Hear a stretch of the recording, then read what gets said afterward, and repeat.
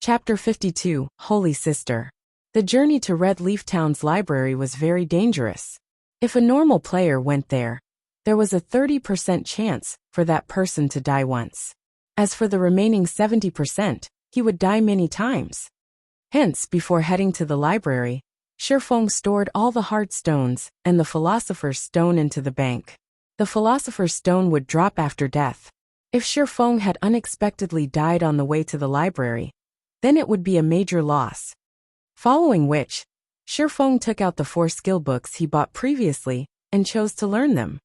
Observing eyes, able to see clearly unknown and concealed targets. There is a fixed chance to detect target's weak point. Cooldown 40 seconds. Windwalk. The user is wrapped in wind. Movement speed increased by 30%. There is a 50% chance to avoid damage from ranged attacks. Duration of 10 seconds. Cooldown 2 minutes. Earth Splitter. Requires sword. Causes 30 base damage to target after use, and based on the period of charging power between 0.2 seconds to 3 seconds, a maximum of 300% weapon damage can be increased. Attack range of 8 yards. Cooldown 1 minute. Defensive Blade. Requires sword. Normal attacks range increased by 10 yards after use. Able to block up to a maximum of 6 ranged attacks or 3 melee attacks. Duration of 25 seconds. Cooldown 3 minutes. With these new skills, Shifeng's survivability and attack potential greatly increased. Thus, the danger of him going to the library was no longer great. Red Leaf Town's library was distanced far from the trade area. It was located in Red Leaf Town's slums. The slums were the second most popular location after the trade area. There were all sorts of people there, and it was a place where crooks mixed with the honest folk. It was also the favorite visiting location of some players, and this was due to the slum's alternative name, Paradise of the Fallen. The moment Shifeng entered the domain of this paradise, from the corners of the street, he discovered eyes filled with greed directed at him. These were the rats hidden in the darkness, the ones unaccepted by the light, and the wanderers of hell's boundaries. There was bound to be a portion of players in God's domain that was different from ordinary person. They were neither interested in conquering dungeons, nor were they interested in the excitement that came from adventuring and risking oneself. The only thing these players were interested in was banditry. They would kill other players and plunder their equipment. Then they would sell it to others for a high price, making a bountiful amount of money. During daytime, these players would hunt for and plunder the players with good equipment. At night, they would return to the slums to dispose of their stolen goods, then party with the money they just earned. They would brag about their harvest to display their own strength, using the chance to elevate their position in the slums. Ordinary players would never set foot in this place. If they did not possess sufficient strength, the only result would be a return via death. The reason being this location was not protected by the guards. Shifeng simply glanced at the players hidden at the corners of the street. He discovered the indicators for all of these players were colored red. It was clear to see that they had done many kill and plunder deeds. Within God's domain, red players were not allowed to enter guarded areas. The equipment drop rate upon death for these players were also increased, and the penalty for death may be increased up to a maximum of 300%. Moreover, they would be apprehended and jailed by the guards if they were to enter guarded areas, and the duration they were jailed depended on their crime value. However, even with all these disadvantages, there were still many players who had chosen to go down this path. After all, the rewards came very quickly this way. Red players also had a place they could stay in Red Leaf Town. For example, the slums. Moreover, if one wished to receive a good quest in the slums, one had to be a yellow player or even a red player. Regarding these players who lived on the edge of a knife, Shifeng paid no attention to them. He immediately headed towards the main road of the slums. On both sides of the street, there were quite a few flirty ladies dressed in revealing clothes. When they noticed the clothing Shifeng was dressed in, they started flinging coquettish glances at his direction. They wanted to spend a pleasant night with Shifeng, earning some coin along the way. "Little brother, are you here for some fun? Come over here to Big Sister. Big Sister guarantees that you will have a pleasant night. An alluring lady dressed in vibrant red leather clothing blocked Shifeng's way. Shifeng immediately used observing eyes. Charlene elite rank. Level 8. HP 1200/1200. Hahaha Charlene, you're trying to sneak a bite again. How can you not invite us to such a happy occasion? A group of robust and fiendish men walked over, each of them carrying a cold grin on their faces. Is this a robbery? Shifeng took a look at his surroundings, calmly asking. He discovered himself already surrounded by NPCs. There were also a few red players by the corner of a broken house, sneers on their faces. In God's domain, it was very common for players to be robbed by NPCs. Moreover, it was also not Shifeng's first time being robbed by NPCs. The incident that left the deepest impression on him was when he was at Creation Mountain Range. It was there that he was robbed by an NPC warlord. At that time, Shifeng could only helplessly pay out a road toll. Currently, before him, there was a level 8 elite NPC in addition to a group of level 7 common NPCs. It was a scene very commonly to the slums, but Shifeng had nobody to blame but himself for coming to this place. Brat, since you look like an upright person, we won't trouble you too much. Hand out 5 silver coins, and we'll let you pass.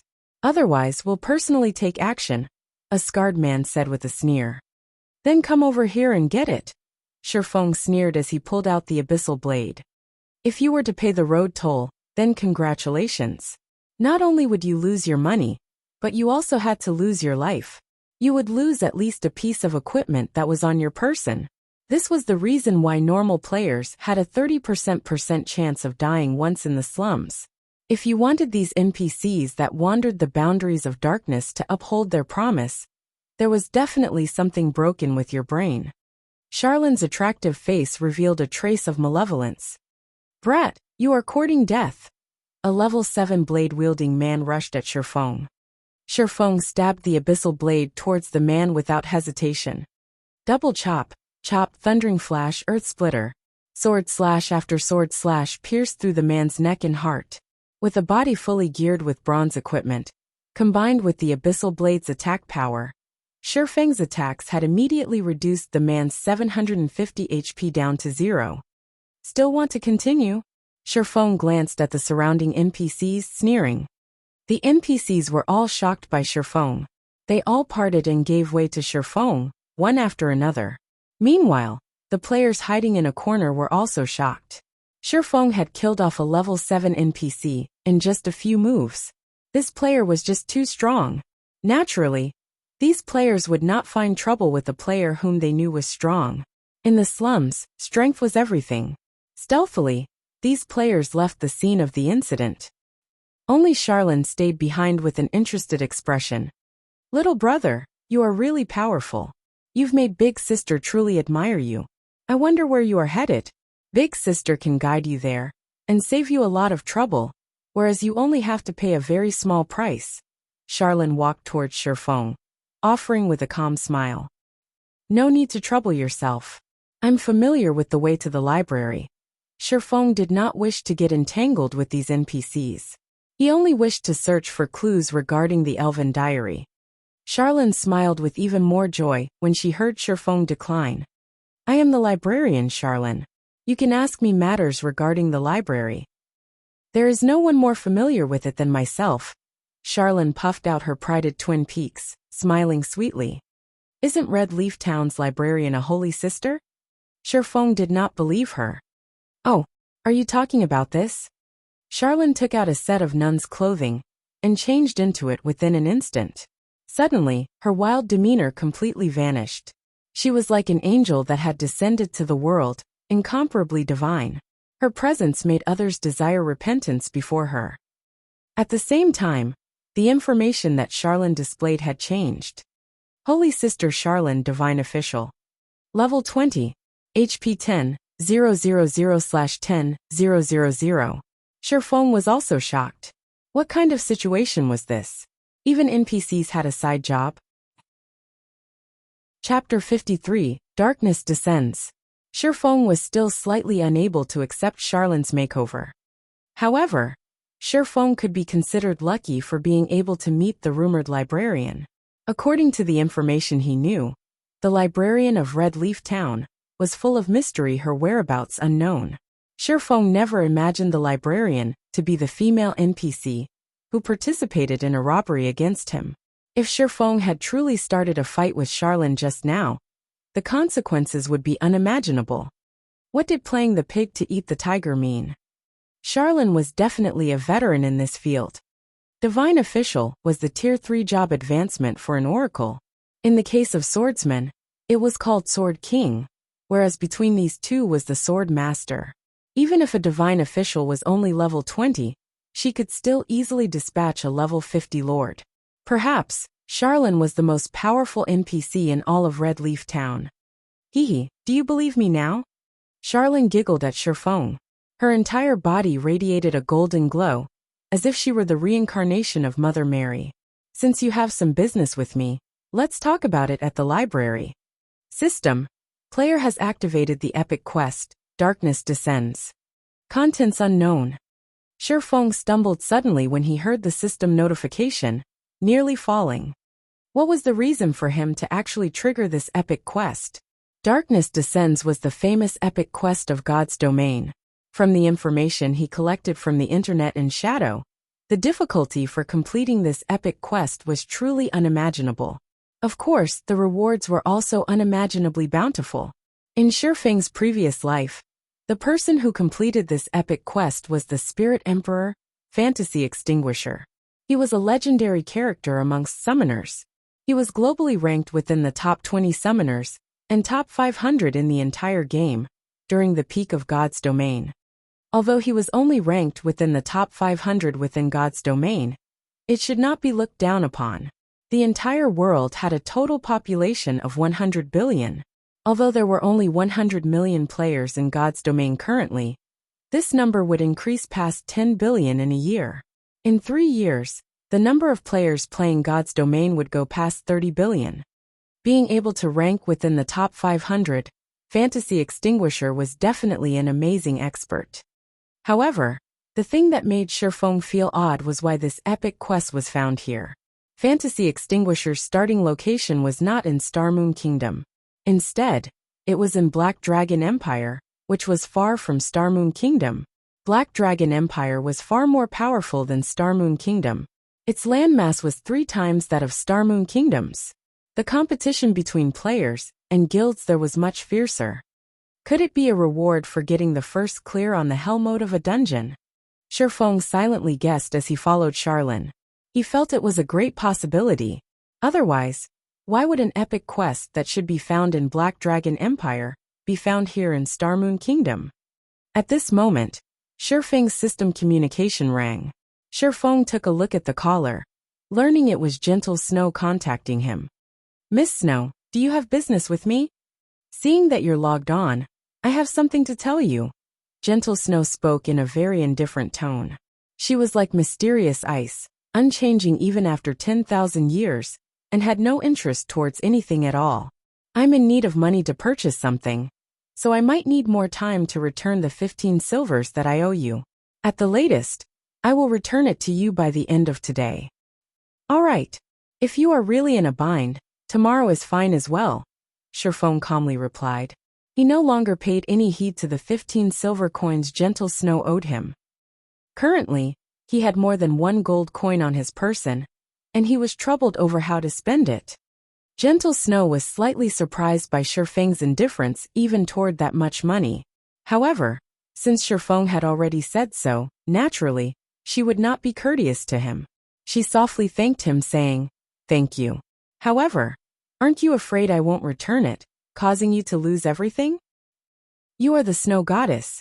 Why would you even try to cheat an average player of such a small amount of money?" Shifeng said with a grin.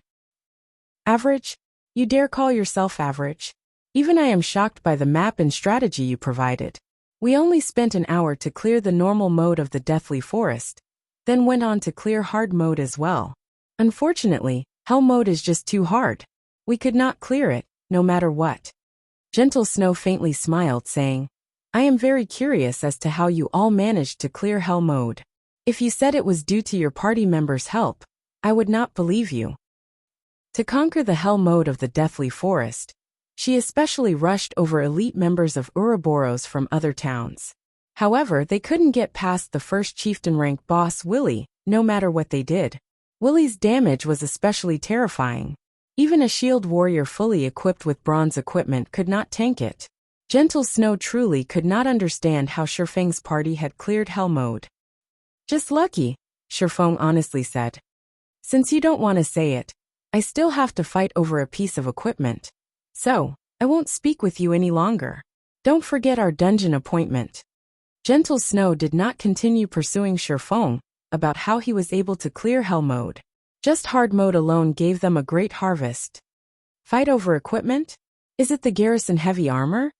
Shifeng casually asked. And how did you know? Are you also fighting for this equipment? Gentle Snow nodded her head while saying, the attributes for this garrison heavy armor was too great. If they had this piece of equipment, there would not be much trouble when they entered the level 3 Wolfman dungeon. Shifeng knew he had said too much, but he remained calm as he replied, yes, but I didn't think there would be that many people competing for it. I've already given up on it by now. Indeed, the price has already reached 23 silver coins, and only a guild with strong funding will be able to buy it. I won't speak with you any longer. I still need to sell some items. Gentle Snow disconnected the call after finishing her piece. Meanwhile, Zhao Yueru, who sat beside Gentle Snow, pouted her delicate lips. She kicked up a fuss complaining, Snow, why must you let that bastard join our team? No matter what. That bastard was just lucky, and his skills are just average. He coincidentally encountered a small dungeon like the Deathly Forest that did not change much since the game's official release, and he very luckily cleared the hell mode of the dungeon. It would be pointless bringing him into the 20-man team dungeon. Also, the skill levels of his party members are just too miserable to even look at. They would definitely become a burden to our progress. The elite members of Ouroboros standing behind Gentle Snow also agreed with Zhao Yueru's words. They were the elites of Ouroboros. How could a group of average players compare to them? I feel that Big Brother Yifeng is not that simple. He was definitely humble when he said he cleared the dungeon due to luck. His skills are amazing, so it wouldn't be disadvantageous inviting him to join us. Zhao Yuer softly offered her personal opinion. Little girl, what do you know about liars? You just don't know how bad that bastard is. Also, he spent that much time just reaching level 1. His skills are only SOSO. This lady can insta-kill him with a single flame explosion. Zhao Yueru gave Zhao Yuer a stare, speaking confidently. Alright, stop arguing. I too feel Yifeng is not that simple. Otherwise, how could he clear the hell mode of the Deathly Forest with a group of novices? When we enter the team dungeon, we will see where his standards lay. If he is not bad, I might consider recruiting him into the God-slaying army. Now, however, let's first bid on this garrison heavy armor. Gentle Snow let out a soft cough. Everyone abruptly became silent, astonished. They never imagined that Gentle Snow would have such considerations. She was actually planning to let Yifeng join the God-slaying army. The members of the God-slaying army were the elites amongst the elites of Ouroboros. Each member had great skill, and they were experts who were selected out of tens of thousands of players. All of the guild's resources were prioritized on the God-slaying army. Aside from the guild leader and sub-leader, members of the God-slaying army had the most authority within the guild. Many experts in the virtual world struggled tirelessly to join the God-slaying army. However, a large majority of these people were all rejected. On the other hand, Yifeng, who suddenly appeared before them, actually possessed a very great chance of entering the God-slaying army, and such a sight had caused great envy within them. Chapter 54, Bible of Darkness. When Gentle Snow disconnected the call, Shifeng let out a breath of relief. Fortunately, he was not discovered. If Gentle Snow found out that Shifeng was the creator of the garrison armor, terrifying consequences might have occurred. Also, Shifeng did not doubt the possibility of Gentle Snow utilizing a forceful approach. The Snow Goddess was not an empty title. Her Iron Fist methods have tongue-tied countless experts. Otherwise, she would not have been able to take care of so many experts. However, Shifeng discovered an interesting matter from Gentle Snow's words. The many guilds in White River City have already started attaching great importance towards the garrison armor. This meant the reputation of the garrison armor had already spread. Currently, the garrison armor's popularity might have reached its peak. It was a great chance for Shifeng to sell the garrison armor in large quantities, earning a ton of money. After another period had passed, the garrison armor's worth would not be as great as it was now. Let's first take a look at the epic quest. Then I'll return to making the garrison armors. Shifeng impatiently wanted to return to making garrison armors, now that a chance for him to make a lot of money had arrived. However, the epic quest currently before him was much more important. If he gave it up partway, he would definitely regret it for the rest of his life. This epic quest played a big role in allowing Fantasy Extinguisher a legendary achievement. Naturally, Shifeng would not let go of this chance meeting. After spending 20 minutes maneuvering along the narrow pathways of the slum area, Shifeng finally arrived at the library. On his way here, Shifeng discovered the wonder of having a divine official walking by his side in the slums. The NPCs who intended to rob him all backed away accordingly after seeing Charlin's attire.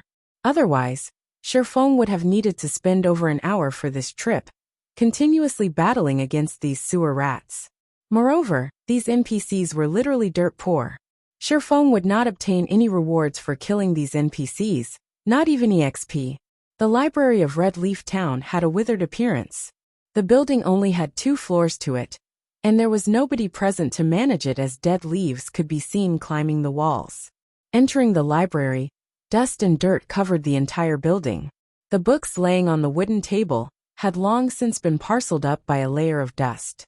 The library looked more like a haunted house than a place in which people once lived. Apologies. It has been a long time since anybody has visited, so I haven't been tidying up the place. Just sit wherever you want. Charlin faintly smiled as she pointed towards a dust-covered chair, not understanding that her action was very inappropriate. Revered divine official, I have come here because I wish to have this diary translated, Shifeng said, getting straight towards the point. His eyebrows slightly wrinkled when he looked towards the finger-thick layer of dust covering the chair. He truly did not wish to dirty his clothes. However, Charlin remained minding her own business as she searched for something on the bookshelf. It was like she did not hear Shifeng speak at all. Shifeng was long used to such behaviors, so he chose to remain silent. There were all sorts of NPCs in God's domain.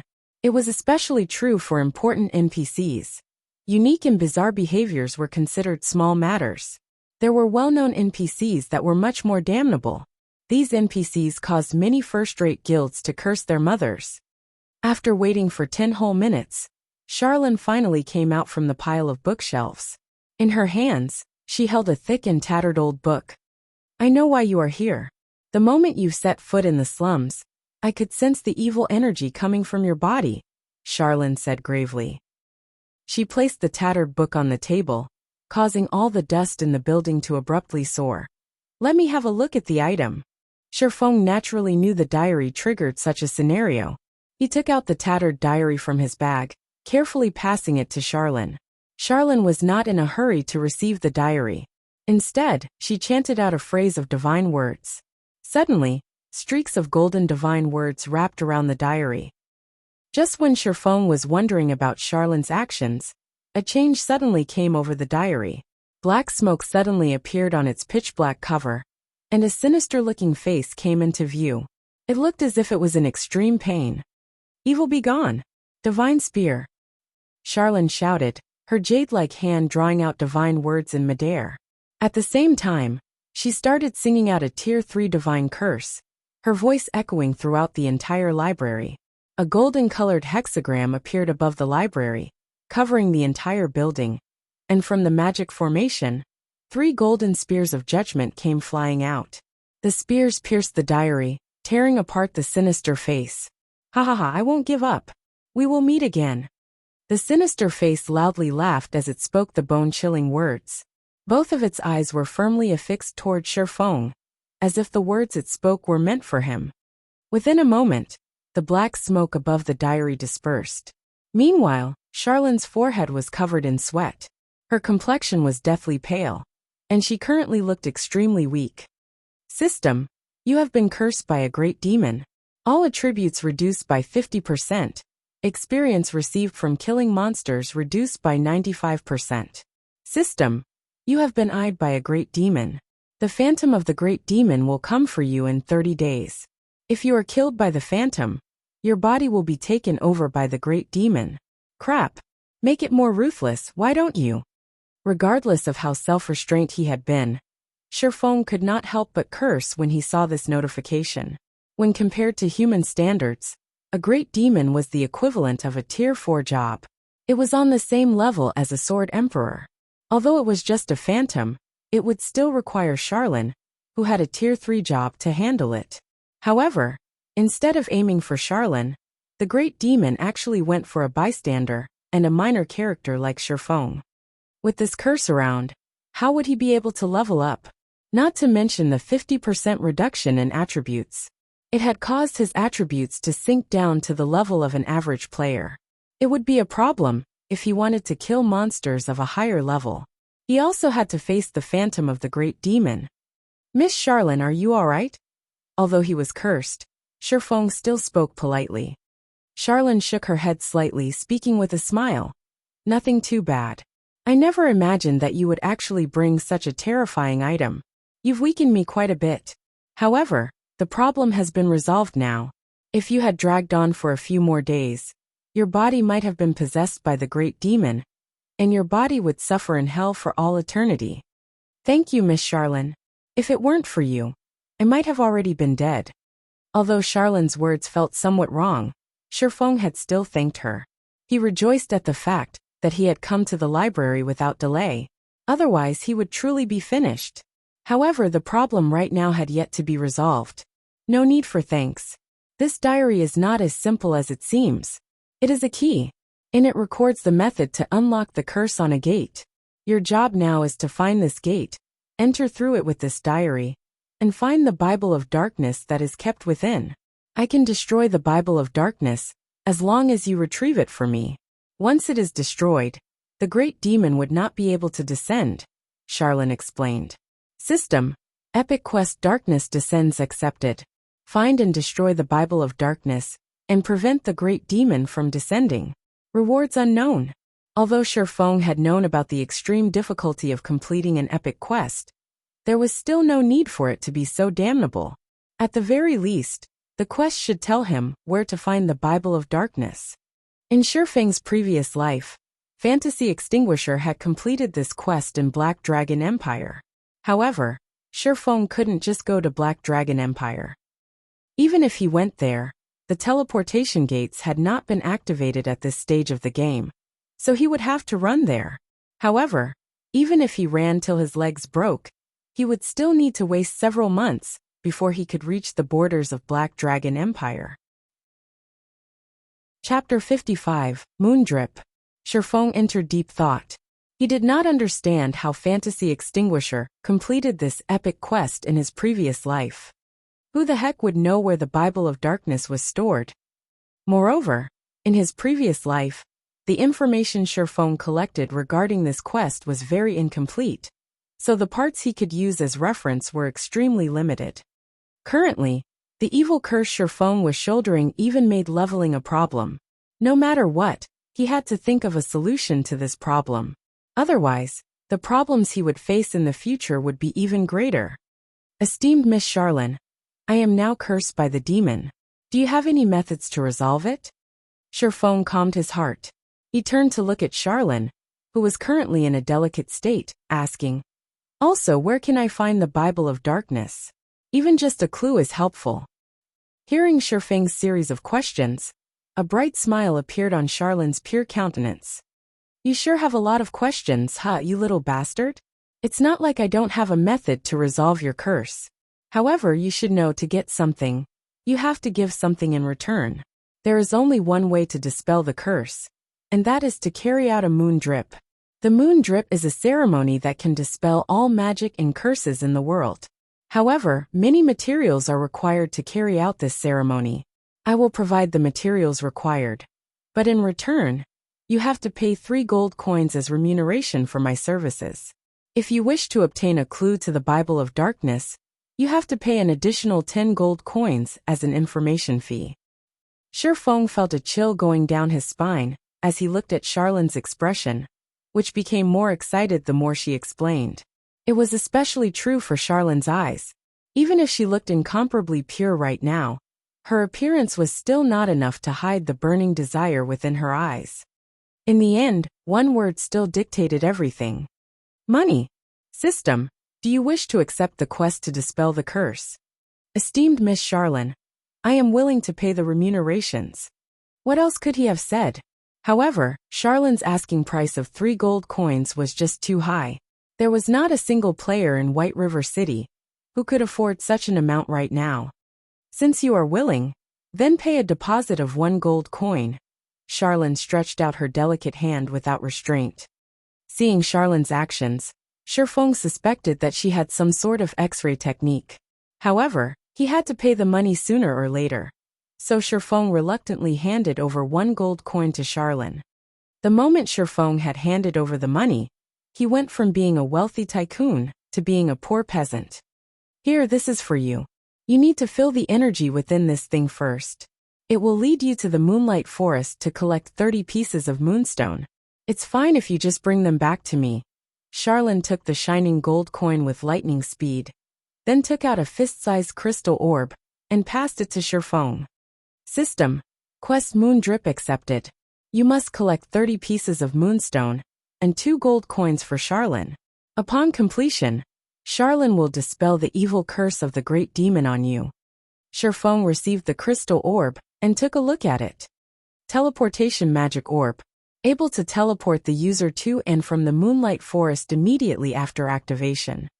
Activation condition: 200,000 EXP needed to be stored. 200,000 experience points were enough to let the average player rise from level 0 to level 7 within an instant.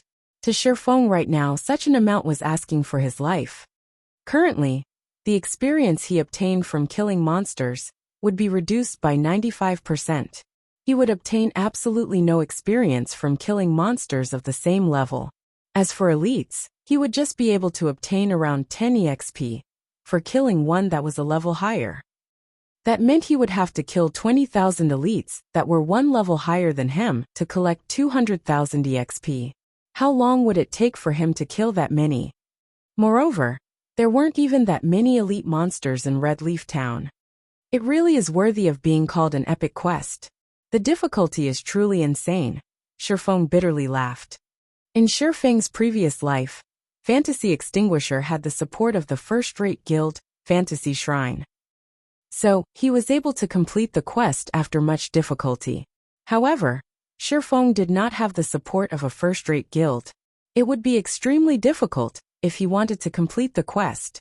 However, as long as Shifeng completed it, the rewards would easily outshine the troubles.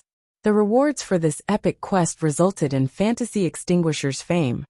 Although Shifeng did not have a first-rate guild supporting him, he was a reincarnated person. He still had quite an advantage over the other players. At the very least, he would not lose out to the first-rate guilds regarding earning money. It looks like I can only return and forge garrison armors for now. Shifeng kept the crystal orb and left the library.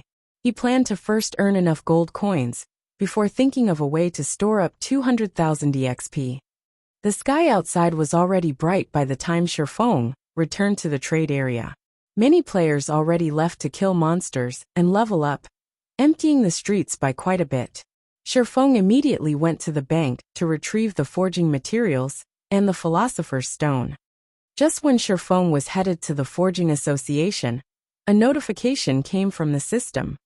System, the garrison heavy armor you have placed on auction has been sold. After deducting the processing fees, a total of 31 silvers 53 coppers have been added to your bag space. Is it worth that much? Shifeng was shocked.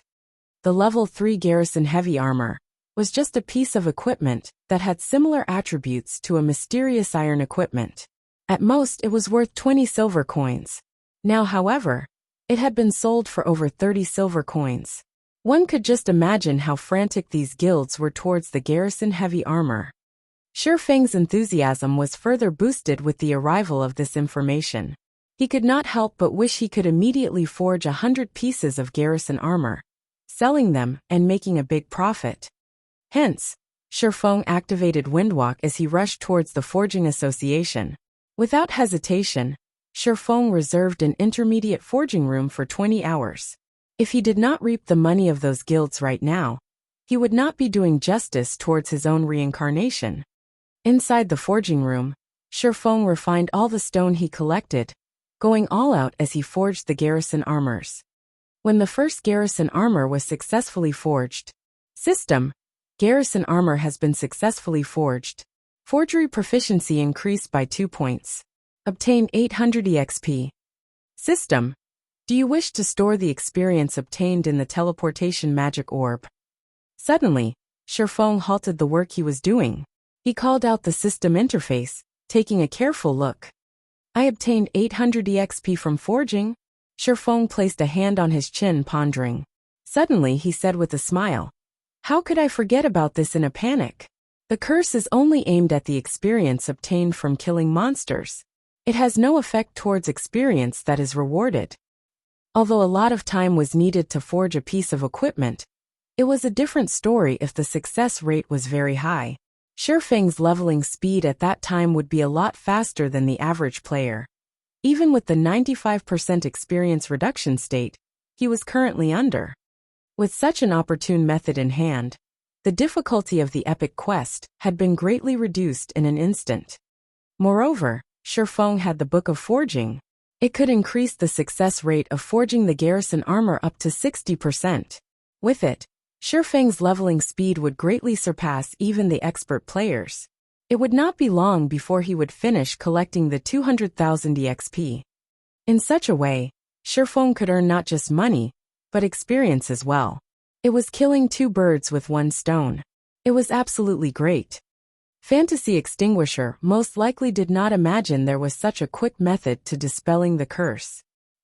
Thinking up to this point, Shifeng immediately adjusted for the system to distribute 100% of the experience he obtained to be stored in the teleportation magic orb.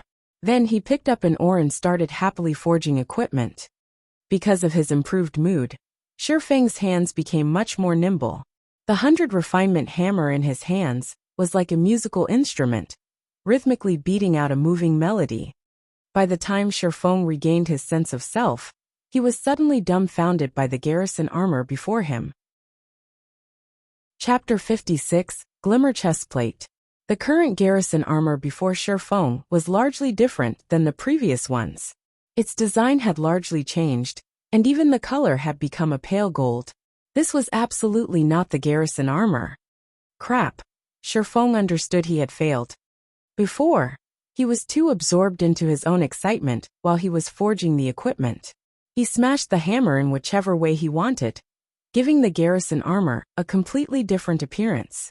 He even felt good about it. Still, the appearance of this new plate armor looked extremely cool. It would definitely look majestic while worn. Following which, Shifeng chose to identify the equipment's information. The system took a whole 10 seconds before giving a conclusion this time. Unnamed bronze rank plate armor. Level 3. Equipment requirement, Strength 12. Defense plus 23. Strength plus 3, Endurance plus 3. HP plus 120. Durability 35/35. Additional ability. Healing power. Healing effects received are increased by 10%. Restricted to shield warriors and guardian knights. System. Unnamed equipment has been successfully forged. Forging proficiency increased by 3 points. Obtained 1,100 EXP. System. Congratulations. You are the first player to forge an entirely new piece of bronze equipment in God's domain. Obtained 3,000 EXP. Rewarding 1 runic hammer, mysterious iron rank, that increases forging success rate by 5%. System. Please give a name to the equipment you have created. You are also able to leave a personal mark on this piece of equipment. Shifeng was slightly shocked when he saw these notifications. He had unintentionally remodeled the garrison armor, and successfully at that. He even created an entirely new piece of bronze equipment. His luck was truly good. The attributes of this equipment had already reached the level of an average mysterious iron equipment. If only the materials used were not so poor, it would definitely have become a mysterious iron equipment. In God's domain, players were able to create equipment. However, this was an extremely difficult task to accomplish. Not only did the player have to be extremely familiar with forging, but they also had to have a thorough understanding of the various materials available. After undergoing hundreds of trials, only then could completely new and good quality equipment be created. Usually, players who wanted to create new equipment would only start to do so after they had risen to become an advanced forger. After all, to become a master forger, not only did a player require sufficient proficiency, they also needed to create 3 entirely new pieces of mysterious iron equipment, and also 1 entirely new piece of secret silver equipment. Only after all those conditions were achieved could a player become a master forger. Due to this condition, the players who became master forgers were extremely rare. Meanwhile, Shifeng unintentionally created an entirely new piece of bronze equipment. Of course, the Book of Forging's effect played a large part in contributing to this success. Since the color has become a pale gold, and it's giving off a dull glow, let's call it the Glimmer chest piece. Shifeng immediately confirmed the equipment's new name, after which, he left an imprint of a black flame at a corner of the equipment. This imprint was the equivalent of a forger's name. In the future, when others see this symbol, they would know that this equipment was created by Master so-and-so. At the same time, the symbol also served to prevent others from falsifying the equipment's original creator. In the blink of an eye, the equipment's information also had a change to it. Glimmer chest piece, bronze rank plate armor. Level 3. Equipment requirement, strength 12. Defense plus 23. Strength plus 3, endurance plus 3. HP plus 120. Durability 35/35. Additional ability. Healing power. Healing effects received are increased by 10%. Restricted to shield warriors and guardian knights. On the right breast of the glimmer chest piece, the mark of a black flame appeared. The flame constantly faded in and out of existence, further enriching the aesthetics of the glimmer chest piece. System. Black flame. Imprint has been successfully registered. This imprint has been bound to your gaming account, and nobody else is able to use it. System. Naming successful. Forging design for the glimmer chest piece has been automatically generated. Player can now voluntarily draw the forging design for the glimmer chest piece, allowing others to learn the forging design. Suddenly, an additional window appeared in Shifeng's lifestyle panel. It was called Forging Design Creation, and it allowed players to create their own forging designs. Shifeng felt endless ecstasy when he saw this new window. This was the benefit of creating something original. As long as Shifeng had a pen and drawing paper, he could fabricate as many forging designs for the glimmer chestplate as he wanted. This was the treatment that was only available for original creations. Forging designs were much more valuable than the equipment itself. In Shifeng's previous life, countless master forgers constantly researched various materials and used all sorts of methods to develop new equipment. Other than trying to become a grandmaster forger, their main goal was to obtain an original forging design. This item was the reason why some master forgers were extremely rich. The process of fabricating a forging design was very simple, and they could easily make tens to hundreds of them anytime they wanted. Otherwise, how much money could they make, even if they exhaust themselves by forging equipment every single day? With the glimmer chestplate forging design, earning 10 gold coins was a small matter. At that time, it was even possible for Shifeng to earn up to 30 or 40 gold coins. After all, there were a lot of players in White River City, and no shortage of guilds either. Afterward, Shifeng continued forging glimmer chestplates, no longer forging garrison armors. Both of them required the same materials to make. However, the glimmer chestplate had a cooler-looking appearance, and even came with an additional ability. There was another benefit for an original creation. When forging your own creation, the success rate for it was increased by 10%, and the equipment would also have a higher chance to come with an additional ability. As long as the Glimmer chestplate's fame spread, Shifeng would have no trouble selling its forging design.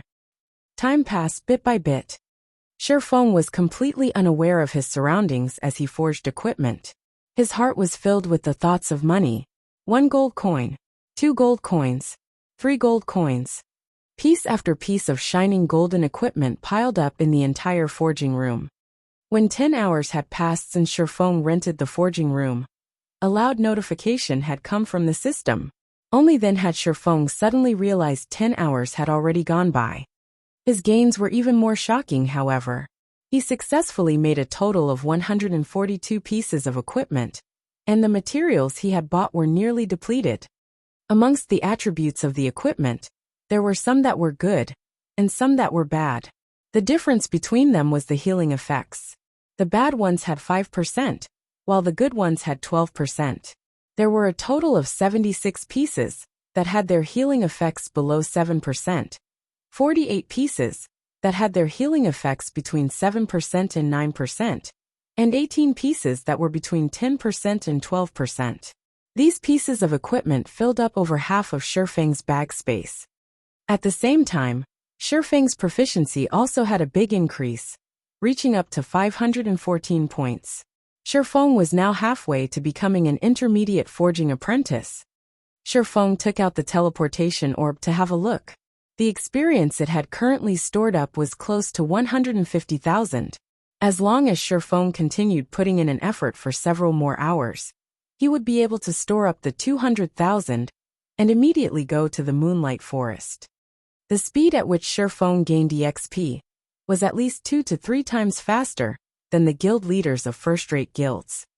After leaving the Forging Association, Shifeng ran to the auction house. Currently, a majority of the average players should have already risen to level 3, whereas many veteran players should have risen to level 4. Only expert players would be closing into level 5.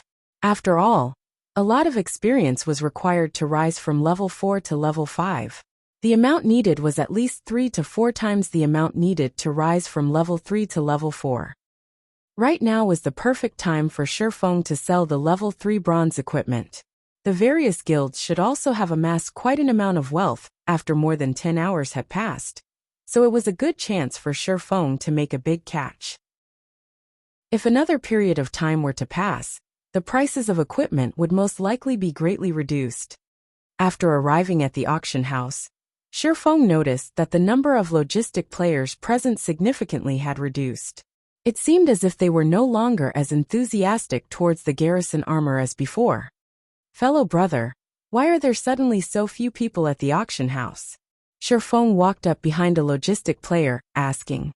The tall and bespectacled logistic player was slightly surprised, explaining, "Have you been killing monsters outside town all this time? You don't even know about such a huge matter?" "Yeah, I've just returned after making some money from killing monsters and selling materials. Wasn't that garrison armor super popular? I too wanted to buy a piece." Shifeng nodded. "No wonder you don't know about it. 3 hours ago, a player called Hammer Trading had sold a lot of level 3 bronze plate armor equipment. Although the attributes on it were slightly weaker than the garrison armor, its price was extremely low, costing only 4 silver coins. Moreover, that player even announced that there would be discounts if you contacted him and ordered in bulk. Naturally, the various guilds all contacted him and ordered. That equipment is now extremely popular. So who would remain here and pay attention to the garrison armor? Chapter 57 Hammer Trading. Hammer Trading? Shifeng wanted to confirm once more. Correct. He even posted a thread on the forums criticizing the Blackheart forger that made the garrison armor. Currently, the thread has already received more than 7 million clicks. With it, that guy has quickly become a famous person in White River City. I heard many large guilds have already sent out an olive branch to him, trying to recruit him with a high price. The logistics player had a face filled with envy while he spoke. He couldn't help but wish he could turn into Hammer Trading. That way, he would be able to live a life filled with beauties and riches. Shifeng only smiled at the player as he turned to walk towards an empty seat. He sat down and called out the game's official forum. He wanted to have a good look at this hammer trading, who nearly robbed him of his business. In Shifeng's previous life, hammer trading did not reveal himself as quickly as this. Before Shadow scouted him, he had been playing God's domain with tens of fellow schoolmates. With the support of these schoolmates, in addition to some chance meetings that had allowed him to become an intermediate forging apprentice, he managed to become acquainted with the upper echelons of Shadow. At that time, there were very few intermediate forging apprentices. The bronze equipment that was forged at the time was also very popular. Seeing such a situation, Shadow also wanted a share of the profits. So they paid a large price to hire hammer trading. Along with the continuous support of Shadow Workshop, hammer trading grew to become a shocking figure, becoming a relatively famous forger, and earning Shadow a lot of money. Afterward, hammer trading also obtained the forging talent in addition to the great support from Shadow, allowing him to become a master forger. During those times, he did not have the slightest hint of respect for Shifeng, who was the guild leader of Shadow at that time. In the end, with the strong support of hammer trading, along with several master forgers and master potion makers, Lanhua financial groups gladly agreed to World Dominator's acquisition of Shadow. Otherwise, Lanhua financial groups would not have agreed to the decision without hesitation and dismissing Shifeng at the same time. Shifeng opened the forums for Star Moon Kingdom, his heart lamenting over how fate was toying with him. In this life, just when the garrison armor was beginning to sell like hotcakes, hammer trading appeared to break off his road to wealth. Shifeng couldn't help but admit that he and hammer trading were rivals in life. Shifeng stole the forging talent from hammer trading, whereas hammer trading turned around to break off his road to wealth. Browsing the forums of Star Moon Kingdom, Shifeng quickly discovered a thread marked in red, positioned at the top of the forum. Upholding justice starts from us. We absolutely cannot let this Blackheart forger do as he pleases. I am a forger with a kind heart. These large, bright red words caused Shifeng's brows to furrow. What kind of trouble is he trying to cause here? The number of clicks exceeded 10 million. Out of curiosity, Shifeng had opened the thread. Shifeng looked at the eloquently written condemnation that had over 10,000 words. The article had justifiably mentioned that the cost of making a piece of bronze equipment did not even exceed 1 silver coin. However, the Blackheart Shifeng sold his equipment for up to 30 silver coins. He was ripping off other players. Hence, hammer trading wanted to oppose Shifeng. He was even willing to sell level 3 bronze equipment without limit. Only due to the failure rates, he had no choice but to sell them at 4 silvers apiece to reclaim his cost of making. This article received the support of a lot of players. They had all declared that they would no longer purchase the garrison armor, and that they would support hammer trading's actions of kindness. Shifeng was speechless after reading the entire article. The entire article was just trying to put a smear on his reputation, while heightening hammer trading's own self. At the same time, hammer trading wanted to state that he too could forge bronze equipment. He was clearly trying to use Shifeng as a stepping stone to raise his own worth and fame. He wanted to let the many large guilds extend an olive branch to him, and in turn, raising his own worth. However, Shifeng had to admit that hammer trading had succeeded. Not only had his fame risen in a burst, but many second-rate guilds had also sent him an invitation. There were even a few first-rate guilds who were willing to discuss matters of cooperation with hammer trading. Crap. Not only has he broken off my path to wealth, he still wants to use me as a stepping stone. Shifeng could no longer hold back his 2 lifetimes worth of rage. He wanted to properly teach hammer trading a lesson. Did he think he was awesome for selling level 3 bronze equipment without limit? Shifeng did not wish to have any relation with hammer trading if he did not try to use Shifeng as a stepping stone. However, now that he had provoked Shifeng, he must be ready to pay the appropriate price. Shifeng felt it was just hilarious when he looked at the statements and numbers provided by hammer trading. Basic forging apprentices only had a 5% success rate, when forging a piece of level 3 bronze equipment. However, looking at the numbers provided by Hammer Trading, it could be seen that he did not possess just a forging design for a piece of bronze equipment. He must have also obtained an item that increased the success rate for forging. In addition to using the intermediate forging room, his success rate should be around 20%. That was why he dared to spout nonsense and brought out several pieces of equipment for auction to prove his words.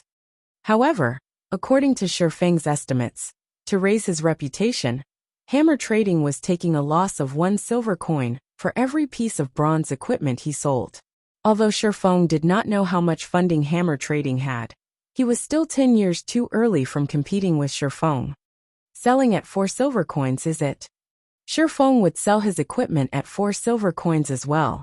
He had the Philosopher's Stone and the Book of Forging, so his initial cost was just slightly more than 10 coppers. Including his terrifying success rate, Shifeng was looking forward to seeing who had the last laugh. Without holding anything back, Shifeng immediately posted a thread on the forum anonymously.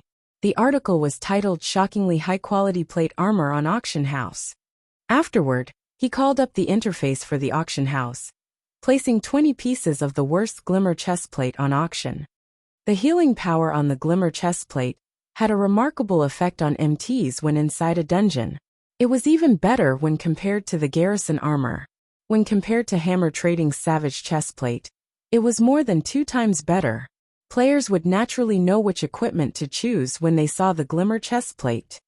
Hammer Trading, didn't you want to be famous? I'll let you become super famous. I'll turn you into a celebrity. Shifeng revealed a cold grin as he closed the interface. He turned around and left the auction house, setting up a stall outside to purchase stones and hard stones. 2 minutes after Shifeng had posted his thread, a few players noticed Shifeng's post. Average players were still very attentive towards high-quality equipment. Currently, the average player did not even possess a piece of bronze equipment, not to mention high-quality equipment. So naturally they wanted to get a glimpse. The moment these players arrived at the auction house, they were stupefied by what they saw. The attributes on the glimmer chestplate was just too good, especially the healing power. It was definitely the most beloved ability for an MT when inside a dungeon. After they finished looking at the attributes, the players chose to try wearing it. They looked at their own appearance when wearing the glimmer chestplate. Streamlined mold, dashing figure, and even a faint radiance coming off their bodies. There was also a flickering black flame on their left breast. They looked absolutely awesome. It was as if they had become the heroes from Legends while wearing the glimmer chestplate, valiant and powerful. Then they looked at the selling price. It actually only required 4 silver coins. These players did not dare believe their eyes. Such high-end equipment was only selling for 4 silver coins. If they did not buy it, they would be doing a disservice to their own lives. Even if they did not have much money on their persons, they were willing to sacrifice everything they had to buy the glimmer chestplate. Within a short 15 minutes, Shifeng's post had become the topic of the forum. There were even players who posted the information and appearance of the glimmer chestplate, the equipment instantly arousing everyone's exclamation. Shield warriors and guardian knights could not help but wish they could obtain this high-end equipment right that instant. However, when they wanted to go to the auction house and buy it, there were only 4 pieces of the equipment remaining. Moreover, every one of those pieces had their prices bait up to more than 6 silver coins. One MT from an elite party had reluctantly chosen to borrow money from all over the place. In the end, he successfully won a piece for 7 silver coins. When the glimmer chestplate arrived in his hands, he no longer minded the money he owed for it. With such attributes and dashing appearance, he would not have any troubles earning money in the future. Thinking up to this point, the smile on this shield warrior spread widely. Chapter 58, Equipment Competition. Just a short 20 minutes after Shifeng placed the glimmer chestplates on auction, all 20 pieces of them had been sold off. The glimmer chestplate's popularity was far better than the garrison armor. There were even quite a few players showing off their purchases on the official forum. Previously, these players had to beg, using various methods to join a party. Now, however, with their majestic-looking equipment, a simple shout would garner them tens of invites from elite parties for their own choosing. Following the Glimmer chest plate's rise in popularity, the players that failed to buy one were all beating their own chest in anguish. They hated themselves for not borrowing money to buy the piece of equipment since, right now, it was no longer being sold. Meanwhile, the Forging Association in Golden Sand Town was packed with people. The spacious hall was entirely occupied by players. The players present were the spokespeople for various guilds. They were here for only one purpose, and that was to invite hammer trading to their guild. Amongst the guilds present, there were quite a few that were very famous. There was no lack of spokespeople for third-rate guilds. If it were during ordinary times, these spokespeople would act proud and arrogant. They would use a condescending attitude when dealing with lifestyle players. Even so, these lifestyle players would still treat them with great respect. They would even shed tears of emotion, pledging their loyalty to the guild as they quickly signed the contract, becoming a part of a large guild. However, the current trend of the game had changed. The higher-ups of the guild strongly emphasized that they, the spokespeople, must definitely invite hammer trading.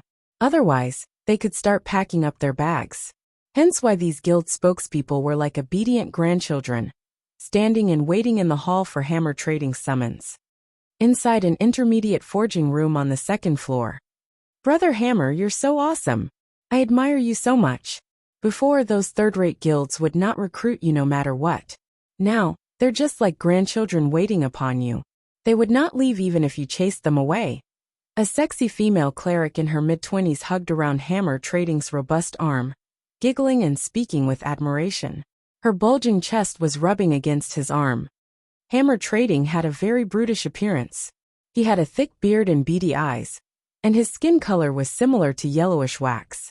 Judging from his appearance, he looked to be over 30 years of age.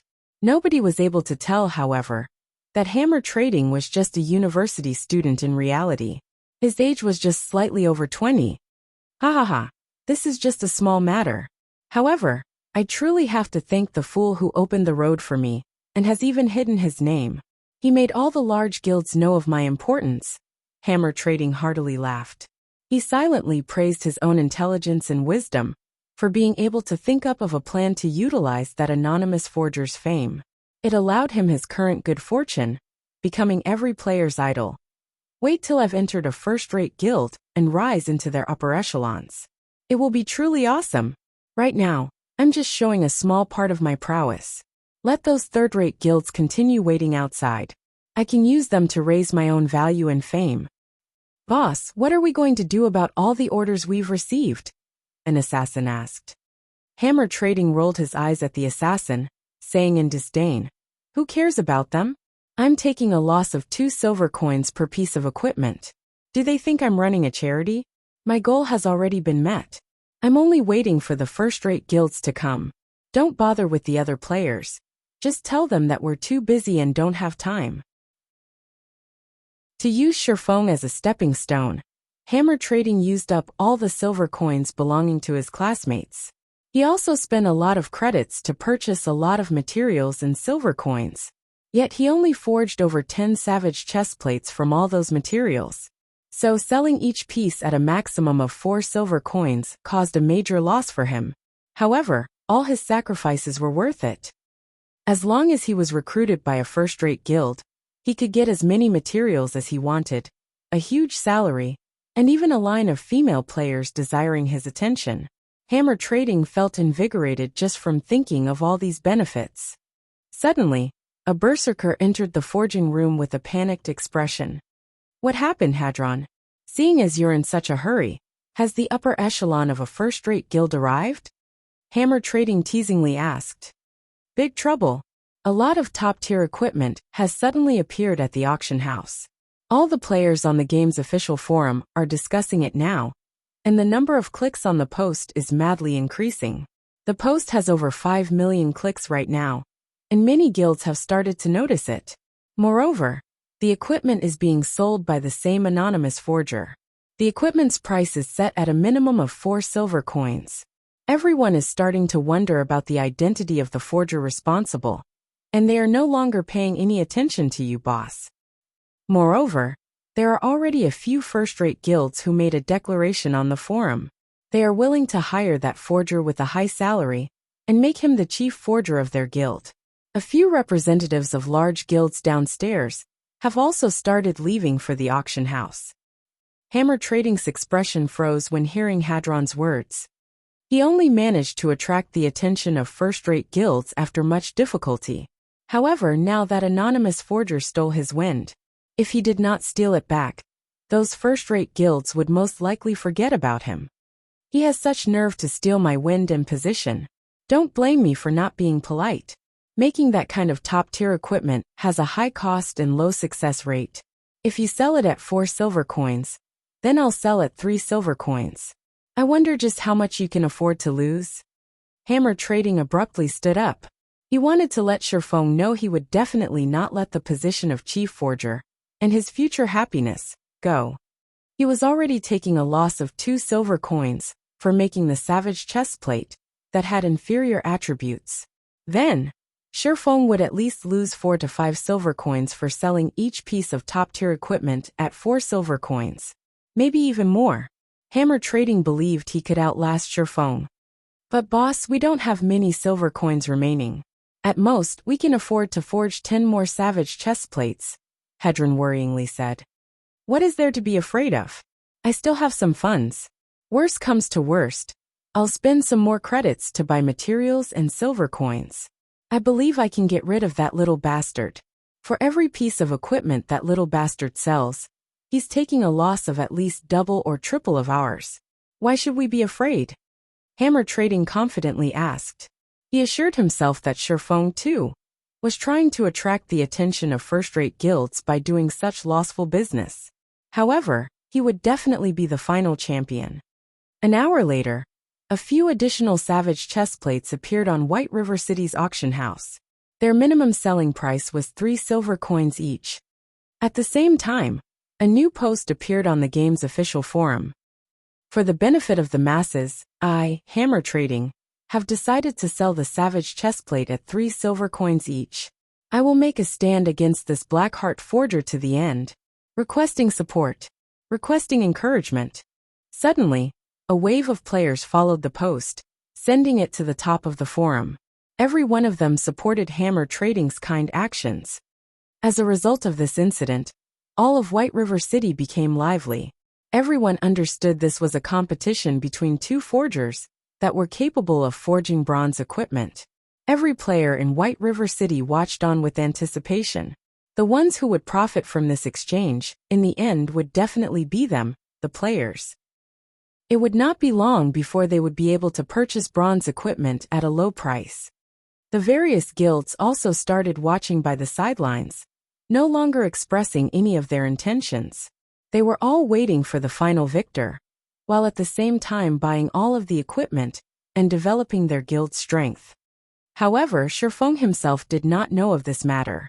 He just finished purchasing stones and hard stones. Just after entering the auction house, he discovered that the number of players there had once more increased. Only then did he find out about this incident. You wish for a fight? Shifeng faintly smiled. Then come. He called out the auction house's control interface, placing all of his glimmer chestplates on auction. He assigned 20 pieces to be sold every hour, selling a total of 120 pieces of glimmer chestplates. Such a number was definitely enough to torment Hammer Trading. Afterward, Shifeng used the money earned from selling glimmer chestplates to buy hard stones and card sets. After purchasing all these items, Shifeng suddenly discovered that he still possessed a little more than 1 gold coin. From time to time, Shifeng would receive a notification from the system. It would state that another glimmer chestplate had been sold, and some amount of silver coins have been deposited into his bag. Shifeng felt, the more silver coins he spent, the more silver coins he had. The amount he did not seem to be decreasing in the slightest. Shifeng considered selling some of his silver coins at the trade center, exchanging it for some spending money in real life. It was much better than just holding on to these silver coins. Chapter 59 Violet Cloud. Although Sherfeng was having a relaxing time selling equipment, hammer trading was not. To compete with Sherfeng, hammer trading was constantly forging new savage chest plates. The silver coins in his hands were no different than copper, as they disappeared in a flash. Hammer trading also had to spend credits to purchase more silver coins, giving him an immense heartache. However, when he thought of Sherfeng spending much more than him, his heart soothed by a lot. He wanted Sherfeng to go bankrupt.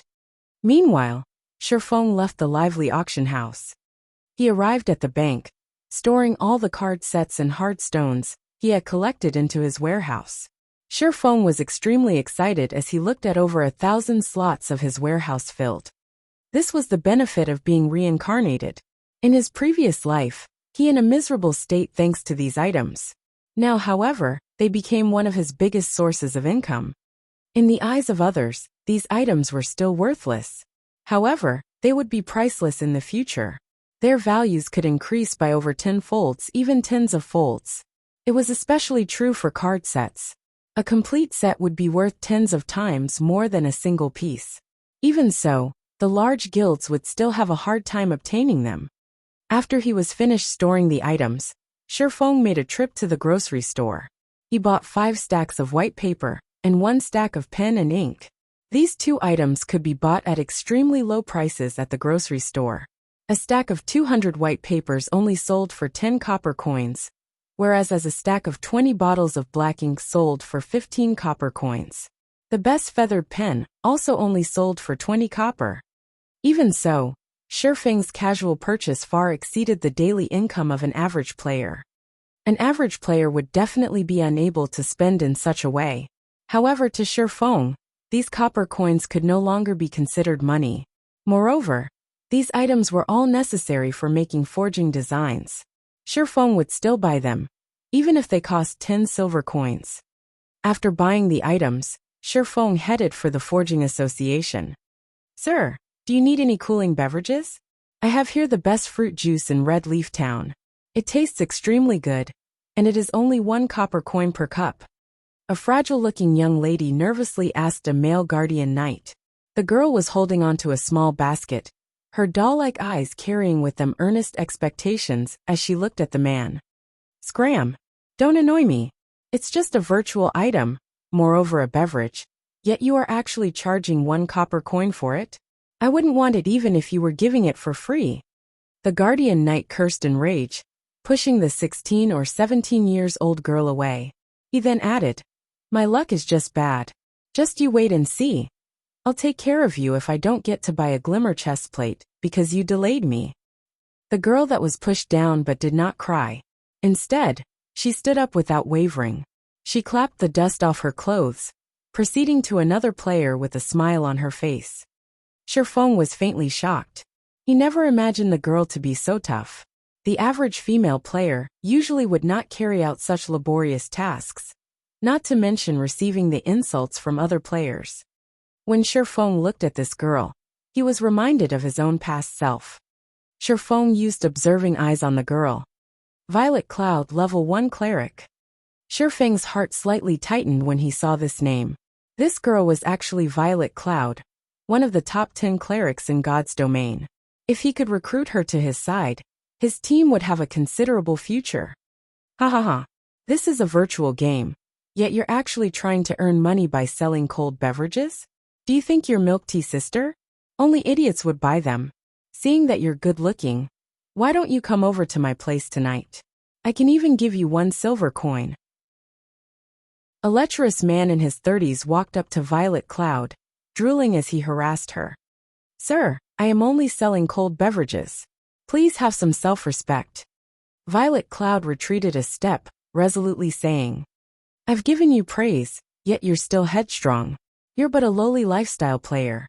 If you don't agree with me today, then you can forget about doing business here in the future." The lecherous man threatened in rage. He blocked Violet Cloud's path, staring at her snow-white neck and licking his lips. "How could you act in such a way? You are simply shameless." Violet Cloud's eyes were filled with anger. However, she could not win against him in a fight.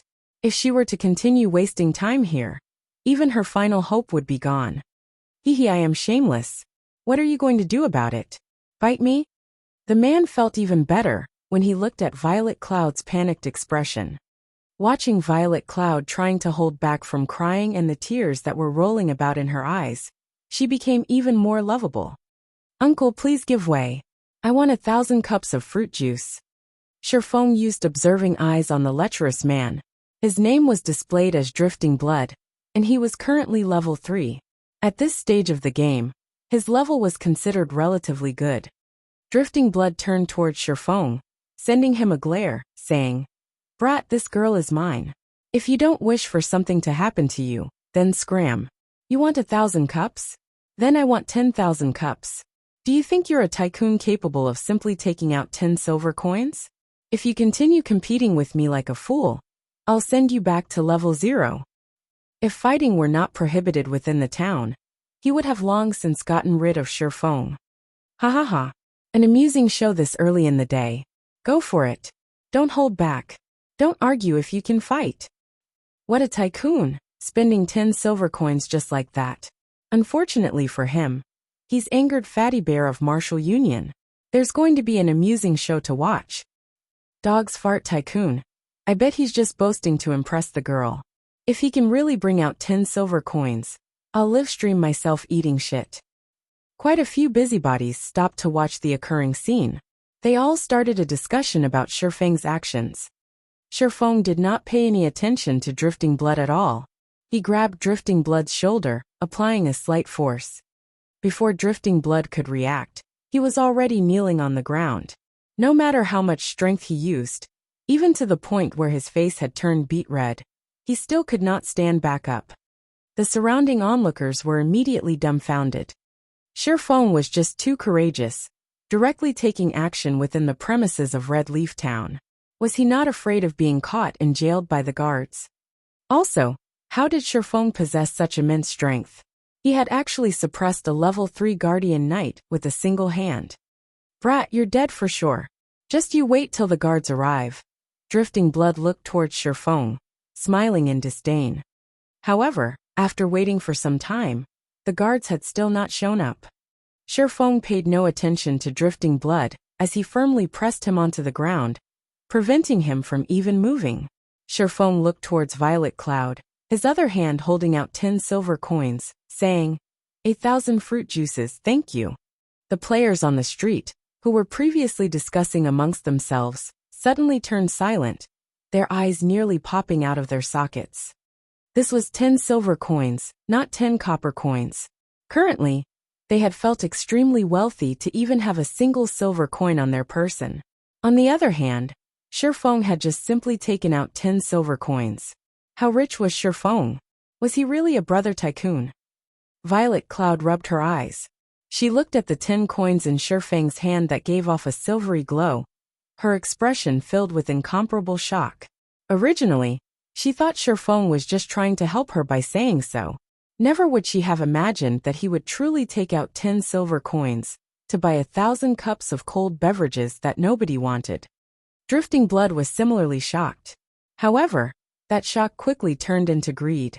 He thought about snatching the 10 silver coins and using them to buy a glimmer chest plate. There would even be leftovers remaining. Brat, I'm a member of Martial Union. If you don't want to be killed back to level 0, then immediately give me 20 silvers. If you do so, I can consider letting you off this time. Otherwise, you'll have to take responsibility for the consequences. Drifting Blood's gaze was affixed to the 10 silver coins as he threatened in a chilling tone. Paying no attention to Drifting Blood, Sherfeng looked at Violet Cloud. Seeing that the girl did not react, he asked, Do you not have that much fruit juice? I only have 156 cups of fruit juice with me. How about you give me a silver coin, and I'll sell all of the fruit juice to you. Is that all right? Violet Cloud worried that she would anger Sherfeng. What would she do if he suddenly decided not to buy? At the same time, she also wanted to thank Sherfeng for helping her, so she reduced her selling price. All right. I wonder how long it would take for you to make 900 cups of fruit juice. I want all of them. Sherfeng nodded after some thought, asking. The surrounding players were all dumbfounded. What was he planning to do? Did this brat know the value of 10 silver coins? Did this brat truly fancy this young lady? I'm very slow at compounding fruit juice. If sir is willing, I can be done in 30 hours. Violet Cloud became extremely glad at Shifeng's words. However, when she thought of her extremely slow speed, she worried that Shifeng would no longer wish to buy them. So she stretched out 5 fingers hurriedly saying, "How about this? I'll just charge you 5 silver coins for 900 cups." Chapter 60 NPC. Looking at Violet Cloud's panicked expression, Shifeng could not help but break into a laugh. "No need. I can still afford to pay such an amount of money. If you really sold them to me for 5 silvers only, then you wouldn't be able to earn much." Shifeng waved his hand. Shifeng was not in a hurry to turn Violet Cloud into one of his subordinates. However, he was absolutely not going to let her go. If Shifeng acted too impatiently, he might cause her to grow suspicious of him. So it was better to deepen their relationship first. Nobody could have imagined that Violet Cloud, one of the top 10 clerics in God's domain, would have such an appearance. A cleric god. That was a genuine tier 6 job. After 10 years passed, there were only a few who reached that standard. Even Fantasy Extinguisher was just a spirit saint, at the pinnacle of tier 5 10 years later. However, as a future cleric god, Violet Cloud was actually a lifestyle player during the initial periods of the game. It was such a waste of talent. Normally in God's domain, only players without any skills would earn money through methods other than killing monsters. However, the popular auxiliary jobs usually had very high requirements, such as a lot of funds, coupled with extremely low success rates. It was extremely hard for a player to survive in such a way, without the support of a guild. Meanwhile, auxiliary jobs such as chef was much easier. The cost to support it was also extremely low, and players alone could be supported by it by themselves. If their talents were high, and they were capable of creating delicious cuisines, they could still earn quite a lot of money in God's domain. However, delicious cuisines usually required advanced cooking recipes and materials. These items were hard to obtain, so trying to earn a lot of money would not be easy. It was truly hard to imagine that a future cleric god would be such a clumsy young lady. He recalled that Violet Cloud was one of the members of Ouroboros during her first 3 years in God's domain. When the snow goddess left Ouroboros, Violet Cloud similarly left the guild. From then on, she was just a solo player. When she had become a tier 4 great cleric, countless first-rate guilds tried recruiting her with shockingly high prices.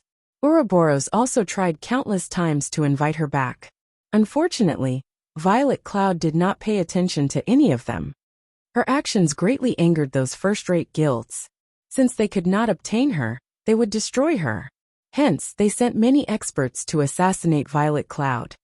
Unfortunately, not only did Violet Cloud not get destroyed, instead, she became even stronger. She massacred the players sent by these guilds, giving them a crushing defeat. Not long after, she advanced her job to tier 5, becoming a brilliant cleric saint. This caused those first-rate guilds to become even more helpless. In the end, Violet Cloud became a tier 6 cleric god.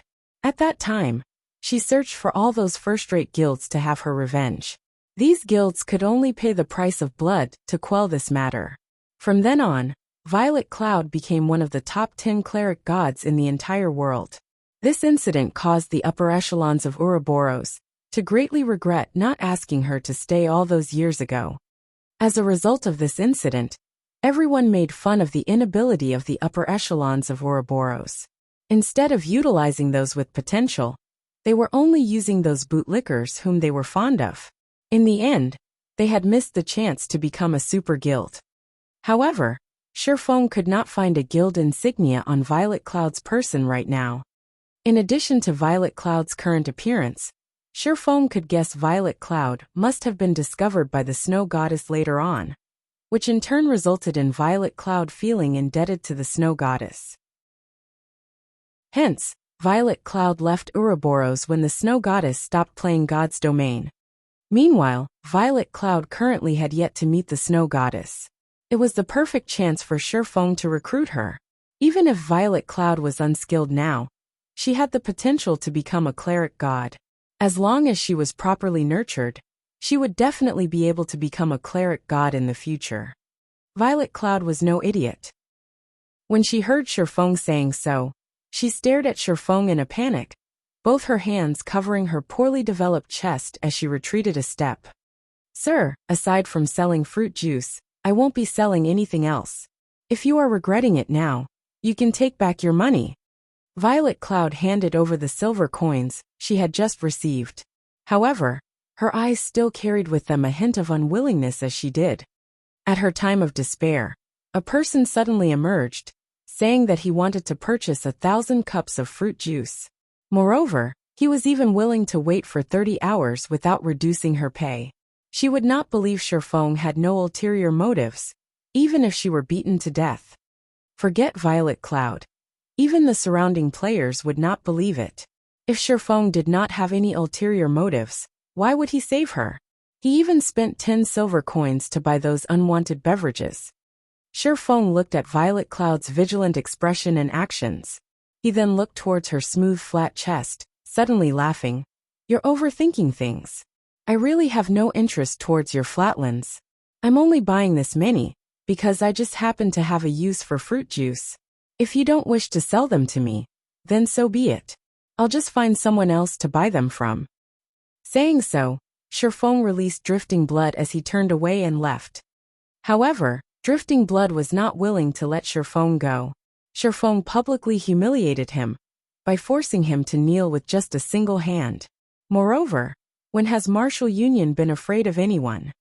Since the guards didn't seem to be paying attention, it would be extremely easy to get rid of Shifeng.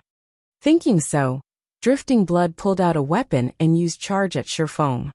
With his sensitive 5 senses, Shifeng naturally knew of Drifting Blood's actions.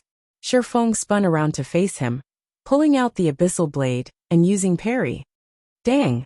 Drifting Blood's greatsword hacked at Shifeng's sword. Instead of hurting Shifeng, however, Drifting Blood was knocked back by 3 yards. The durability of the greatsword in his hands instantly reduced by 2 points, and he looked at Shifeng in shock. He did not understand how a person like Shifeng would have such great strength. Shifeng was like a beast in human skin.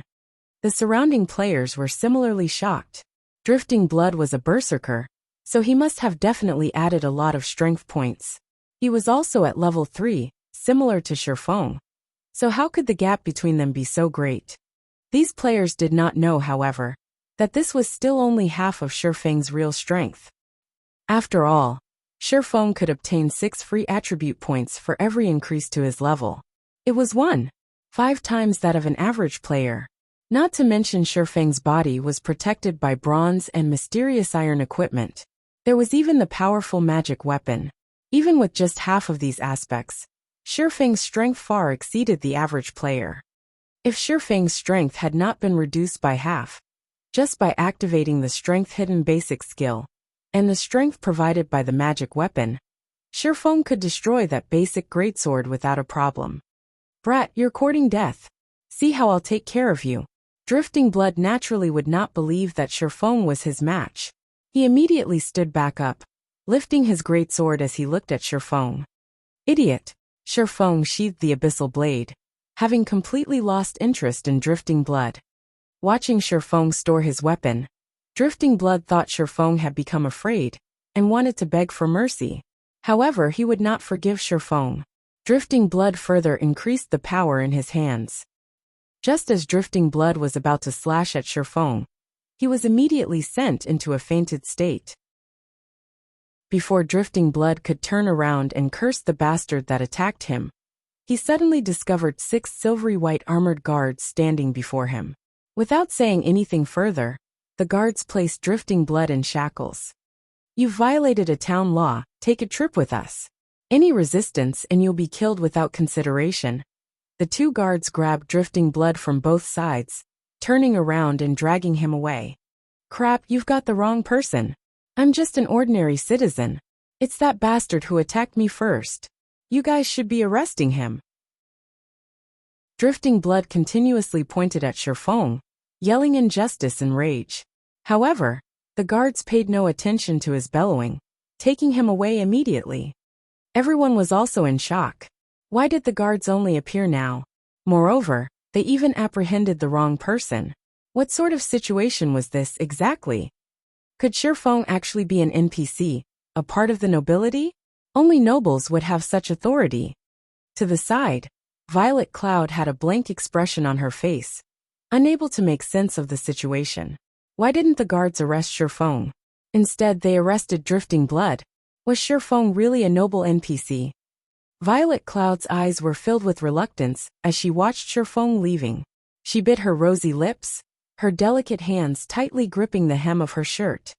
Of course, she was not reacting so because of how handsome Shifeng was, but instead, she was truly in need of money. Those 10 silver counts were too important to her. Chapter 61 Poaching. Just as everyone was guessing whether or not Shifeng was a noble NPC, as Drifting Blood was being dragged away, he glared at Shifeng with eyes of a poisonous snake, bellowing, "Brat, just you wait. I'll remember you now. Our martial union will not let you off. I'll still be a good guy when I come out 12 hours later. When that time comes, there would be no place in Red Leaf Town for you." Everyone felt chills down their backs as they heard Drifting Blood's malicious threat. Was he planning to fight to the death? However, no one dared to belittle Shifeng any longer. Just by judging from his single action just now, they knew Shifeng was not as simple as he looked. Martial Union was a relatively famous guild in Red Leaf Town. They were very well known in other Wuxia virtual reality games. They were not a guild managed by a workshop, but instead, they were a guild that was managed by casual gamers. Including investments from a few wealthy personages, Martial Union also started establishing a foothold in God's domain. Although they did not reach the standards of a third-rate guild, they were not a guild to be taken lightly. Currently, God's domain monopolized the entire virtual gaming industry. Under the support of the recently developed main God system, God's domain did not require humans for operation. The main God system assured fairness in the game, and it would also constantly evolve the game, continuously pumping out various quests, dungeons, hidden locations, and so on. God's domain was a living game, and it was something that no other virtual reality game could compare to. The maps in God's domain were also immensely vast, sufficient for the entire population of Earth. Moreover, a majority of the things available in real life could also be experienced within the game, in addition to things that could not be found in real life. God's domain was slowly trending towards becoming a second world, and other virtual reality games had no chance of competing with it. After Drifting Blood was dragged away by the guards, everyone's gaze turned towards Shifeng. They all held curiosity on their faces, and their eyes tried to see through Shifeng. They wanted to know whether or not Shifeng was an NPC. Unfortunately, no matter what kind of observation skills they used, the results told them that Shifeng was 100% a player, and not an NPC. This only further increased everyone's confusion.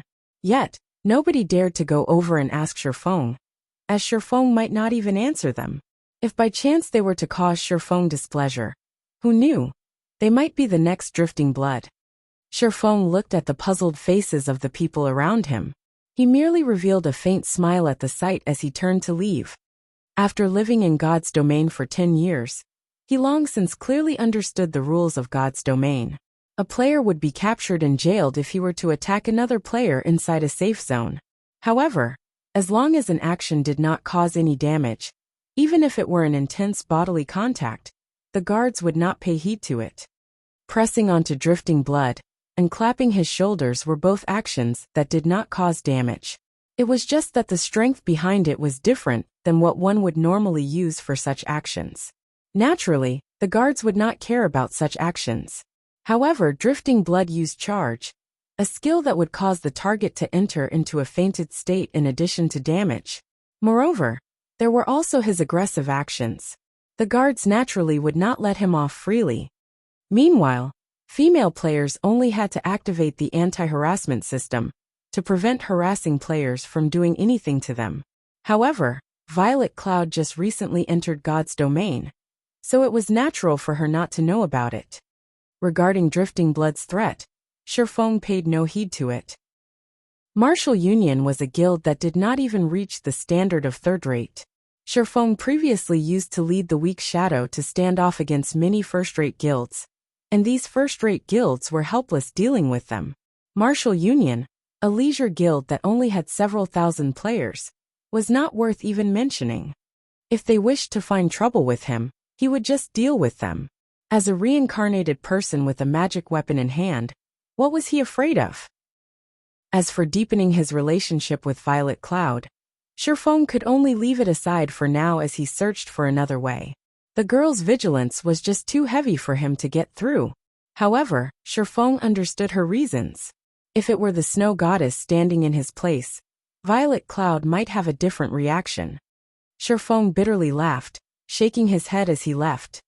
"Sir, please hold on a moment," Violet Cloud finally said, no longer able to endure it. The enticement of 10 silver coins was just too great. This was her biggest chance. If she were to miss it, what would happen to her sick mother? "Oh, did you change your mind?" Shifeng turned around to look at Violet Cloud's troubled expression, smiling as he spoke.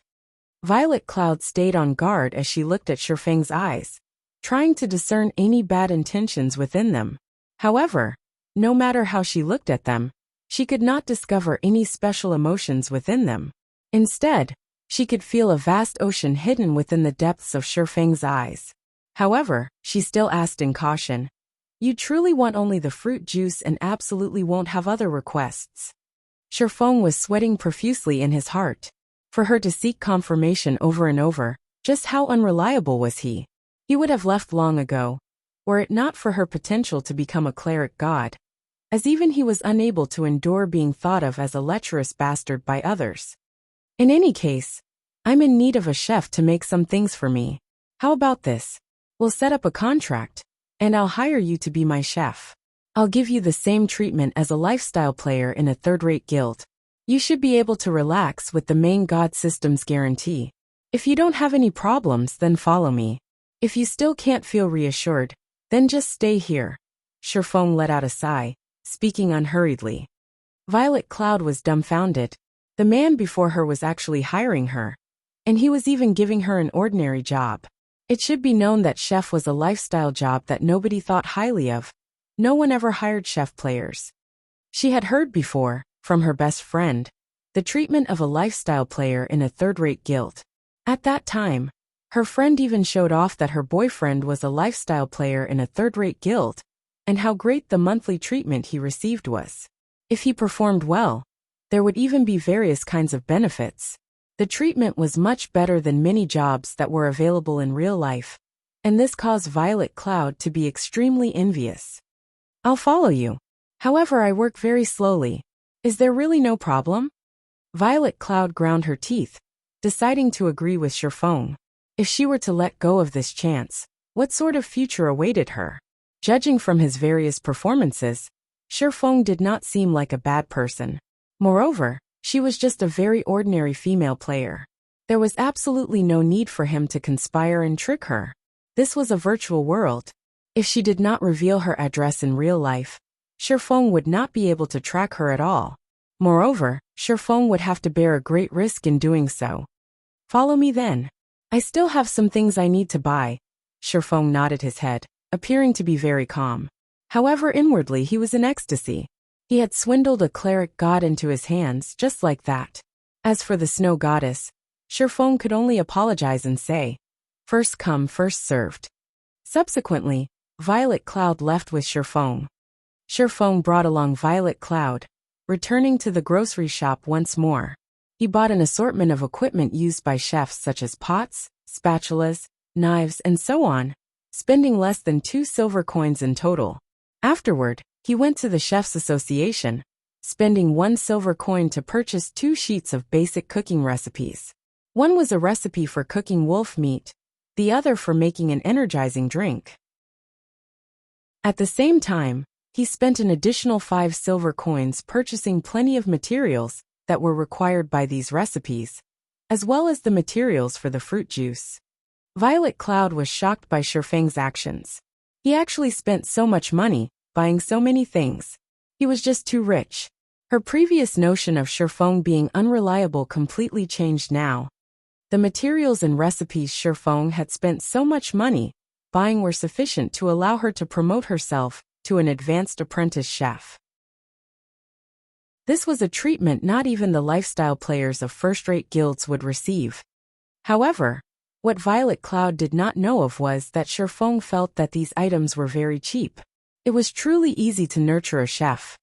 All the materials required by the recipes could be bought from the NPC, and it only took 10 silver coins to nurture an advanced apprentice chef. Such an amount of money would not even be enough to squander for nurturing a forger or potion maker. Shifeng then rented a basic kitchen, bringing Violet Cloud to it. After you sign the contract, all these materials and recipes will belong to you. You only need to create 900 cups of fruit juice first. Then, use everything remaining for these 2 recipes. You will receive a 20% share when these items are sold. At the same time, depending on your results, I'll decide your base salary every month. If you try to run away, you'll have to compensate me 10 times that amount. Sign it if you don't have any problems. Shifeng brought out a standard employment contract for lifestyle players from the main god system. Aside from having different treatments, these contracts were the same as others. There were no loopholes in them, and the law held effect over it. Chapter 62 Moonlight Forest. Violet Cloud was in a daze for a long time after reading the contract. She believed she was in a dream. She heard before the treatment lifestyle players received in third-rate guilds. The treatment she would be receiving was definitely better than those lifestyle players. It was especially true for the base salary. Lifestyle players of third-rate guilds definitely did not receive such treatment. Why are you being so good to me? Violet Cloud looked at Shifeng with wide, teary eyes asking. She wanted to know the reason. Don't misunderstand. I'm only in need of a chef. I've only hired you because I can see you're a very hard-working and earnest person. If you try to take advantage of the situation and fail to hit my requirements, then you can get lost. I'm not interested in nurturing someone useless. Shifeng suddenly spoke in a grave tone. He wanted Violet Cloud to know that it was not easy to become his personal chef. That was because people were bound to become wasteful when they constantly received things without effort. Violet Cloud was frightened after being told so by Shifeng. She lowered her head, no longer daring to ask any more silly questions. Judging from Shifeng's attitude, it was clear that he was indeed looking for a chef, and that she had just been chosen by chance. Hence, Violet Cloud lifted the pen and signed the contract. This was her final chance at escaping her desperate situation. She definitely must grab a hold of it. Boss, will I be making them here? Violet Cloud immediately entered her role, appearing very respectful. She took a look at her surroundings. The environment here was very good, and it was also very peaceful. However, the rental for the basic kitchen was by no means cheap. Yeah, you'll be manufacturing the items here from now on. I've already applied for the membership here, so that you can come here anytime. There is enough money stored for you to use a long period. There won't be anyone here to disturb you. The facilities here are also thorough, so your success rate can be increased by quite a bit. If you don't have any problems, then you can start working now. In 30 hours, if I don't see the 900 cups of fruit juice, then you may leave. Shifeng was very satisfied with Violet Cloud's attitude. He turned and left after finished saying his piece. As for luring Violet Cloud onto the path of battles and leveling, more time would be needed to slowly lead her towards that path. Moreover, Shifeng had a great purpose for fruit juice. It would not be a bad choice to allow Violet Cloud to make them for him. Violet Cloud's eyes followed Shifeng's back as he left. Her heart was filled with gratitude towards Shifeng. She made a firm resolution to work properly and to not disappoint her new boss. After leaving the Chefs' Association, Shifeng returned to the Forging Association. Currently, the number of forgers in the Forging Association was constantly increasing. These players formed small conversation groups, either discussing how to increase their success rates, or discussing the struggle between hammer trading and the mysterious forger. The two had become the target of envy, as well as idols of worship for these players. Did you see the article posted by Hammer Trading just now? Of course I've seen it. I never imagined Hammer Trading would be so hot-tempered as to actually insistent on challenging the mysterious forger. He even declared that the first one to withdraw from this price war would be a son of a bitch. I truly envy them. They had actually obtained a bronze forging design. How great would it be if I could have one as well? At the very least, I could join a third-rate guild if I had one. What do you even know? I've heard the forgers that are in guilds saying that the drop rate for bronze forging designs is frighteningly low. Moreover, its success rate is also shockingly low. Currently, selling them for 3 to 4 silver coins per piece is just a complete loss. The glimmer chestplate with better attributes would create an even bigger loss. On the other hand, the various guilds are all in cheerful moods, even thanking Hammer Trading for his actions. Otherwise, how would they be able to buy bronze equipment at such low prices? Truthfully speaking, I dislike that Hammer Trading very much. Was it bad to let all forgers profit together? Why must he insist on challenging the mysterious forger to the very end, causing both sides to suffer? Hearing the discussions of these players, Shifeng entered deep thought. After a moment he revealed a faint smile. Judging from Hammer Trading's actions, it was clear that he was currently having a hard time. The silver coins in his possession were definitely insufficient, and he must be wantonly purchasing silver coins from the market right now.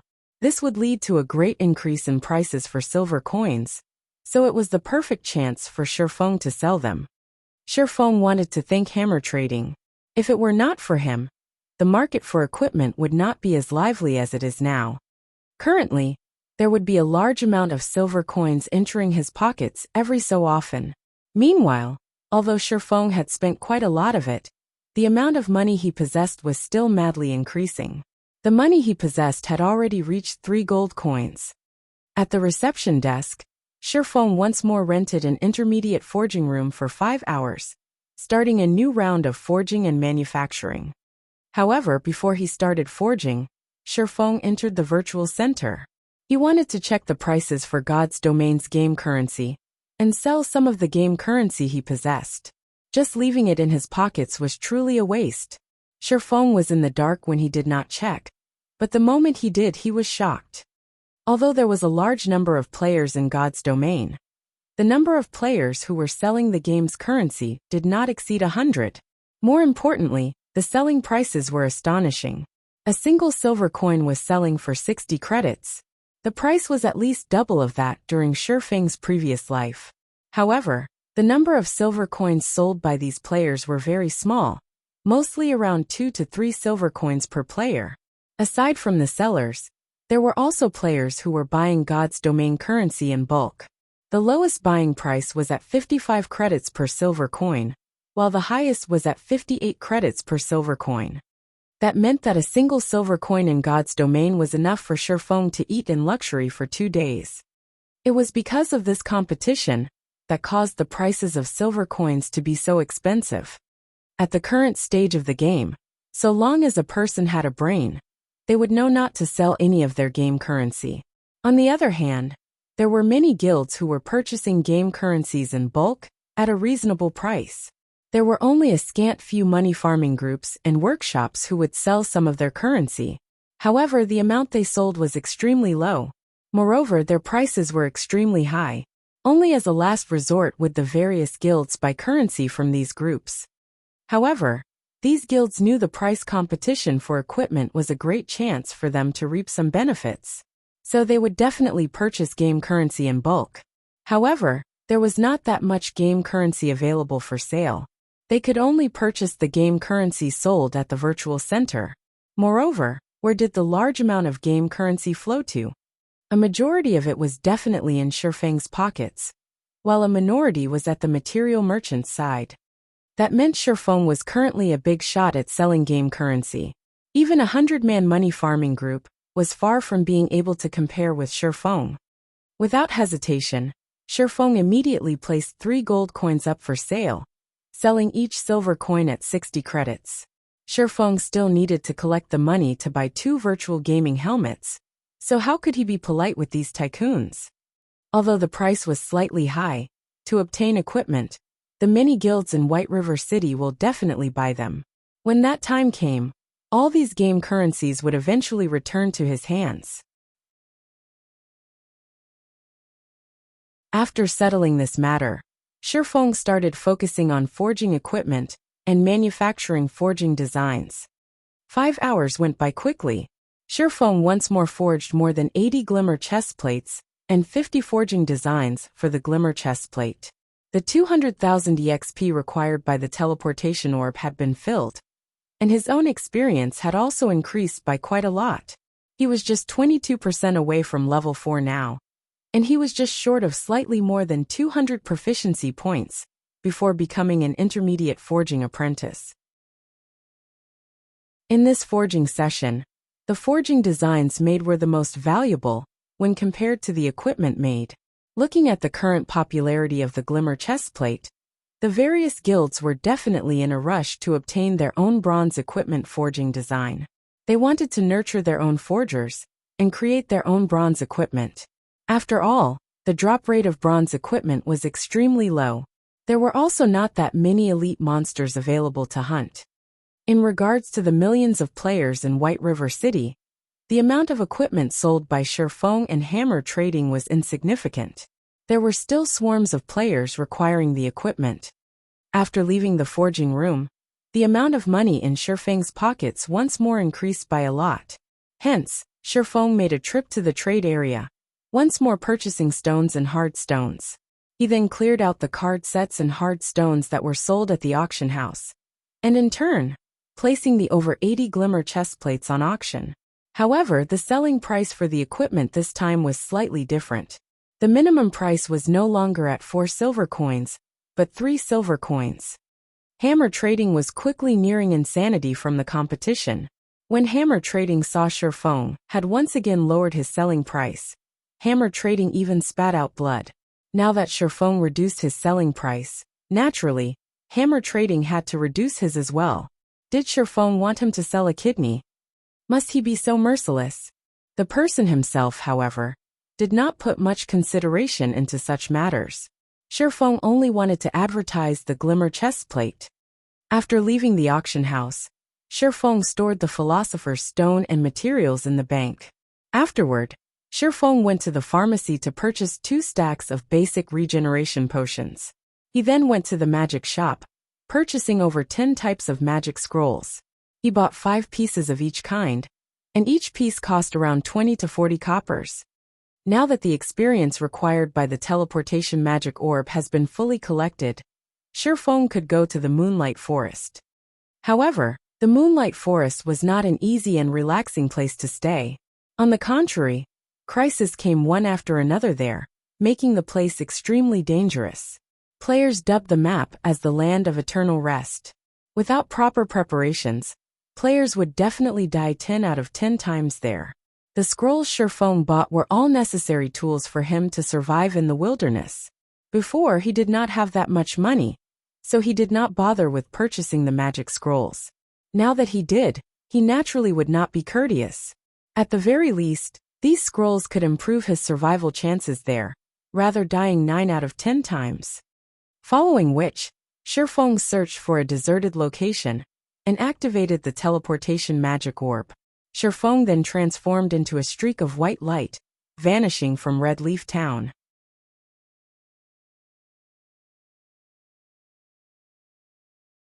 The dungeon was also the location to exchange card sets. However, only after the dungeon had been cleared by a team would players of the same area be allowed to enter the dungeon to exchange their card sets. However, Shifeng's current goal was not the card sets, but the moonstones. The moonstones could only be found in the core area of the Moonlight Forest. Only, Shifeng could not help but be careful when taking action. Not mentioning the extreme dangers found in the Moonlight Forest, Shifeng was just level 3 right now, and he was entering a level 9 monster area. If he were to die an accidental death, then the 200,000 EXP he collected would be for naught, and he would have to start collecting it all over again. He had yet to reach level 10, so he could not activate the teleportation gate found in cities. If he were to die, His only choice was to return to Red Leaf Town. If he wished to return to this place, his only choice was to collect the required experience. Currently, Shifeng was far behind the leading experts regarding level. It would be an absolute nightmare if Shifeng were to die once and have to collect another 200,000 EXP. Just after entering the forest, Shifeng could see level 9 shadow leopards hiding either up in the trees or in the bushes, each of them prepared to ambush their foe. If it were not for the isolation scroll, Shifeng would have long since been discovered. Shifeng naturally wasn't an opponent for a level 9 monster, so he could only avoid them. Besides, his goal here was not to kill monsters, and even more so, there was no need for him to pick a fight with the shadow leopards. Shifeng carefully circled the shadow leopards, one after another. After spending more than an hour doing so, he arrived at a wide and towering forest made of stone. In this stone forest existed a group of battle maniacs called mountain beast fighters. They were a group of tenacious warriors that did not fear suffering. The thing they loved most was battling, and the fiercer the better. At the same time, they were also guarding a large pile of treasure, and amongst the treasure was the rarely seen moonstone. However, the entire stone forest was filled with these armored gigantic creatures. Wielding a spiked club the height of 2 people, these creatures patrolled the stone forest, preventing anyone from entering. If Shifeng were to set foot in the stone forest, there was a 100% chance for him to be discovered. At that time, a group of those mountain beast fighters would come rushing over, and a swing from each of those spiked clubs would easily turn Shifeng into meat paste. Mountain beast fighter common rank. Level 9. HP 1100/1100. Looks like I can only clear the way slowly. After searching for half a day, Shifeng still could not find any safe way to penetrate the heart of the forest. His only choice was to kill his way there. Shifeng could not help but admit that the difficulty of an epic quest was indeed very hard. This was just the beginning, yet he was already required to face off against the level 9 mountain beast fighters. He did not know what kinds of challenges he would meet further down the line. Fortunately, he was very familiar with the terrain of the Moonlight Forest. He knew many methods to deal with the beast warriors before him. The mountain beast fighters were abnormally powerful, and their attacks were out of the ordinary. Even shield warriors and guardian knights of an equal level were unable to take more than a few hits from them. However, their bodies were enormous, resulting in their movement speed being relatively slow. In Shifeng's previous life, there were many elementalists who used Frost Arrow to reduce their speed. They then utilized the unique terrain of the stone forest to avoid the attacks from the spiked clubs, kiting and killing the mountain beast fighters. Following which, this stone forest became a holy ground for ranged players. Mountain beast fighters could be seen being kite through various means throughout the stone forest. Although Shifeng did not possess any speed reduction skills, he could use other methods to supplement it. As for kiting the mountain beast fighters, he had the rare skilled defensive blade, which could increase his attack range by quite a lot. Shifeng did not believe that a Sword King expert, such as himself, could not beat a level 10 elementalist regarding utilizing the terrain to dodge attacks. After properly observing the terrain, Shifeng ran practice simulations in his mind a total of 5 times. Carrying out mental simulations would have a tremendous effect during actual operation. Hence, every expert would often carry out mental simulations of the operation before actually taking action. The reason why experts were experts was because of the preparations they made were much greater than others. There would often be many average players who would admire the experts in God's domain. They would lament over their own skills being poor, determining that they would never be able to reach the level of these experts. In reality, however, they did not know how great of an effort these experts were putting into each day. The suffering these experts went through each day far exceeded the average player. It was the reason why they could shine brilliantly. After running through the simulations, Shifeng took out a black steel beer and a speed scroll. The black steel beer could reduce a monster's level by 2. In addition to the attributes of the abyssal blade, Shifeng would not be suppressed due to the level difference, even when facing a level 9 monster. he would be able to deal damage normally. As for the speed scroll, each one of them cost 25 copper coins. It increased the user's movement speed by 25% for a duration of 10 minutes. This scroll was a life-saving item when out in the wilderness. Shifeng bought a total of 20 of them, just for such occasions. If the average player were to learn about this, they would definitely curse Shifeng as a spendthrift. Such an item would only be used when one was in a life or death crisis. Meanwhile, Shifeng used it for killing common monsters. It was just too extravagant. If Shifeng were not cursed, he could easily kite these monsters, just based on his attributes. However, his attributes were now reduced by 50%. The suppression was just too great, so it was safer to use a speed scroll. If Shifeng were to mess things up, it would not just be a matter of losing a level. He would have also wasted 200,000 EXP. Shifeng took a deep breath, relaxing his body as he looked towards the closest mountain beast fighter, following which his 2 feet exploded with strength, rushing towards the mountain beast fighter. Chapter 64, Silvermoon Set Equipment. When the distance between Shifeng and the mountain beast fighter was less than 30 yards, the monster discovered Shifeng speeding towards it. It widened its mouth and let out an ear-piercing battle cry. It raised its gigantic spiked club, using a charge and rushing towards Shifeng. Shifeng immediately pulled out the abyssal blade. The blade slashed horizontally as Shifeng used parry. Pung! Shifeng was knocked back by 5 yards, pulling some distance away from the mountain beast fighter, without taking any damage. After he landed, he immediately spun around and ran towards the stone forest. If players were hit by the mountain beast fighter's charge, the monster would immediately follow up with a break to reduce the player's speed, preventing them from escaping.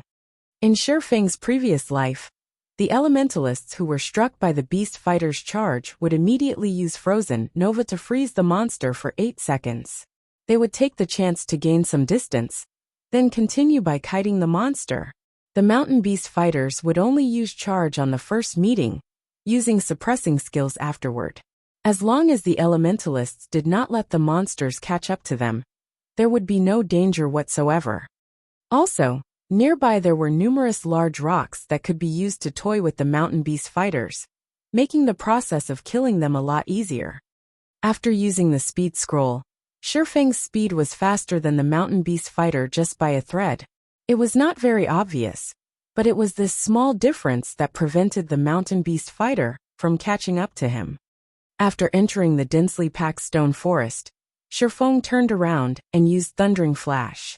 From a distance of 15 yards, 3 sword rays immediately pierced through the beast fighter's armor, causing 3 damages of -15, -19, -13. Without the level suppression, even if Shifeng's attributes were reduced by 50%, his attack power and skill damage were still very powerful. After using the skill, Shifeng's speed slightly reduced, and the mountain beast fighter caught up to him within an instant. The beast fighter was clearly furious after being struck.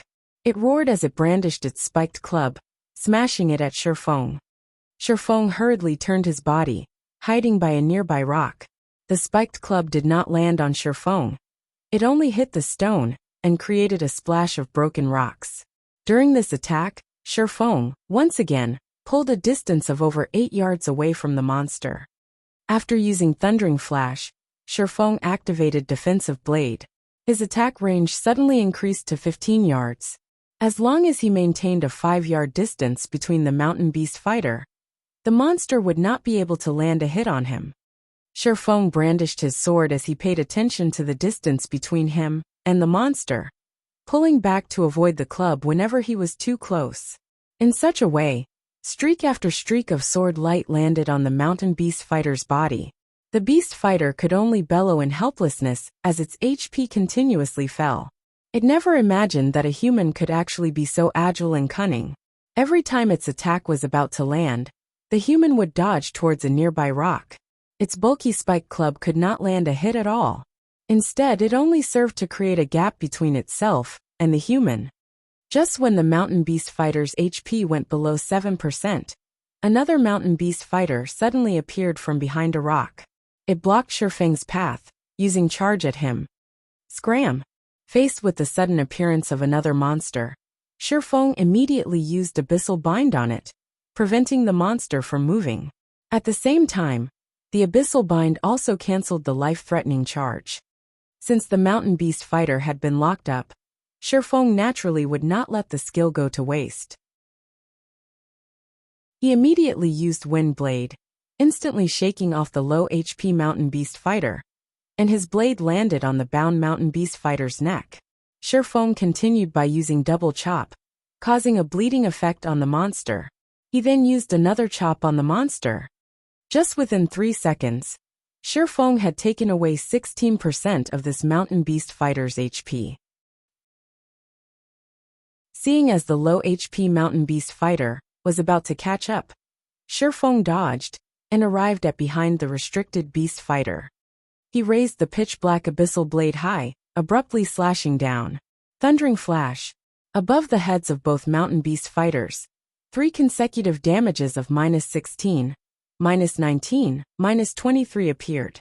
The low HP beast warrior fell to the ground with a bang. System: mountain beast fighter killed. Level difference of 6. EXP obtained increased by 600%. Obtained 36 EXP. Such an amount of experience could be considered negligible to Shifeng, who was currently level 3. On the other hand, the proficiency points for using skills were gained much faster. Every use would definitely increase the skill's proficiency by 3 points. This allowed Chop to quickly rise to level 3. In addition to the Abyssal Blade's attributes, Shifeng's Chop was now level 5. Its might greatly increasing. Double Chop had also risen to level 2, and if the skill were used through the Abyssal Blade, it would be a level 4 Double Chop. The damage caused by the bleeding effect also increased significantly. The restricted mountain beast fighter bellowed. It finally broke free from the chains, and it wanted to annihilate Shifeng. However, Shifeng gave it no chance. He immediately distanced himself 5 yards away from the monster, and continued kiting it. Although the defensive blade had a long cooldown and a short duration, by using Thundering Flash, Double Chop, and Parry in concert, Shifeng could still slowly grind the mountain beast fighter down.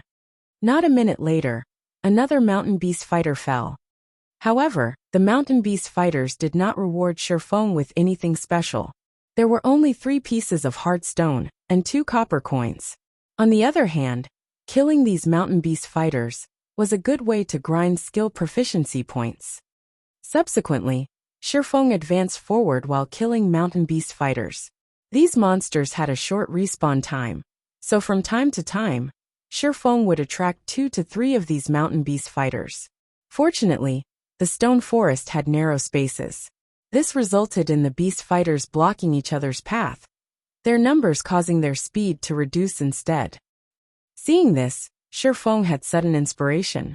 He started luring more and more mountain beast fighters, and within a short moment, he had lured over 20 of these monsters. The monsters chased after Shifeng as a group, but the narrow pathways of the stone forest prevented them from even stretching their bodies. Just a slight movement, and they would run into the other mountain beast fighters.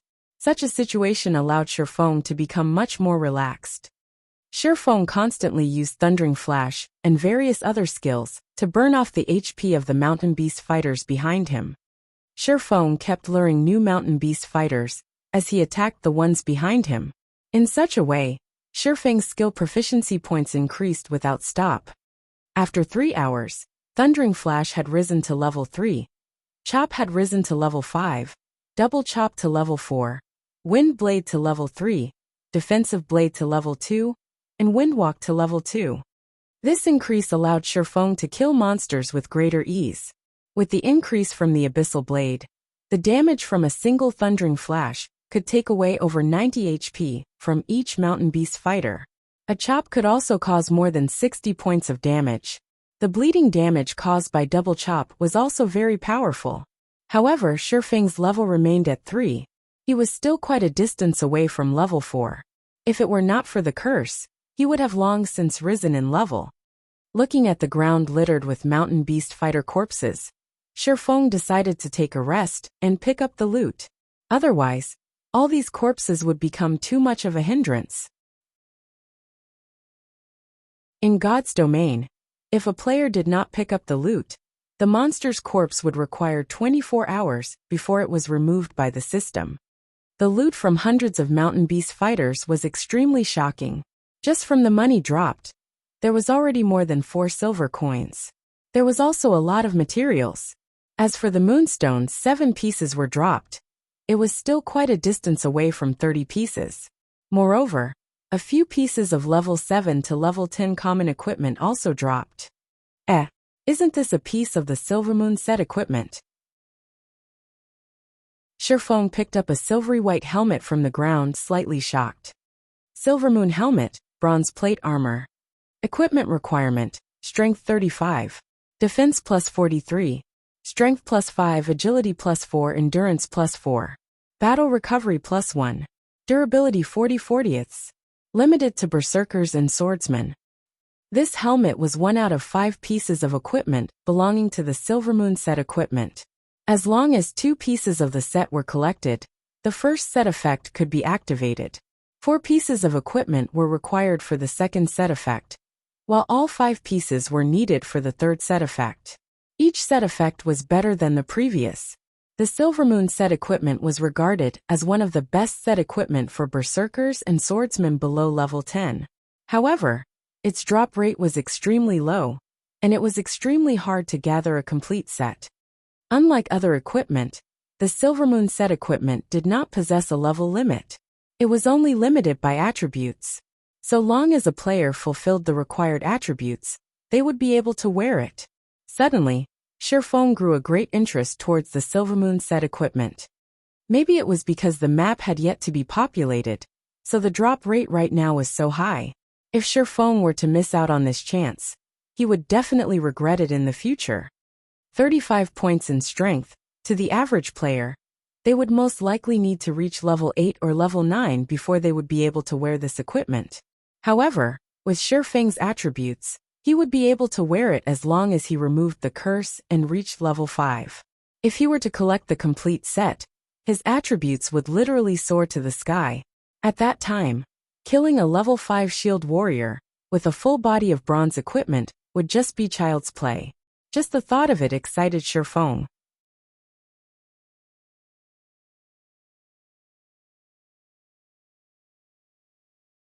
Chapter 65, Mysterious Iron Treasure Chest. Shifeng stored the Silvermoon helmet and continued moving deeper into the stone forest, searching for even more mountain beast fighters. Before, Shifeng's attention was solely focused on moonstones and the horror of the Moonlight Forest. He had completely forgotten that the Moonlight Forest was an unexplored map.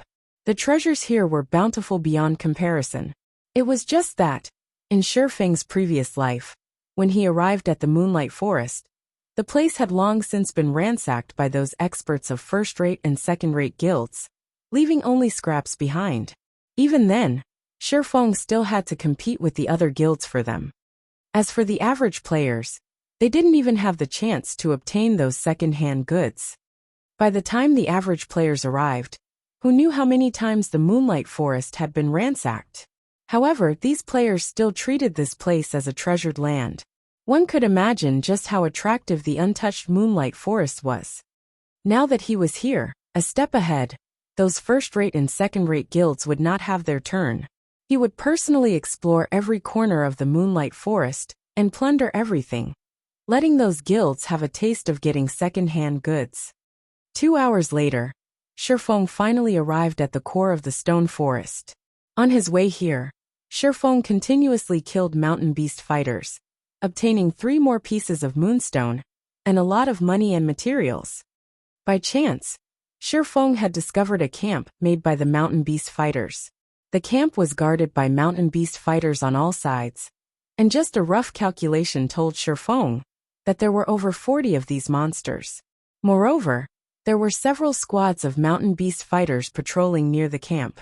All in all, their numbers totaled past 100. The mountain beast fighters' camp was where they stored their treasures. Many guilds would often send teams consisting of 20 elite players to do a sweep on the various monster camps in the Moonlight Forest. Their harvests, Every time they did so were relatively good. Meanwhile, the mountain beast fighter camp in front of Shifeng had never been raided before. There was definitely a great treasure in there. Shifeng might even be able to finish collecting the required moonstone and obtain many tier 1 gemstones and equipment. However, every monster camp was not easy to deal with. If there were not a lot of rocks here, Shifeng would not have paid any attention to the camp and would have most likely turned around and left already. But the rocks here were much more concentrated. The pathways surrounding the camp could, at most, fit 2 beast fighters, while the narrower places could only fit 1. It was definitely a good location to grind mountain beast fighters. It would be a great pity if Shifeng were to give up here. Hence, Shifeng picked a few small pieces of stone from the ground and stealthily closed in on the monster camp. To prevent unexpected elements, Shifeng decided to lure all the mountain beast fighters in one go. Otherwise, if he were to meet up with another group of mountain beast fighters during his kiting, he would definitely drop dead. The important factor when luring these mountain beast fighters was finding a way to deal with their charge. If that were not properly handled, Shifeng would end up dead from the unlimited charges. He had personally been met with such a scenario before. His strength at that time had clearly exceeded the monsters by a large leap, yet the monsters charged at him one after another, placing him in a fainted state until he died. Although each mountain beast fighter only used charge once, hundreds of those monsters still meant hundreds of charges. Trying to get them to charge all at the same time was extremely difficult. With his current HP, Shifeng would not last 2 hits under the mountain beast fighter's assault. Hence, he absolutely cannot make a mistake. He needed to let all the mountain beast fighters simultaneously use charge at him, then avoid the follow-up damage. Only then would he have a chance to get rid of all these mountain beast fighters.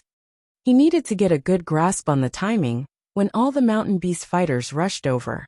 Otherwise, instead of grinding monsters, he would be the one beaten to a pulp. However, Shifeng still held confidence in himself. After all, he was once a sword king and a first-rate expert.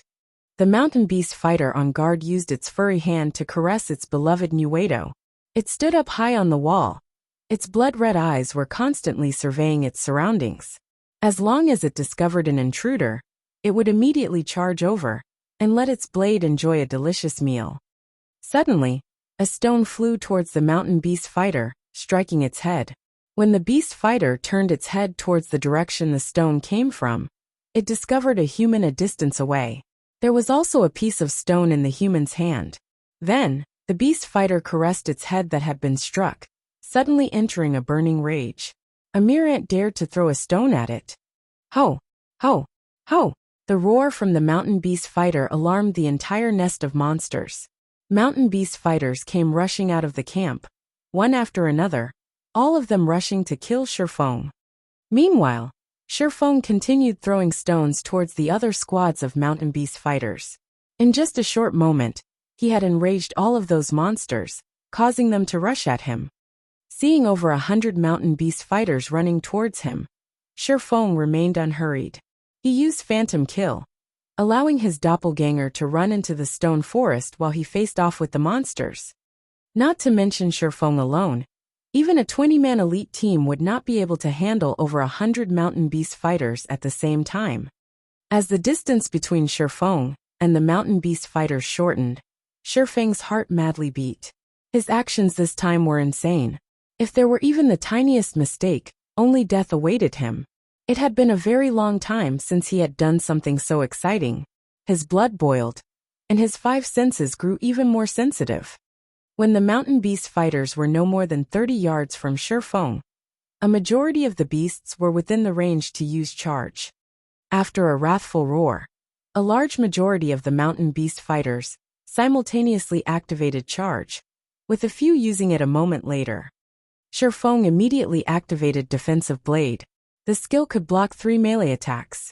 At the same time, Shifeng gripped the Abyssal Blade and prepared to use Parry. When the first wave of monsters arrived, although Shifeng used Parry, his body was still sent flying back. Following which, the second wave of monsters arrived, knocking Shifeng into a fainted state. preventing him from moving. Seeing many mountain beast fighters raise their nuedo, ready to strike, Shifeng persevered and did not use any skills. Even when the blades slashed at him, Shifeng still did not use the position-swapping function of Phantom Kill. The defensive blade's damage immunity to 3 melee attacks instantly vanished. Afterward, Shifeng was struck by the large blade. His HP instantly fell by half. Another strike was all it would take to finish him off now. At this time, the third wave of monsters had finally arrived. Shifeng once more entered a fainted state, the blade of the second Nuedo, just before his eyes. Substitute, Shifeng shouted in his mind. Within an instant, Shifeng and the doppelganger in the stone forest swapped places. After the blade slashed the doppelganger, the charge of the fourth and final wave of monsters arrived. The doppelganger was simply beaten to death. Meanwhile, Shifeng, who was hiding in the stone forest, immediately took out a bottle of basic regeneration potion. He gulped it down in one go, a sweet and sour taste permeating throughout his mouth. Shifeng's HP immediately recovered by 180 points, allowing him to barely be able to receive another attack. After the doppelganger died, the hatred of the mountain beast fighters was directed towards Shifeng, who was currently in the stone forest. Immediately, they swarmed into the forest. Inside the forest was naturally Shifeng's realm. He activated a speed scroll, facing off against the crazed mountain beast fighters, who were crowding through the narrow path. Shifeng used Thundering Flash. 3 streaks of lightning passed through the monsters, instantly taking over 100 HP from each of them. Within 10 minutes, all the lured mountain beast fighters were dead. At the same time, the remaining thread of experience Shifeng needed to reach level 4 had been filled up. He finally reached level 4, catching up to the second-tier players. Shifeng placed all 6 attribute points into strength. Currently, damage was his priority. After cleaning up the loot, Shifeng actually obtained another piece of the Silvermoon set equipment, a Silvermoon leg guard. He had also obtained 7 pieces of moonstone, 2 tier 1 gemstones, and all sorts of materials and common equipment. His harvest was relatively good. However, the most bountiful treasure was not these items. The main focus remained within the camp's storehouse. After all, mountain beast fighters loved to place their collected treasures in the camp's storehouse. After cleaning up the drops, Shifeng quickly ran into the camp. He wanted to see just what sort of treasure was awaiting him inside the storehouse. As expected for the first time, there really is a lot of treasure. From afar, Shifeng could already see a few large treasure chests placed inside the storehouse. Amongst them, there was even a pitch-black mysterious iron treasure chest. Filled with excitement, Shifeng was just about to enter the storehouse and take a look at the items within the treasure chests when he heard a loud roar. Ayo! Ayo! Ayo! A mountain beast fighter, who was 3 sizes larger than its peers, rushed out from within the storehouse. The monster was covered in silver armor, and both its hands wielded a gigantic axe. Both its blood-red eyes stared tenaciously at Shifeng. Chapter 66 Phantom Kill. After this silver-armored mountain beast fighter rushed out, before Shifeng could observe it, it had already thrown its incomparably heavy mountain-splitting axe. The axe flew like a rocket, reaching Shifeng in an instant. Everything happened too quickly, too suddenly. If it were an average player in this situation, their head would have parted with their body before they could even react. However, Shifeng was not an average player. He pulled out the abyssal blade with great speed, and the moment before the axe could hack at his neck, he parried this flying death axe. The collision between the giant axe and the longsword did not produce any sparks, only the sound of an explosion. Shifeng's entire person was sent flying back over 10 yards. Following which, the giant axe landed on the ground, deeply penetrating the earth. Its landing caused the earth to start shaking. It could be seen just how heavy this giant axe was. Moreover, the silver-armored mountain beast fighter, who could simply throw this giant axe, was even more terrifying. Such strength did not exceed the normal mountain beast fighters by just a level. After landing, Shifeng immediately used observing eyes on the new monster. Mountain Beast Warrior Special Elite. Level 10. HP 3500/3500. Shifeng immediately understood the Mountain Beast Warrior's strength after taking a look at these numbers. Without saying anything further, he turned tail and ran. What a joke. Directly battling against a level 10 special elite was literally suicide. When meeting a special elite in the Moonlight Forest, players didn't have to consider whether or not they could kill it, rather whether or not they could run away. The Mountain Beast Warrior was stronger than the Mountain Beast Fighter by more than a notch. Not only regarding strength, but its speed and flexibility were also greatly increased. It would not be easily toyed with like the Mountain Beast Fighters. If Shifeng did not use parry to defend against the axe, then, even if he had blocked the attack with the Abyssal Blade, he would still end up dead. The gap between their strength was just too huge. Although Shifeng wished to escape, the Mountain Beast Warrior had no plans to let this intruder go.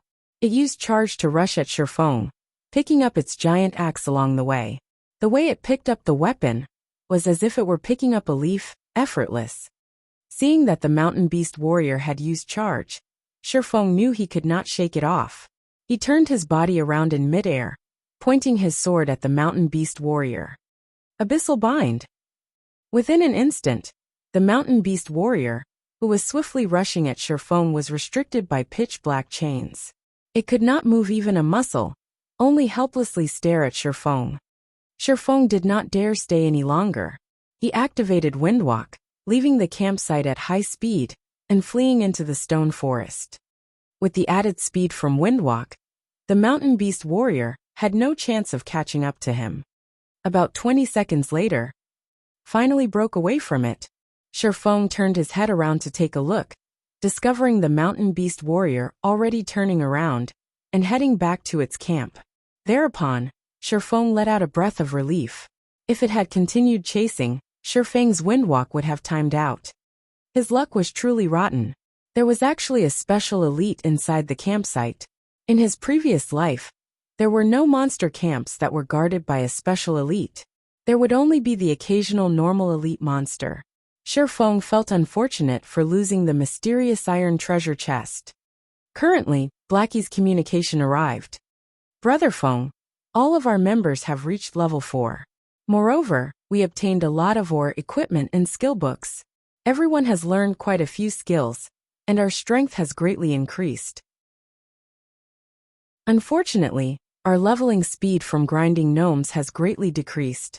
When will you be coming over to carry us through the hell mode of the Deathly Forest? Our fighting spirits are all sky high right now, and we're just waiting for your command, Blackie laughingly said. All of you are level 4? Shifeng entered a deep thought, trying to think of the next task for Blackie and the others to do. After some thought, Shifeng thought of a good location. Blackie, you guys should stop grinding gnomes and return to town to tidy up your bags. Go to the level 5 area, the Red Leaf Forest. Follow this marker and grind forest wolves. The wolf meat and wolf skins are good stuff. The more you grind, the better, as all the drops can be sold, fattening your wallets. With Blackie and the others' current potential, it would be very easy to grind forest wolves. This was especially true with Blackie's equipment. The monster's 400 HP would be gone with just 3 dark arrows. Moreover, the location Shifeng gave to Blackie was a large wolf denver. The respawn rate there was very quick, and there was also higher ground for Blackie and the others to occupy. As long as Cola and Lonely Snow firmly blocked the pathway up the slope, preventing even a single wolf from moving past them, the ranged members could easily deal damage. Moreover, beasts were afraid of fire, taking additional damage from it. A single hell flame could wipe out the entire pack of wolves. Their leveling speed would increase by at least 60% to 70%. Great! We're bored out of our minds from constantly grinding gnomes. We'll go immediately after we tidy up our bags, Blackie excitedly confirmed. More and more players started going to their location to grind gnomes now. In addition to them being level 4, their leveling efficiency was constantly decreasing. They were naturally excited to have a new location to grind. Brothers, pack up. We won't have to compete with them anymore. Let's go play in a new location, Blackie said to the others after cutting off the call. Everyone stopped fighting over monsters with the other players when they heard Blackie say so. They cheerfully left this place with Blackie. When the elite parties saw Blackie and the others leaving, their faces revealed expressions of joy. There would be fewer people competing over this precious leveling ground now. They inwardly sneered at the foolishness of Blackie's party. Currently, players filled the entirety of Dark Moon Valley. How could the leveling speed at the other locations be faster than here? Elsewhere, just when Sherfong was ready to look for other mountain beast fighters, he noticed a problem from the conversation with Blackie. It was definitely not possible for him to kill the mountain beast warrior by himself, but he could still escape. However, it was not necessary for him to kill the mountain beast warrior to obtain the mysterious iron treasure chest. As long as one person lured the mountain beast warrior, another person could go and open the treasure chest. Thinking up to this point, Sherfong looked at the abyssal blade with a faint smile. As expected, Phantom Kill was a very powerful skill. Following which, Sherfong once more returned to the mountain beast camp. He activated Phantom Kill, his doppelganger appearing before him. The doppelganger possessed all of Sherfang's skills. It was sufficient to hold off the mountain beast warrior for more than 20 seconds. With these 20 seconds, Sherfong could activate the treasure chest and take away all the items. Sherfong took out a speed scroll and polymorph scroll, giving them to the doppelganger. The polymorph scroll could polymorph monsters below level 15 into a sheep for 4 seconds. However, the effective duration on a special elite would be greatly decreased. Although, it was enough as long as it could disrupt the mountain beast warrior's charge. After activating the speed scroll, the doppelganger immediately went to the storehouse to lure the mountain beast warrior. As expected, the scene from before replayed itself, and the doppelganger used parry to block the flying death axe. It subsequently used charge at the doppelganger. The doppelganger immediately used the polymorph scroll, instantly turning the mountain beast warrior into a little white sheep. The mountain beast warrior reverted to its original form in less than a second. It then chased after the doppelganger, entering deep into the stone forest. The mountain beast warrior's speed was slightly faster than the doppelganger, but the doppelganger activated Windwalk, its speed and the distance between them increasing once more. A short distance away, Sherfong watched as the mountain beast warrior departed from the campsite. He let out a small chuckle, similarly activating Windwalk as he rushed into the storehouse. This time, there were no monsters present to interrupt him when he entered the storehouse. Sherfong first went up to the mysterious iron treasure chest, opening it. The treasure chest needed time to be opened. 1 second, 2 seconds. The loading bar for the treasure chest was still going, causing Sherfong to become slightly nervous. The time his doppelganger could delay was limited. Aside from the mysterious iron treasure chest, there was still one more bronze treasure chest and 3 common treasure chests. Time was of the essence. As long as he opened a treasure chest now, it would not be possible to lure the tiger out of the mountain the next time around. After all, special elites possess their own intelligence. Hurry, hurry! Sherfong impatiently looked at the loading bar. 10 seconds later, the mysterious iron treasure chest opened. At the same time, a wrathful roar came from the stone forest. It would seem that Sherfang's actions had been discovered. Looking through the doppelganger's vision, Sherfong could see that the mountain beast warrior no longer paid the doppelganger any attention. Instead, it ran back towards the camp's storehouse. Without pause, Sherfong immediately stored all the items in the treasure chest into his bag. He then continued to open the bronze chest. The bronze treasure chest's loading bar started to move slowly. To Sherfong, every second right now was crawling by. Meanwhile, the sound of the mountain beast warrior's bellow was getting closer and closer. Chapter 67, Ring of Nothingness. The loading bar for the treasure chest was currently only halfway done. Hearing the roar getting closer and closer, Sherfong became extremely anxious. Hurry, hurry! The mountain beast warrior had already entered the camp, yet the loading bar was still a hair's breadth away from full. When the mountain beast warrior saw Shifeng opening the treasure chest, its large pair of eyes turned crimson red. It aimed its giant axe at Shifeng, throwing it at him. It could not help but wish for Shifeng to go to hell immediately. At this moment, the bronze treasure chest opened. Without giving the flying axe even a single glance, Shifeng immediately activated Defensive Blade, blocking the attack from the flying death axe. Following which, his two hands swiftly stretched into the treasure chest, taking the items within and cramping them into his bag with lightning speed. When Shifeng finished storing all of the items from the treasure chest, the mountain beast warrior also arrived before him. It picked up the fallen axe with both of its hands, raising it up high as it prepared to murder. Having no plans to stay, Shifeng turned and ran. Boom! The earth split when the axe landed, leaving behind a scar and causing crushed stones to go flying. However, Shifeng was already 5 yards away by the time the axe landed. He was running directly to the outside of the camp. Seeing that its attack missed, the mountain beast warrior turned to face Shifeng and used charge. It did not intend to give Shifeng any chance to escape. On the other hand, Shifeng did not have any skills to deal with the mountain beast warrior, who was charging at him. He allowed the mountain beast warrior to send him into a fainted state, his body then receiving a slash from its axe. In an instant, the attack sent him flying over 10 yards away. The attack from the mountain beast warrior could cause even a level 5 shield warrior to harbor a grudge. Yet Shifeng acted as if it was nobody's business as he stood and started running out of the camp once more. Now Defensive Blade could only prevent Shifeng from receiving damage from a melee attack one more time. Although only one chance remained, there was more than a 10-yard distance between Shifeng and the mountain beast warrior. As long as Shifeng ran into the stone forest, he would be a lot safer. However, an unexpected situation occurred. The mountain beast warrior that should have used charge only once used it a second time, sending Shifeng into a fainted state once more. It raised its giant axe, slashing it again at Shifeng's body. Shifeng was sent flying for over 10 yards again.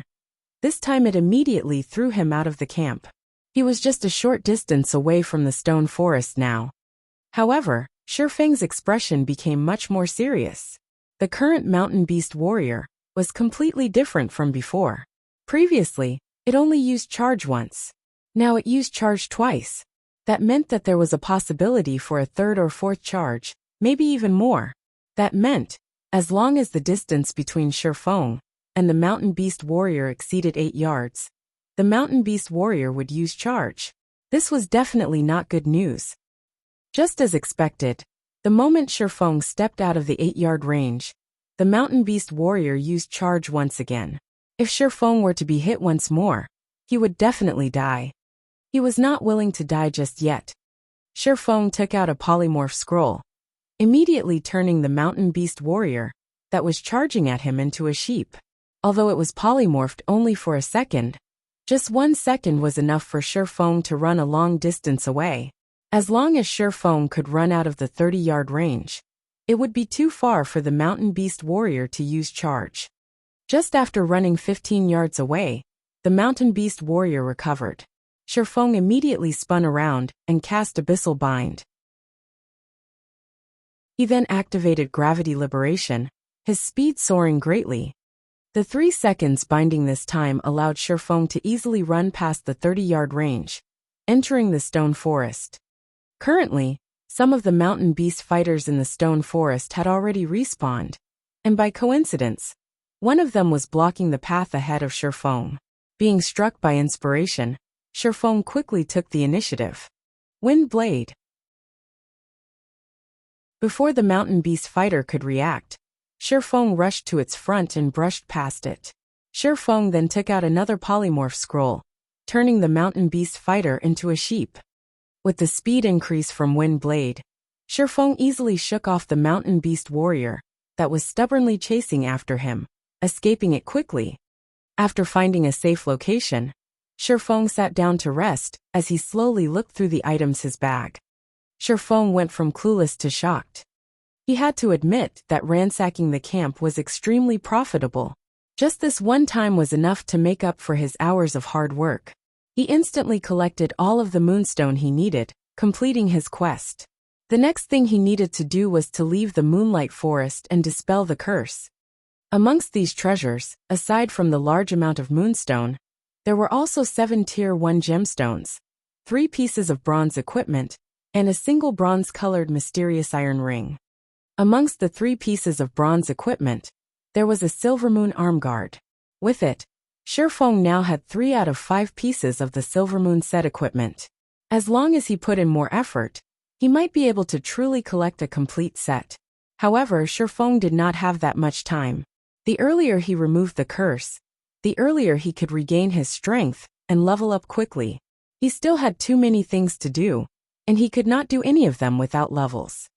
Aside from the silver moon arm guard attracting Shifeng's attention, the mysterious iron ring also gave him tremendous joy. Ring of Nothingness, mysterious iron ranked ring. Equipment requirement, intelligence 10. Strength +1, agility +1, intelligence +2. Additional ability, Shadow of Nothingness, allows the user to enter a state of nothingness. The user will not be able to see other players, while other players will not be able to see the user. Duration of 1 minute. Cooldown 5 minutes. Only usable in a non-combative state.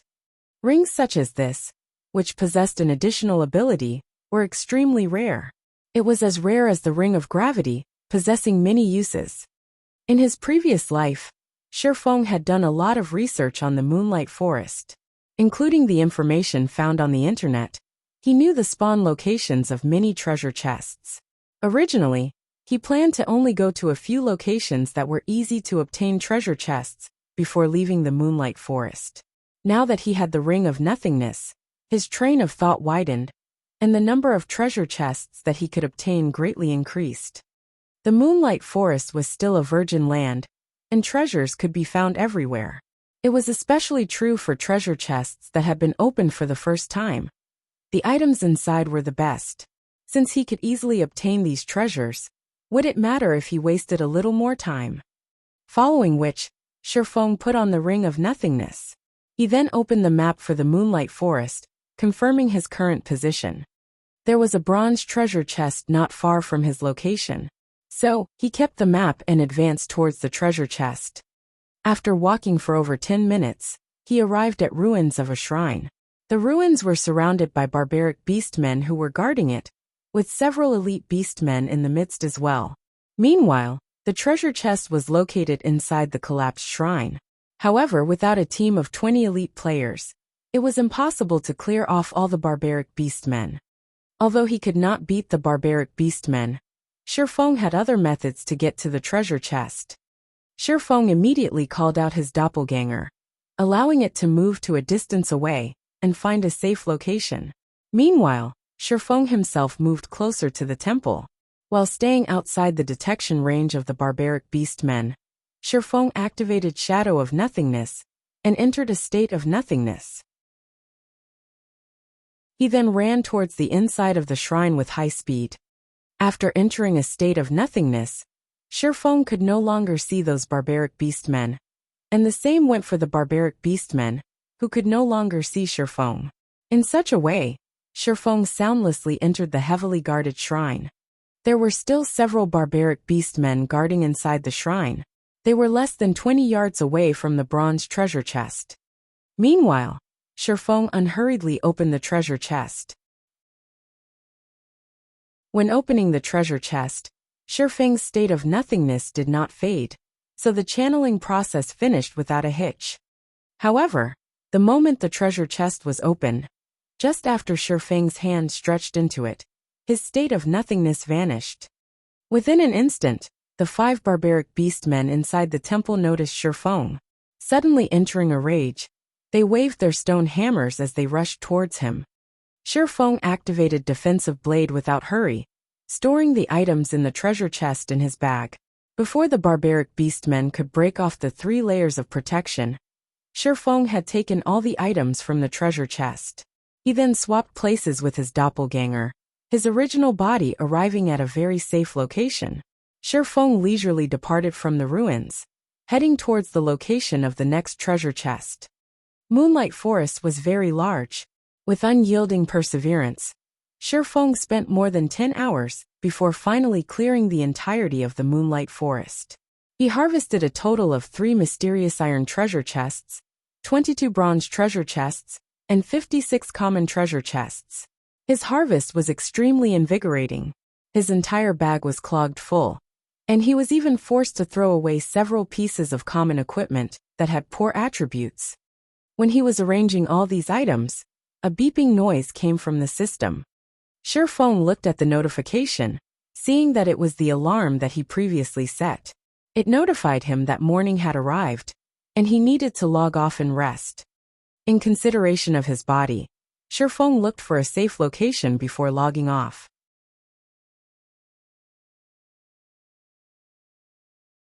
Chapter 68 Big Harvest. Early morning. A layer of fog still covered the outer layer of the window. Dark clouds densely covered the sky outside, and there were signs of rain falling soon. The air quality here is getting worse by the day. After I earn enough money, I definitely have to move out of this broken district and move to a better house in the city. After sitting up, Shifeng took a look out his window, following which, he flexed his body and got down from his bed. He then went through 20 sets of workout motions before going to his cramped bathroom to wash up. Shifeng grabbed his phone from the table once he finished tidying himself up. He started by checking the remaining money in his bank account. Constantly eating instant noodles was bad for his body. Moreover, the nutrients provided were definitely not enough to supplement his method of training. He had obtained the membership card and coupons for Big Dipper after much difficulty, yet he discovered that he still needed to wait for 5 days before he could use them. This caused him to be slightly depressed. Now his only hope was on the sales of the God's Domain game currency. Previously, Shifeng had registered 3 gold coins at the virtual trade center. If there were someone who bought them, then the credits earned would automatically be sent to his bank account. However, the trade center had a 3-hour transaction delay. Moreover, Shifeng did not turn on the notifications for his trade account. So even if the transaction had already been done, he did not know how much had been transferred to his account. He could only use his old modeled phone to check his bank account. Shifeng currently did not possess the money to purchase the latest quantum watch. Otherwise, a lot of matters could be easily resolved using the quantum watch. Even credit card payments could be done through the quantum watch. Moreover, all shops that sold items supported payment using the quantum watch, as it was both safe and fast. In a short moment, Shifeng logged into his bank account using his handphone, checking the amount of money he had remaining. If there were enough credits, he would go and have a good meal. The last time he remembered having meat was when he was still in his 3rd year of university. Now, he was in his 4th year and would be graduating soon. Previously, he had retrieved all of his money from his bank account to buy instant noodles. His current balance should not be more than 1 credit. After selling for an entire night, there should be some people who would purchase some of his game currency. It was especially true for the guilds in White River City. Shifeng did not believe those guilds could amass funds that quickly, even if they were to sign a contract with money farming teams, or have their money farming teams. It was absolutely impossible for them to purchase that much equipment in such a short period. More or less, they should have purchased some game currency. They actually bought quite a lot. I guess I won't have to fuss over food for a few days. Shifeng smiled slightly when he saw that there were over 1,700 credits in his bank account. However, the trade tax was truly high. He sold a total of 30 silver coins, which were worth 1,800 credits. But 100 of those credits went to taxes. The amount was truly sinister. In any case, Shifeng now had some money, and it was double the amount of living expenses he would have each month. It was enough for him to eat properly for quite some time. If all 3 gold coins sold, then that would amount to 18,000 credits. Shifeng would then have the money to buy 2 virtual gaming helmets. The only worry he had right now was whether or not all 3 gold coins would sell. After some consideration, Shifeng decided that he definitely must make these guilds and players spend more money during this period. When the beautiful saleswoman saw that Shifeng had bought 3 bottles without even blinking, she could not help but have delightful thoughts. Taking the initiative, she asked, "Are you free this afternoon, handsome? How about we go to Yulan Square to have a drink? My treat." Yulan Square was a nearby well-known romantic location, and many youths, both males and females, loved going there.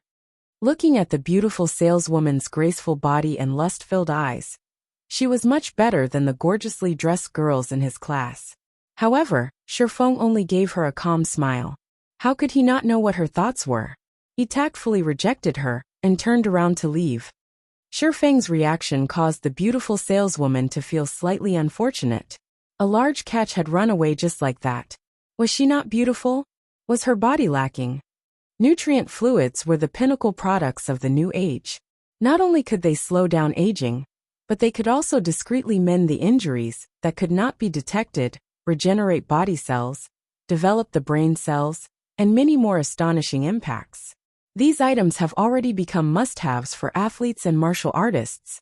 However, they were very expensive, so the common folk could only occasionally buy a bottle to drink. After all, a month's salary was only so much. It was impossible for them to afford a bottle every 3 days. Only the wealthy were able to treat these nutrient fluids as drinks, constantly transforming their bodies. Hundreds of years ago, very rarely would the children of wealthy families be ugly. Females would normally be beauties, while males would normally be handsome men. However, with the nutrient fluids in this current age, beautiful women and handsome men could be commonly seen throughout the streets. A bottle of C-rank nutrient fluid costs 400 credits. A bottle of B-rank nutrient fluid costs 1,000 credits. A bottle of A-rank nutrient fluid costs 10,000 credits. As for the best S-rank nutrient fluids, those were items that could not be bought by common folk, even if they wanted to. These nutrient fluids were only sold to the inner circles of society. In his previous life, Shifeng was fortunate enough to buy one because of his status as a core member of Shadow. The S-rank nutrient fluid was extremely expensive, costing 1,000,000 credits per bottle. However, its effects were similarly astonishing. A-rank nutrient fluids were far from being comparable to it. Although S-rank nutrient fluids were very expensive, there were plenty of wealthy people in the world. The ones who could afford to buy it would not trouble themselves over such an amount of money. After all, who wouldn't want to trade money for their own youth? It was truly hard to imagine. The dream of humanity hundreds of years ago had now become a reality. The body was a needed asset to make a revolution. If Shifeng wanted to improve his skills in God's domain and stand at the very top of the game, then a strong body and nimble mind were indispensable. Hence, Shifeng would not make the same mistake in this aspect as he did in his previous life. Following which, Shifeng went to a gourmet restaurant. He spent 100 credits purchasing 2 sets of nutrient set meals. One was for him to eat right now and another as takeaway for his lunch. After eating, Shifeng made a trip to a normal workout center. After spending 60 credits, he trained for 4 hours before returning home. In the evening, around 7 p.m., Shifeng drank a bottle of nutrient fluid and laid on the bed. He activated the gaming helmet and connected to God's domain. After logging in, Shifeng started arranging the items he obtained. When he was done arranging the items, Shifeng started feeling emotional. It was no wonder the Moonlight Forest was a land of treasures. Just the various Tier 1 gemstones he obtained alone amounted to over 300 pieces. There were also tens of skill books, dozens of pieces of bronze equipment, 5 pieces of mysterious iron equipment, over 50 card sets, more than 20 recipes for lifestyle jobs, over 30 Tier 1 magic scrolls, and 4 Tier 2 magic scrolls. The magic scrolls from treasure chests were much better than those sold in the magic shop. This was because the various scrolls in the magic shop did not even reach the standard of Tier 1. Meanwhile, Tier 2 magic scrolls were much more precious. Every piece would have a great purpose, and there would be nobody willing to sell it. As for the thing that brought Shifeng the most joy, he finished collecting the Silvermoon set equipment. In addition, He also collected a complete set of Blackblood set equipment meant for shield warriors and guardian knights. The Blackblood set equipment's value far exceeded that of the Silvermoon set equipment. It was one of the best set equipment for shield warriors and guardian knights that were below level 10. If Cola were to equip this set at level 6 or level 7, then Hell Mode dungeons below level 10 would no longer be a problem. With so many good items, Shifeng already had a solid base for forming a 20-man team. The only concerns remaining would be recruiting members and their skills. After finished arranging his bag, and confirming that there were no more profits to be gained from the Moonlight Forest, Shifeng activated the teleportation magic orb, leaving the Moonlight Forest.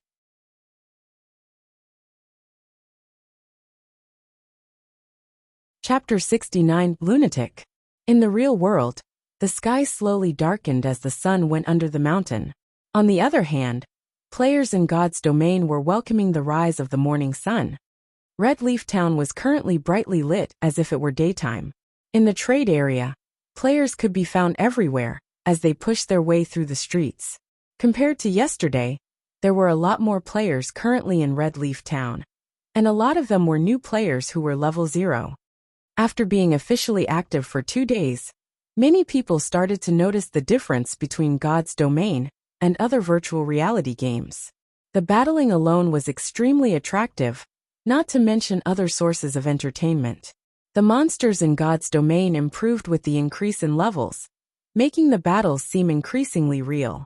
It was no longer the usual simple bouts where players and monsters would take turns fighting each other. The battles in God's domain were more similar to the fighting competitions in real life. This was the age where the world's entire population would exercise. In the real world, people had already reached a level of obsession in regards to fighting competitions, making such competitions extremely popular. Everyone wished for a battle in which they could fight to their heart's content, and even more so when exchanging blows with an expert.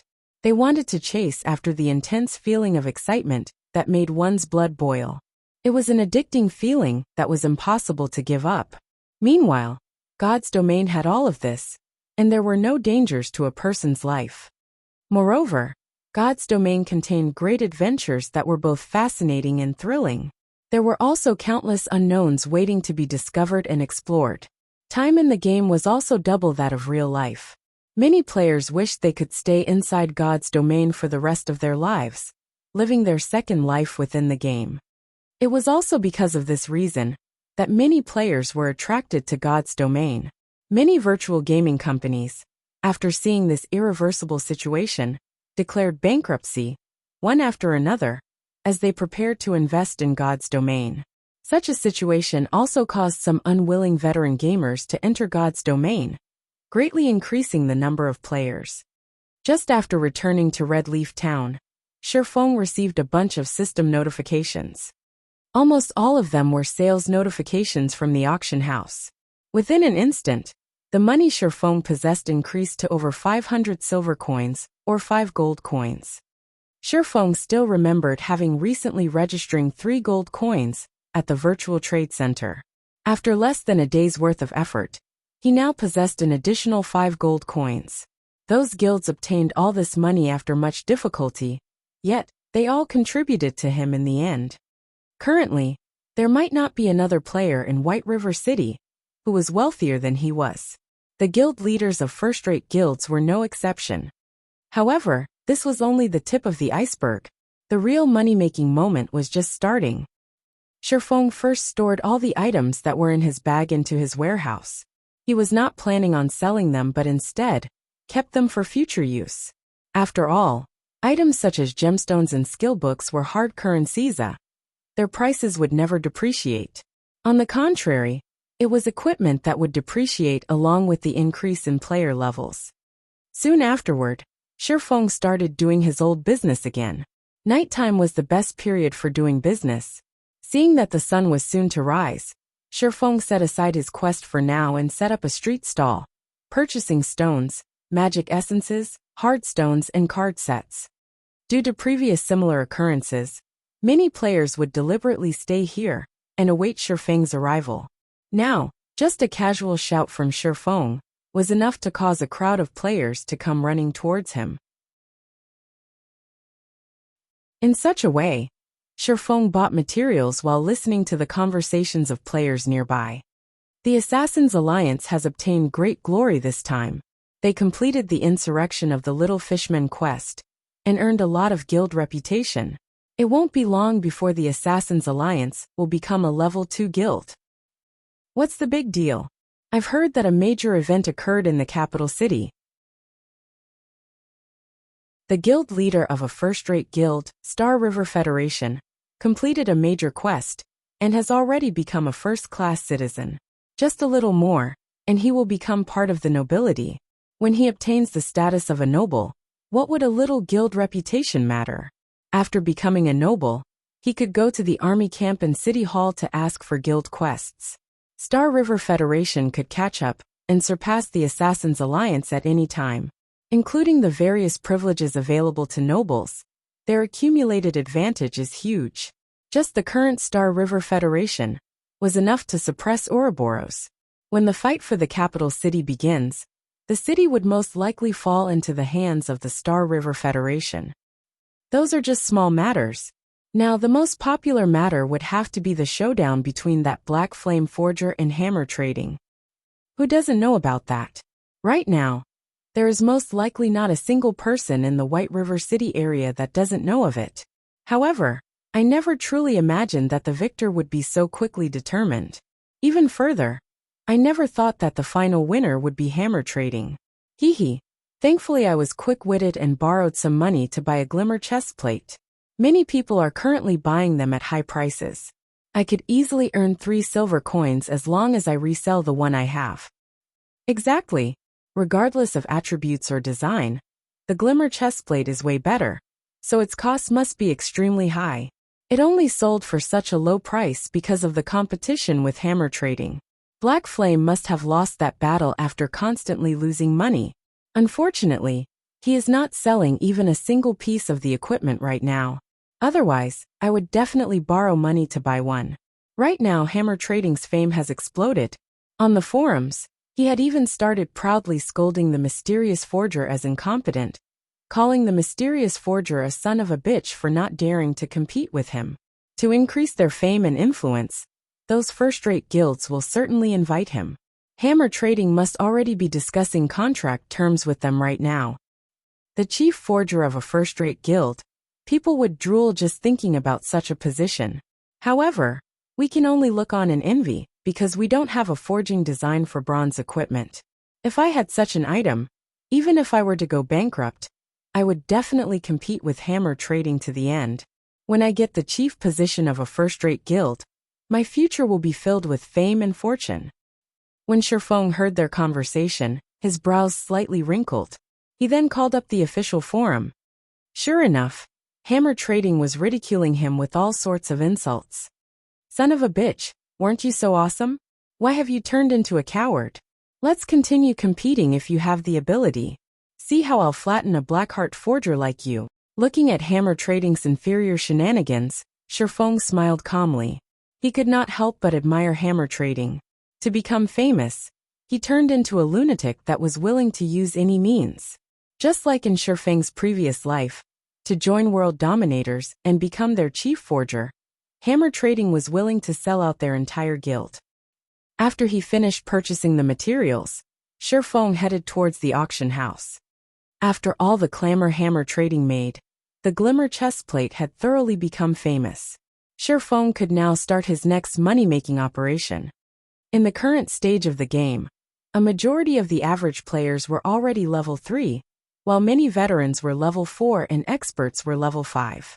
The average player could not afford a glimmer chestplate, whereas veterans would have to borrow some money to purchase a piece for themselves. As for experts, the usage of the glimmer chestplate was not that great. There was a lot of equipment inside level 5 dungeons that was far better than the glimmer chestplate. That meant that the glimmer chestplate could no longer earn Shifeng a lot of money. After all, the major buyers of the equipment were mostly those guilds. Maybe there were some nouveau riche who could afford to buy one to toy around with, but they were in the extreme minorities amongst the average players. Shifeng walked into the auction house, into the large hall that was packed with people. Without a better option, Shifeng looked for a corner and silently brought up the display screen of the auction house.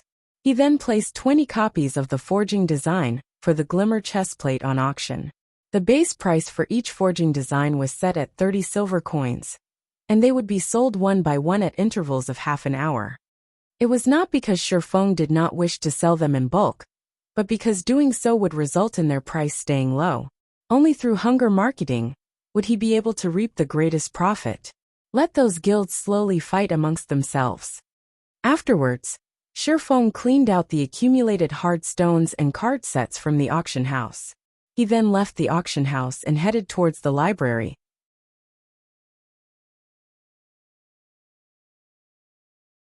Chapter 70. Success or failure boils down to the same person.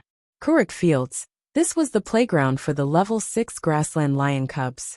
At this stage of the game, there were very few players who would come here to grind and level up. That was because the level here was slightly higher.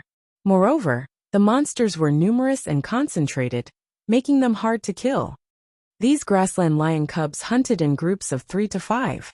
Sometimes, they would even be followed by a fully grown elite grassland lion, making them very hard to deal with. However, there was currently a 6-man party on these fields, fighting a group of lions. A girl dressed in water blue armor brandished her greatsword, directly confronting an elite grassland lion. Not only did she easily evade the grassland lion's sharp claws, she even took the chance to attack and deal damage. Her valiant appearance could captivate even women. This girl was the snow goddess, Gentle Snow. She had already reached level 5. And she wore the level 4 bronze set equipment, Azure Scar. In her hands, she held the mysterious iron-ranked Conqueror's sword. Compared to before, her current strength had greatly increased. Also, there was also a shield warrior who was not any weaker, tanking 4 grassland lion cubs at once. The party's healer, Xiao Yuer, chanted a prayer, her delicate hands tracing divine texts in midair. Xiao Yuer took care of the shield warrior, while also healing Gentle Snow, allowing both their HPs to remain above the safety line. The Flame Witch Zhao Yueru was also wearing the level 4 Fantasy Flame set equipment. Large fireballs constantly shot out from her hand, causing a frightening amount of damage to appear above the grassland lion's head. Within moments, they massacred the group of elite-led lions. Gentle Snow picked up the loot from the grassland lion, discovering that it was a skill book. No equipment dropped. She then looked toward Xiao Yuer, saying, "Xiao Yuer, it's your sacred light shield. Learn it quickly. After some rest, we will continue looking for another grassland lion. We absolutely must get the revival skill." Great.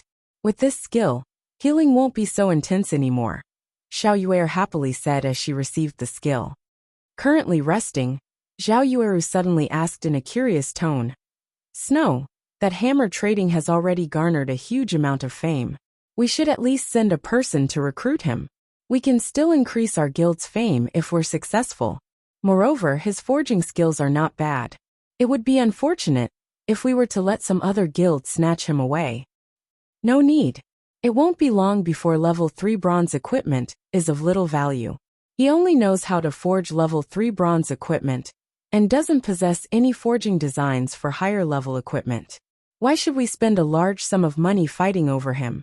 We would just lose out on earning a little money. Moreover, we don't even know when our guild would be able to obtain a forging design for high-level bronze equipment. What would we need him for? Gentle Snow shook her head. She held no particular interests towards a person like hammer trading. Instead, she said, "On the contrary, I'm more interested in the Black Flame Forger, especially the forger's actions. I cannot see through his intentions. If he wanted to attract the attention of first-rate guilds and stand out, then he has no reason to hide his name. There would be plenty of large guilds contacting him. However, he has hidden his name, preventing anybody from contacting him. That means that he does not wish for others to know of his identity. Yet, he still competed with hammer trading, lowering the price for his equipment and letting everyone know of him once more. Now that he has entered our eyes, at the most heated moment, he suddenly withdraws from the competition and fades out of our sight once more. He has continuously brought us 3 different kinds of forged equipment.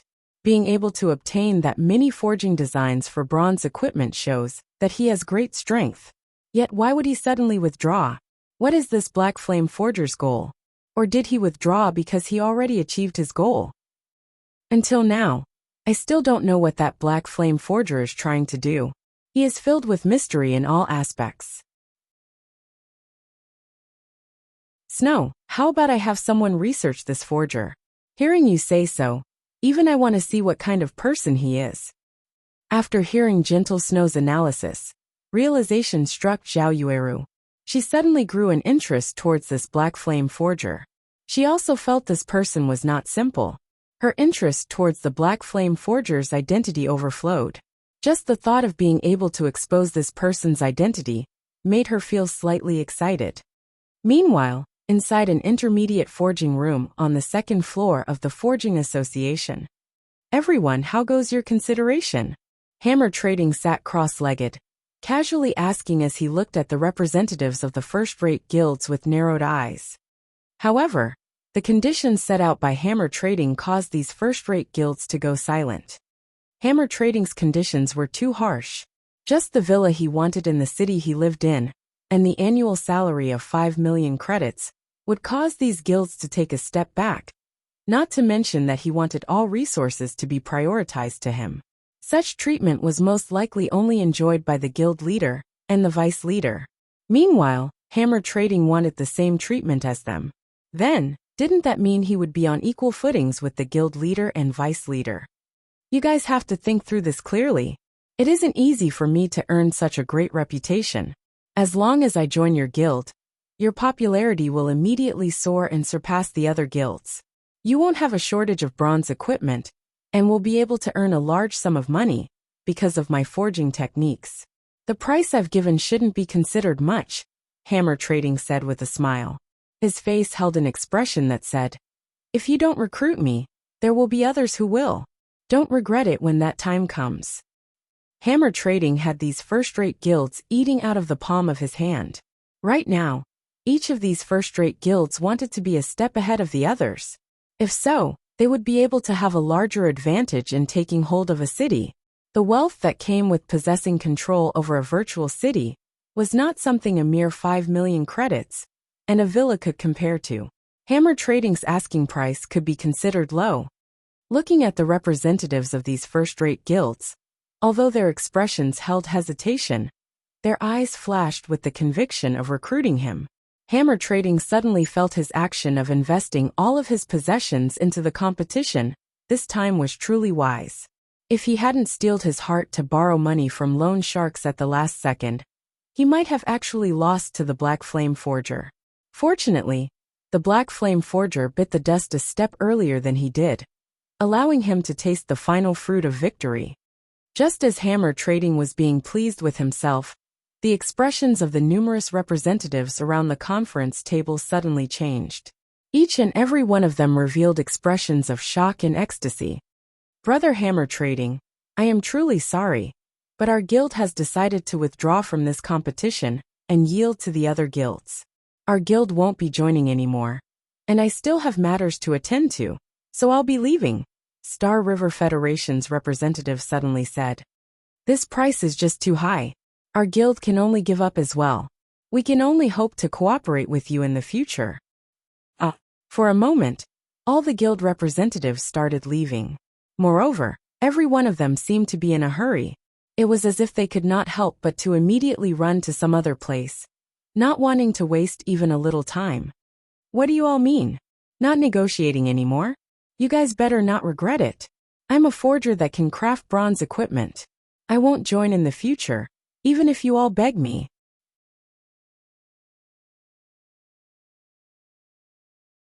Is being able to forge bronze equipment amazing? Right now, the auction house is selling forging designs for bronze equipment. With the forging design, we can nurture our own forgers. We don't need to spend as much as 5 million credits at all. One of the representatives coldly laughed at Hammer Trading before leaving the forging room. What did you say? Speak clearly before you leave. Hammer Trading abruptly stood up after hearing this. He thought he had heard wrong.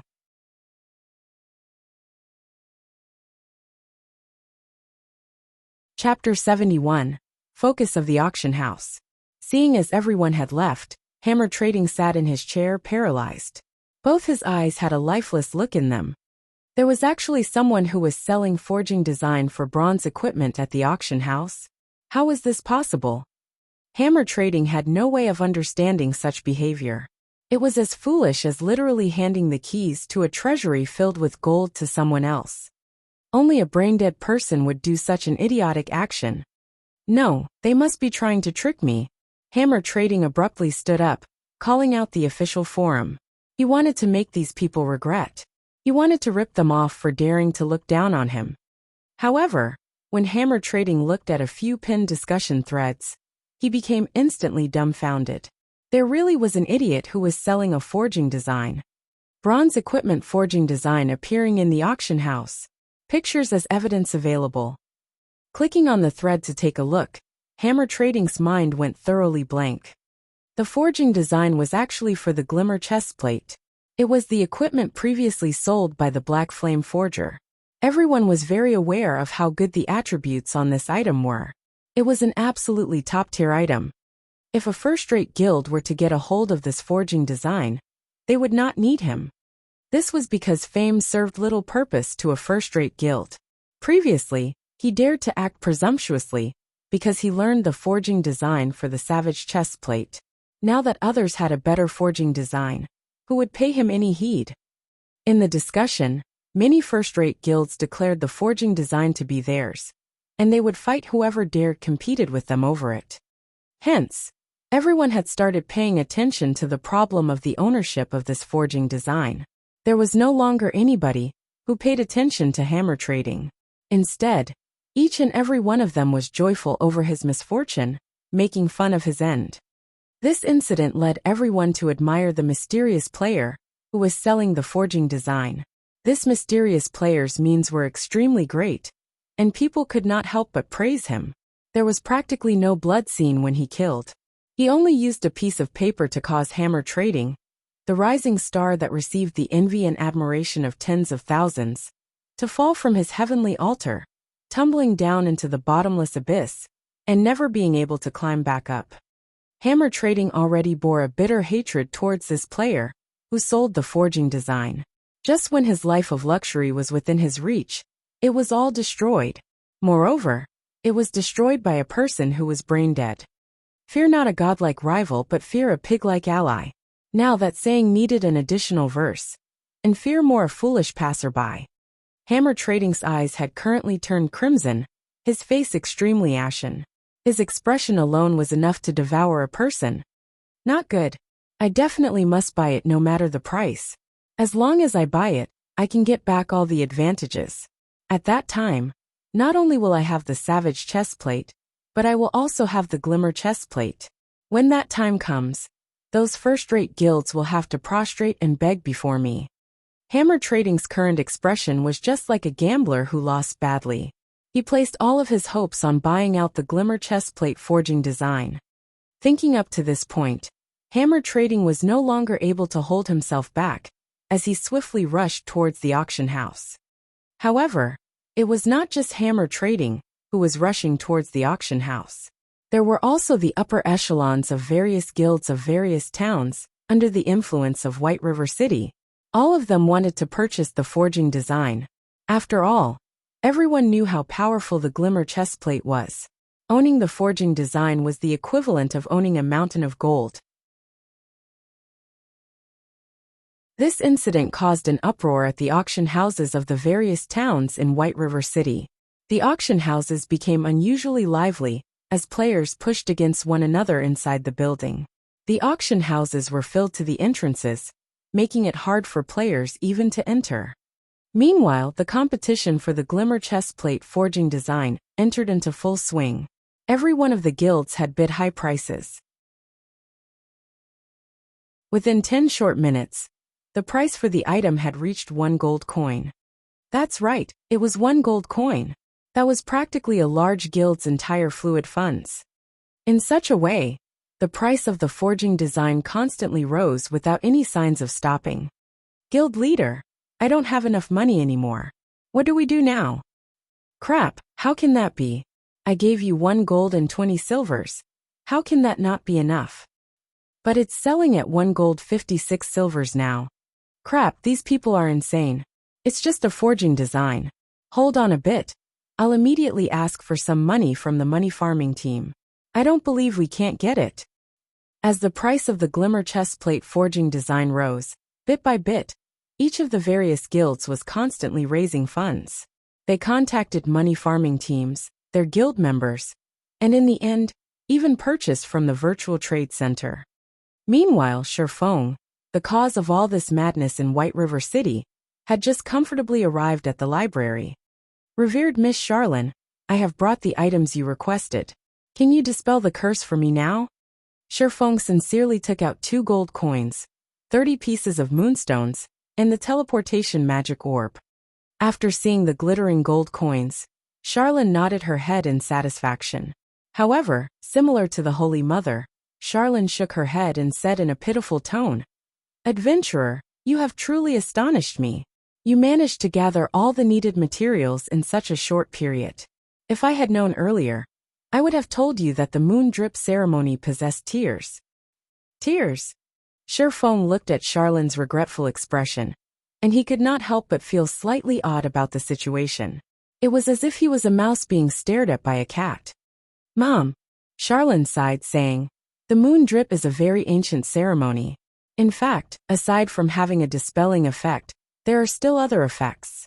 However, for convenience's sake, the ceremony was only used to dispel curses after constant alterations, while the other effects were greatly weakened. If you pay another 3 gold coins, I can gather all the needed materials to carry out the complete moon drip ceremony. Aside from helping you dispel the curse, it will also give you an unimaginably big harvest. Won't you reconsider it? Big harvest. When Charlene uttered these 2 words, her voice sounded exceptionally loud, making it sound as if this big harvest was something amazing. However, Shifeng knew that the Charlene before him had some kind of see-through skill. Otherwise, how could she have guessed that there were still 3 gold coins inside his bag? He already wasted 3 gold coins to dispel the curse, and he did not wish to become a sucker. As if having seen through Shifeng's thoughts, Charlene added, Adventurer, do you know of the legend about the demon-slaying sword Saint Celsius? Legends has it that Celsius was cursed by the great demon king, undergoing torment for a long period. However, after experiencing untold hardships, he finally discovered a method to dispel the curse, which was the moon drip. After undergoing the moon drip ceremony, he obtained a new life. He received matchless strength from the ceremony, thereby allowing him to defeat the great demon king and becoming a legendary sword saint on the continent of God's domain. Don't you think the sword Saint Celsius was very mighty? As she was speaking, Charlene's doll-like eyes constantly snuck peeks at Shifeng. She constantly let out lamented sighs at the mention of Sword Saint. Shifeng suddenly became speechless. Watching Charlene's actions, it was clear they were saying, the Sword Saint is beckoning at you. Youngster, won't you give it a go?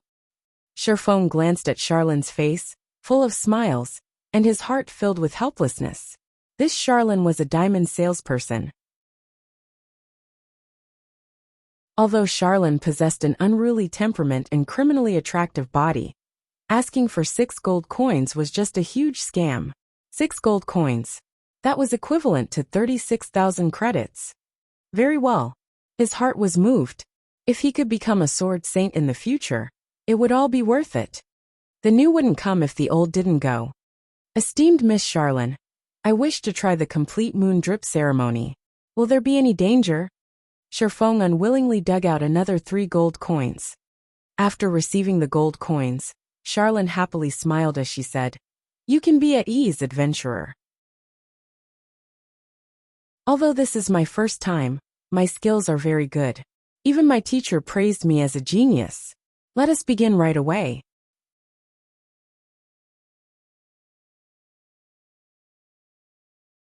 Chapter 72 Demon Hunter. The sky was still dark as the moon lay unhidden, high up in the air. Inside the library located in the slums of Red Leaf Town. Adventurer, if you do not have any problems, then walk to the center of the magic circle. There will be a slight pain after the ceremony starts. So just endure it, and it will be over. Charlene pointed towards the center of the altar made of black stone. Her eyes carried a hint of excitement, as she could finally start this experiment. Shifeng was completely unaware of Charlene's thoughts. He nodded his head as he walked into the magic circle. No matter how he put it, Charlene was a major character who possessed a Tier 3 job, so there shouldn't be any complications. As for the pain he would have to suffer, he thought nothing of it. During battles inside God's domain, a player could similarly feel pain when attacked by monsters. However, a majority of the players still chose to accept this kind of setting. Their goal was to increase the sense of realism, so they did not adjust the pain transmission to 0%. More importantly, they wanted to increase their skills in battle. There was an old saying of spare the rod and spoil the child. Only with pain would one be able to remember the lesson, and only by learning the lesson would one be able to further improve. Hence, if one wanted to grow in God's domain, learning to accept such pain was a definite must. However, considering each player's tolerances, God's domain set the pain transmission at 20% by default. However, some experts would adjust the transmission to 60%, allowing them to be more alert. Meanwhile, Shifeng himself had adjusted it to 50%. This was the degree of pain he was accustomed to, and it was the amount at which he could best exhibit his strength. After standing in position, Shifeng sent a nod towards Charlene, indicating that she could start the ceremony. Descent of the Moon Goddess. Charlene started her prayer. Divine incantations left her mouth as her fingers traced out divine texts. Line after line of divine texts floated in midair and towards the horizon. Compared to the Tier 3 magic from before, the divine texts written in this ceremony were extremely numerous. Even after writing hundreds of lines, Charlene showed no signs of stopping. Sweat had already started dripping down Charlene's face, clearly indicating that she was somewhat exhausted. Meanwhile, the magic circle on the ground started to radiate a dazzling silver glow, the magic circle itself gradually rising into the air. After over 10 minutes had passed, a streak of shining moonlight shot towards Shifeng's body. Suddenly, dark smoke emerged from Shifeng's body. The dark smoke was extremely reluctant to part from Shifeng's body as it rose into the air. Meanwhile, sweat started appearing on Shifeng's forehead. His face turned pale white as he endured an intense pain. Shifeng nearly cursed at Charlene. This was definitely not at the level of just a slight pain, but it was very, very painful. It was as if his limbs were being torn from his body. If he had not already played God's domain for 10 years, having long since become accustomed to pain, he might be wailing like a ghost and howling like a wolf right now.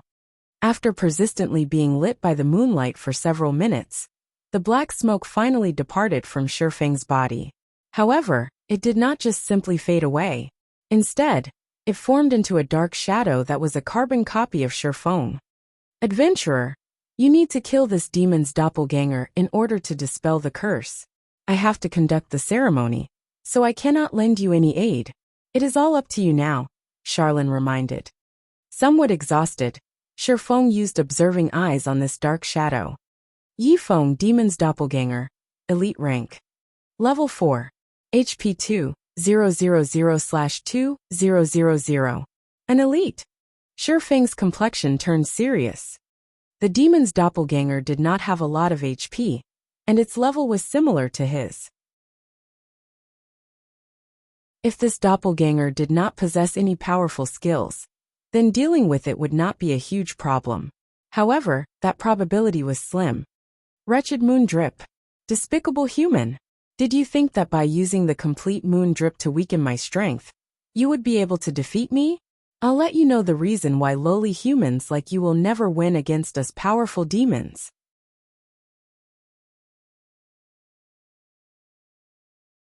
Thundering Flash, Chop, Earth Splitter, Double Chop, and many more skills struck the demon's doppelganger. In addition to the continuous attacks from the 9 Dragons Slash, the demon's doppelganger's HP madly decreased, dropping down to 10% within a moment. So what if you have a strong physique? So what if you know all of my skills? So what if you are a demon? Shifeng demanded. He pierced the chest of the demon's doppelganger. Meanwhile, the demon's doppelganger could only grit its teeth, grimacing in pain. Its fury burned within it. The moment the bindings restricting it were released, it would be able to properly deal with Shifeng. Just as it was about to bring out its special ability, however, the demon's doppelganger saw the scroll within Shifeng's hand. Suddenly, the demon's doppelganger thoroughly despaired. Bye-bye. Shifeng waved his hand at the demon's doppelganger. He knew that the demon's doppelganger was about to show its hand, so he had activated the Tier 1 magic scroll within his hand. Thunder Bombardment. This Tier 1 magic scroll was capable of dealing -500 damage to a single enemy that was below level 20. It was more than enough to deal with the demon's doppelganger, that currently had less than 200 HP. Suddenly, a green thunder struck down from the sky above. It caused -500 damage to the demon's doppelganger, instantly transforming it into dark smoke, and it vanished. It also left behind a piece of dark gray-colored equipment. System. Quest Moon Drip completed. Rewarding 10,000 EXP. And Demon Hunter title. Reputation in Starmoon Kingdom +5. Reputation in White River City +20. Reputation in Red Leaf Town +100. System. Reputation in Red Leaf Town has reached 50 points. Upgrading to Red Leaf Town First Class Citizen. System. Reputation in Red Leaf Town has reached 100 points. Upgrading to Red Leaf Town Third Class Noble.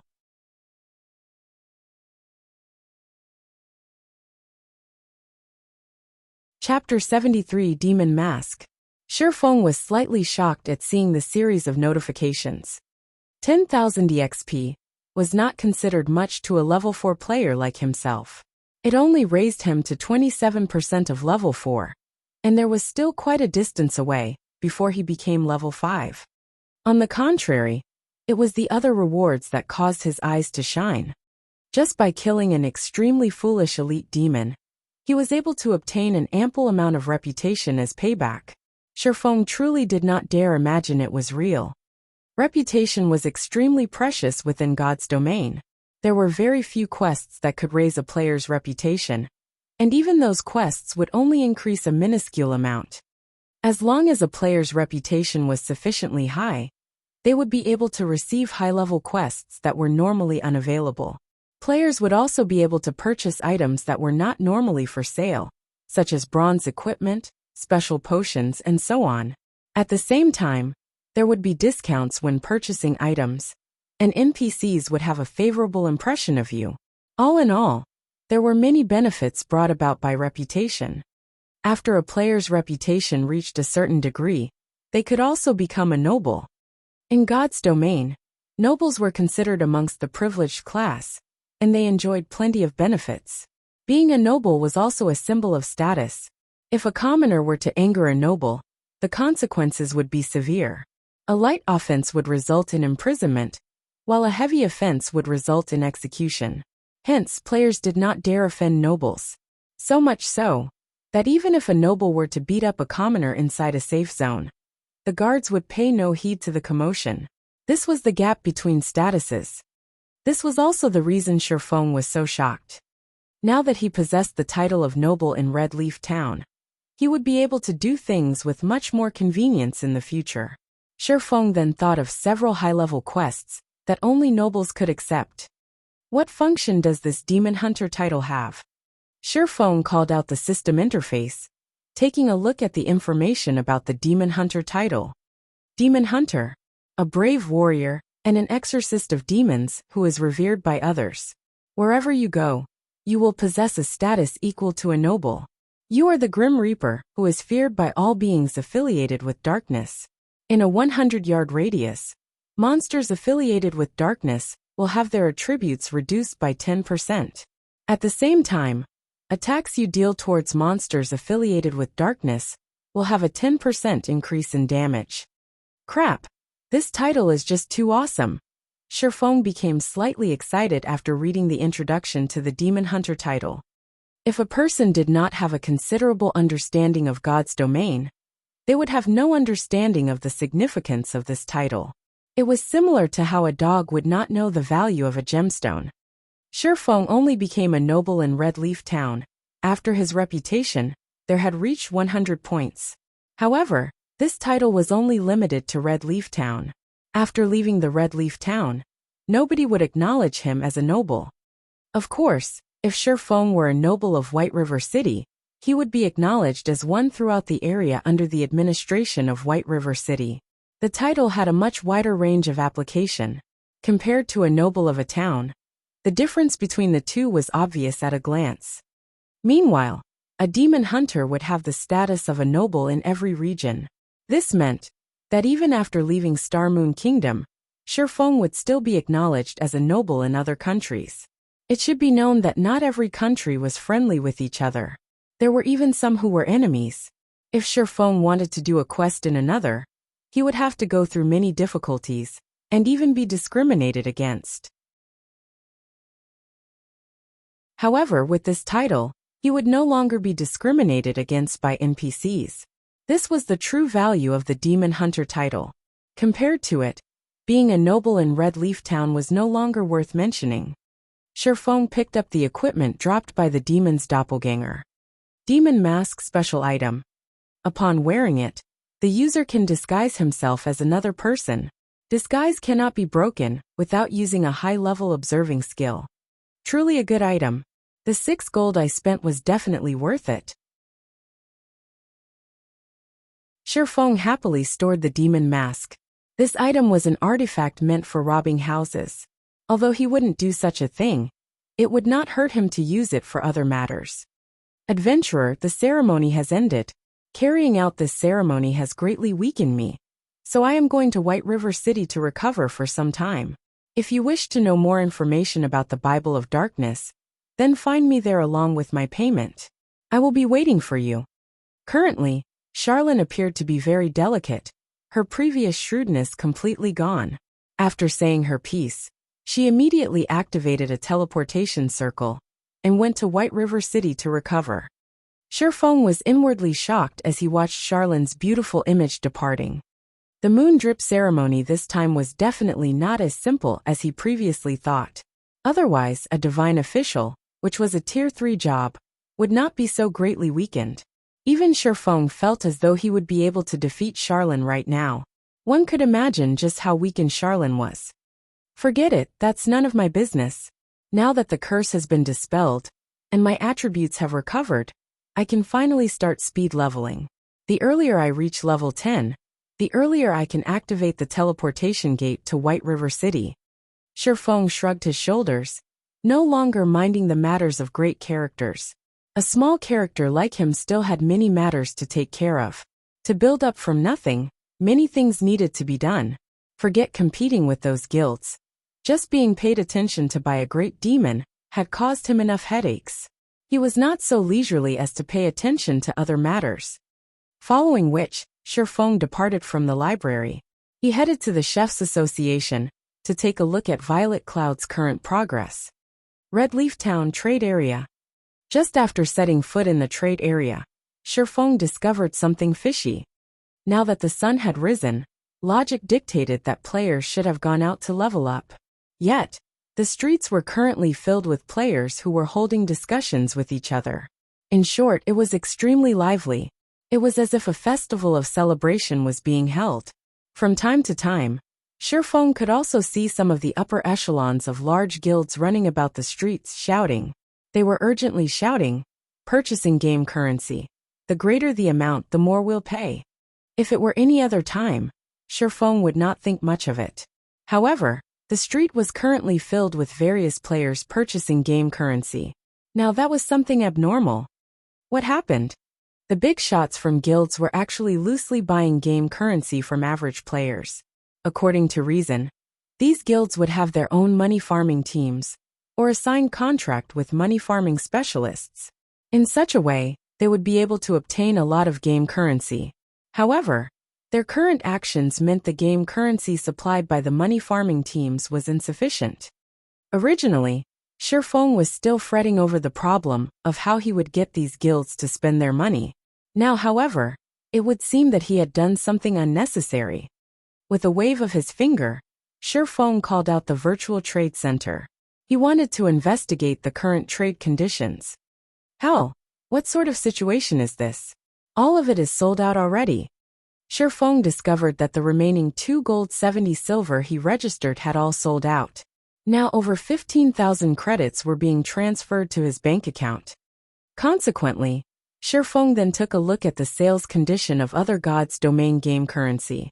Currently, the highest price for 1 silver coin had reached 72 credits, while a majority of the people were buying them at 68 credits. The current price had increased by no small margin.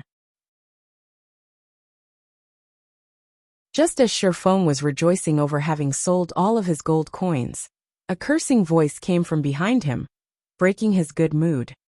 "Boss, this bastard's the one. The day before yesterday, I saw him casually taking out 10 silver coins. He must definitely be rich. Now that our guild is in such a need of money, if we don't make this brat bleed a little, there will be no justice for me being locked up for so long," Drifting Blood said with a cold smile, as he pointed towards Shifeng, a group of players following behind him. "Brat, you were the one who had attacked my brother." Looking towards Shifeng, the person referred to as boss snorted as he asked. Shifeng turned around, his brows wrinkling after taking a look. The person referred to as boss was comparable in size to Kola. He had a fierce-looking face, and he seemed to be around 30 years of age. In Shifeng's previous life, he once crossed paths with this person. Similarly, a swordsman, the person was named Ironsword Lion. He was one of the finest experts in martial union, and his strength was extremely powerful. During those days, their 2 guilds had fought over monsters on several occasions, and Ironsword Lion killed Flaming Tiger twice throughout those confrontations. Ironsword Lion caused Shifeng's party major losses, and they had no choice but to flee in dejection. Even stabbing Heart of Assassins Alliance suffered defeat at the hands of Ironsword Lion. From then on, Ironsword Lion's name was widely spread, allowing martial union to rise to a third-rate guild. Shifeng intended to say something, but he was interrupted by Ironsword Lion. Ironsword Lion looked at Shifeng's scrawny body. Although the equipment on Shifeng was of good quality, Shifeng himself did not possess the air of an expert, and furthermore, he did not possess a guild emblem. Ironsword Lion determined that Shifeng was just a leisure player, and that he must have bought some equipment just to show off. Immediately, Ironsword Lion proudly said, "Little brother, since you've beat my underling, pay up 20 silver coins, and this matter will be over. Otherwise, don't blame my sword for being merciless."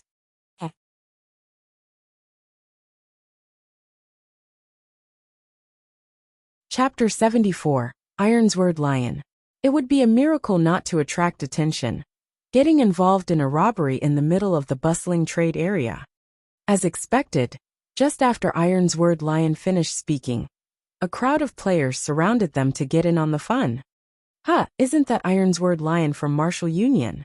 Is he awesome or something? You don't say. Why don't you look at his level and equipment?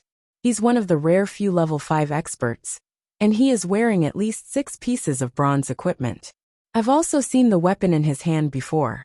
It's called Knight's Longsword, a very awesome weapon amongst level 4 bronze weapons. Moreover, he previously killed a lot of players outside the town, earning him a lot of glory. Che, they're just relying on numbers to bully others. How can that even be considered being skillful? If they're that good, they should fight those large guilds. At most, they can only bully newbies. They're even asking that guy for 20 silver coins. Isn't that just going overboard? Gaming experts would only have 3 or 4 silver coins on them, not to mention carrying 20. They are clearly forcing him into a corner. Shh. Speak softer. That Ironsword Lion isn't bullying people with numbers. His strength is the real deal. Previously, he was a top-tier expert in a Wuxia virtual reality game, but he was compelled to transition to God's domain. Yesterday, he kill-stealed outside of town with other players and single-handedly defeated all 4 of them. Those 4 players were not noobs but gaming veterans. They are stronger than us by at least a few leagues. If Ironsword Lion were to hear you, then tough luck, buddy. At that time, your only way out would be to delete your account and start all over again. Listening up to this point, the surrounding players all sucked in a breath of cold air. They no longer dared spout baseless gossip, their eyes sending pitiful gazes towards Shifeng. Of all the people Shifeng could provoke, he had chosen to provoke an expert. Moreover, an expert that covered up the shortcomings of his subordinates.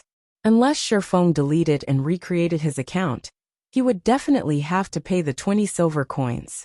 However, leveling up to level 4 was a difficult task. If Shifeng chose to delete his account, then 2 days of his effort would be wasted.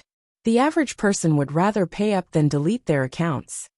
This guy is just meeting one misfortune after the other. If it were normal times, he would just have to spend a few credits to collect the 20 silver coins. Now, however, not only are the prices for God's domain game currency ridiculously high, but it is also extremely hard to buy any. Right. Seeing such a high buying price, even I am thinking of selling my game currency. However, going with this trend, the prices will still increase in the future. I want to stock up a little more, putting them up for sale later on. Just as the surrounding players were lamenting over Shifeng's bad luck, at a stall by the street, several players were quietly watching Shifeng. These players all wore luxurious equipment on their bodies, and each of them carried a faint smile on their faces. Brother Stabbing Heart, should I go lend a hand? That way, Yifeng will have to owe us a favor. A male cleric that resembled a skinny monkey asked as he looked at Stabbing Heart. Stabbing Heart fell into deep thought. He felt that the cleric's words were logical. Indeed, Shifeng had very powerful techniques, and he was also acquainted with a great character like the Snow Goddess. However, Ironsword Lion was a brutish expert. He also had the support of his guild. Overall, Shifeng was definitely in a disadvantageous situation. If Stabbing Heart were to lend Shifeng a helping hand, Shifeng would definitely be grateful to him. The favor of a great expert was extremely valuable. Often, a great expert such as Shifeng was necessary for clearing a large dungeon. However, without good relations, such experts would usually pay zero heed to invitations. And some would go so far as to look down on them in contempt. Who did you think you are? Have you not received any education? Go, we definitely must go. However, let us wait for a while. Our value will only stand out in a crucial moment. It is also a good chance to let those plebeian guilds know of our might, Stabbing Heart softly said, a cold glint flashing in his eyes. After spending so many years within the virtual gaming world, Stabbing Heart understood a single principle. Every additional expert he befriended was an additional path he could take in the future. What's more, Shifeng was a great hidden expert that was acquainted with the Snow Goddess. If he were to antagonize instead of befriending Shifeng, he would be digging his own grave. He would be creating a great enemy for himself in the future. Alas, a small guild was doomed to remain a small guild. After mingling about for so many years, they did not even possess the eyesight to differentiate an expert from average players. It definitely wouldn't be long before natural selection eliminated them. When the moment came, Assassin's Alliance would kill the chicken to warn the monkey too, utilizing martial union to raise their influence in Red Leaf Town. Little fool, weren't you so awesome? How come you're acting like a fool now? I've said before that I would return, and when that time came, it would be your time of death. If you obediently hand over 20 silver coins right now, you can continue mingling about. Otherwise, delete your account and start all over again. Standing behind Ironsword Lion, Drifting Blood watched Shifeng stand there in silence. He felt immensely pleased with himself, thinking Shifeng had become afraid. However, such a reaction was only natural. Boss Ironsword's strength was a profound mystery, and even 10 of himself would not be a match to Boss Ironsword. If a mere leisure player like Shifeng were to meet the tyrannic Boss Ironsword, he might have already been shocked dumb. Enough, Drifting Blood. I'm not an evil tyrant, nor do I wish for more trouble. These 20 silver coins can be considered as a lesson to him. I want him to know who he should and should not provoke. Ironsword Lion looked Drifting Blood in the eye, then turned towards Shifeng and proudly said, "You don't have to worry either. I, Ironsword Lion, am a person who holds true to my words. Hand over 20 silver coins, and as long as you don't provoke martial union, we will not find trouble with you." Hearing Ironsword Lion say so, Shifeng really took out 20 silver coins from his bag. The silvery glow given off by the coins attracted people's hearts. At this crucial period of the game, 20 silver coins were extremely hard to procure, even if one spent credits to purchase them. As for taking out 20 silver coins in one go, crap brat, you really are rich. So what Drifting Blood said was indeed true. How about we become friends, and I'll cover for you in the future. Anybody who provokes you will be provoking martial union. Ironsword Lion was greatly shocked at seeing the 20 silver coins, gulping down his saliva. Even he did not possess 20 silver coins right now. He did not imagine that Shifeng, a leisure player, could bring out 20 silver coins. With that much money, Ironsword Lion would have much more confidence in competing for the Glimmer chestplate forging design. When the surrounding players saw all these silver coins, their mouths all gaped wide in shock. Shifeng was truly rich. He was definitely a tycoon. Some of the upper echelons of large guilds also had their eyes turn red after seeing this scene. Ironsword Lion's luck was truly good. He was able to meet a brother tycoon just by simply searching for a player. How could it be? From afar, Stabbing Heart's expression was one of incomparable shock after witnessing Shifeng's actions. However, what Stabbing Heart was shocked about was not the amount of money. Instead, he was shocked by Shifeng's unexpected action. Even if Shifeng could not win in a fight against martial union, this place was currently a safe zone. Nobody would dare to take action in here. After leaving the town, with Shifeng's skills, escaping was definitely not a problem. So, just why did Shifeng compromise and offered up 20 silver coins? You wanted 20 silver coins, right? Shifeng asked Ironsword Lion with a smile. Let's trade. Noticing that he had lost his composure, Ironsword Lion immediately turned serious. Just as everyone was watching Ironsword Lion with envy, an incomparably pitch-black longsword pierced through the pit of Ironsword Lion's stomach. Ironsword Lion's HP was instantly reduced by over 100 points. Just as the person himself wanted to resist, he had discovered many chains binding him, preventing him from even moving a muscle. Shifeng calmly pulled the abyssal blade out from Ironsword Lion's stomach. He then followed up with a chop and an earth splitter, his sword slashing down on Ironsword Lion's body. As a result, Ironsword Lion's HP madly fell without any signs of stopping. The might of a magic weapon was incomparably shocking, even more so when coupled with a level 6 chop and a level 4 earth splitter. Killing a level 5 swordsman fully geared with bronze equipment was a truly simple matter. Not to mention that Shifeng had been the one to take the initiative and carried out a sneak attack.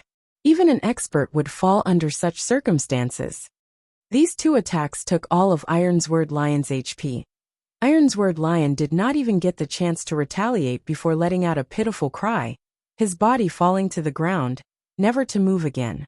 Then his body turned into starlight, vanishing and leaving behind a piece of equipment. Who else wants it?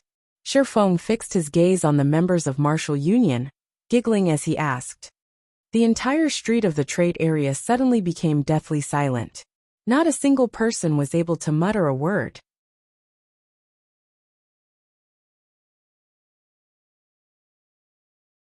Chapter 75. Money is a burden. Ironsword Lion died, just like that. This ending was the complete opposite of everyone's expectations. From the moment Shifeng's sword pierced Ironsword Lion's stomach to the moment of Ironsword Lion's death, everyone clearly witnessed Shifeng's every action. However, one thing that made everyone feel odd was that Shifeng's sword was not really that fast. From their perspective, even they could easily dodge Shifeng's sword. So why couldn't an expert like Ironsword Lion? Ironsword Lion died without even being able to retaliate. Could it be? Did Ironsword Lion just looked impressive, but was actually a weakling? Was he just a paper tiger? However, Everyone immediately denied such a silly notion in their hearts. Ironsword Lion's equipment was not fake. Him being level 5 was not fake, either. He was a genuine expert. However, how could an expert fully geared in bronze equipment, whose defense and HP far outstripped the average player, be killed so easily? It was truly inconceivable. Even if an average player were to attack Ironsword Lion madly, they would need quite some time before they could kill him off.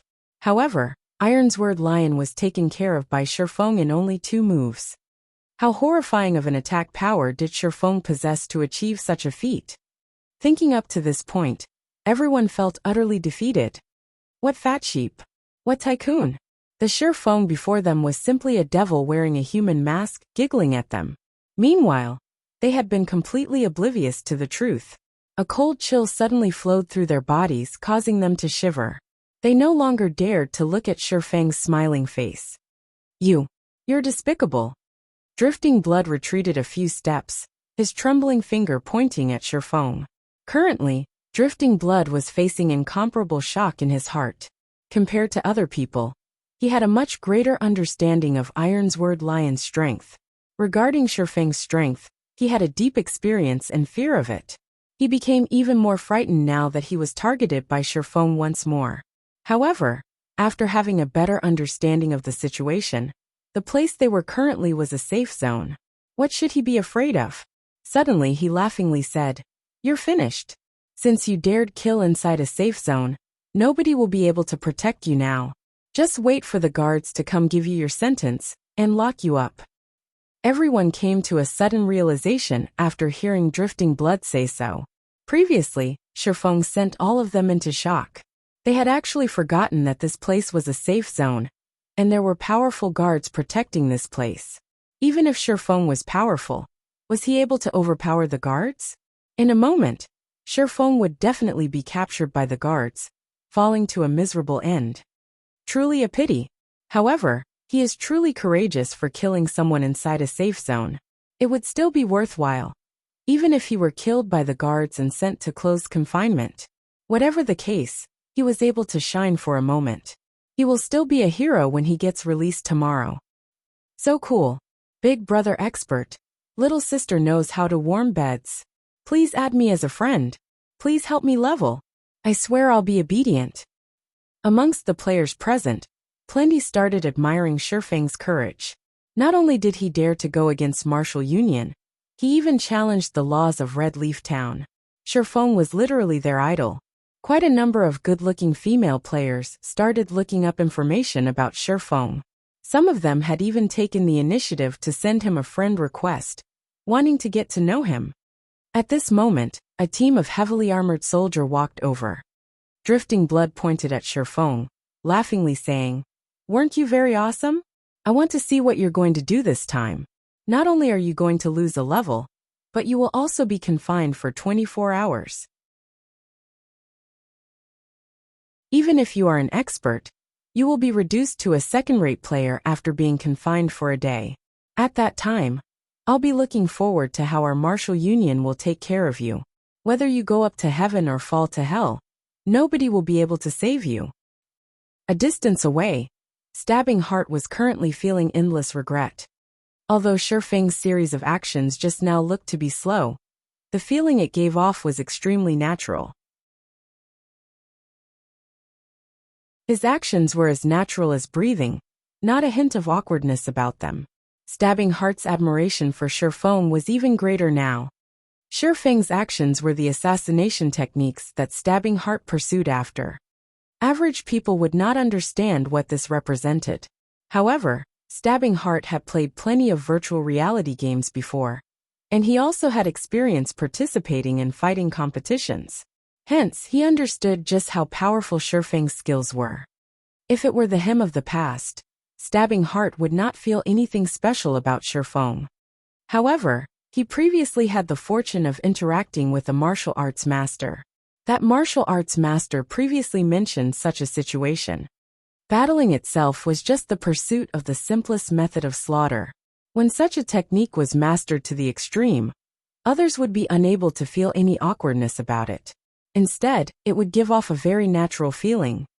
As for those experts who had reached such a level, all of them were extremely dangerous.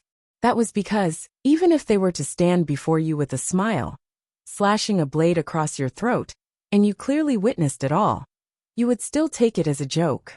So much so that you wouldn't even feel the danger that approached you. Your body would not react, and even until death, you would still be unaware of the attack. This was not some sort of profound technique.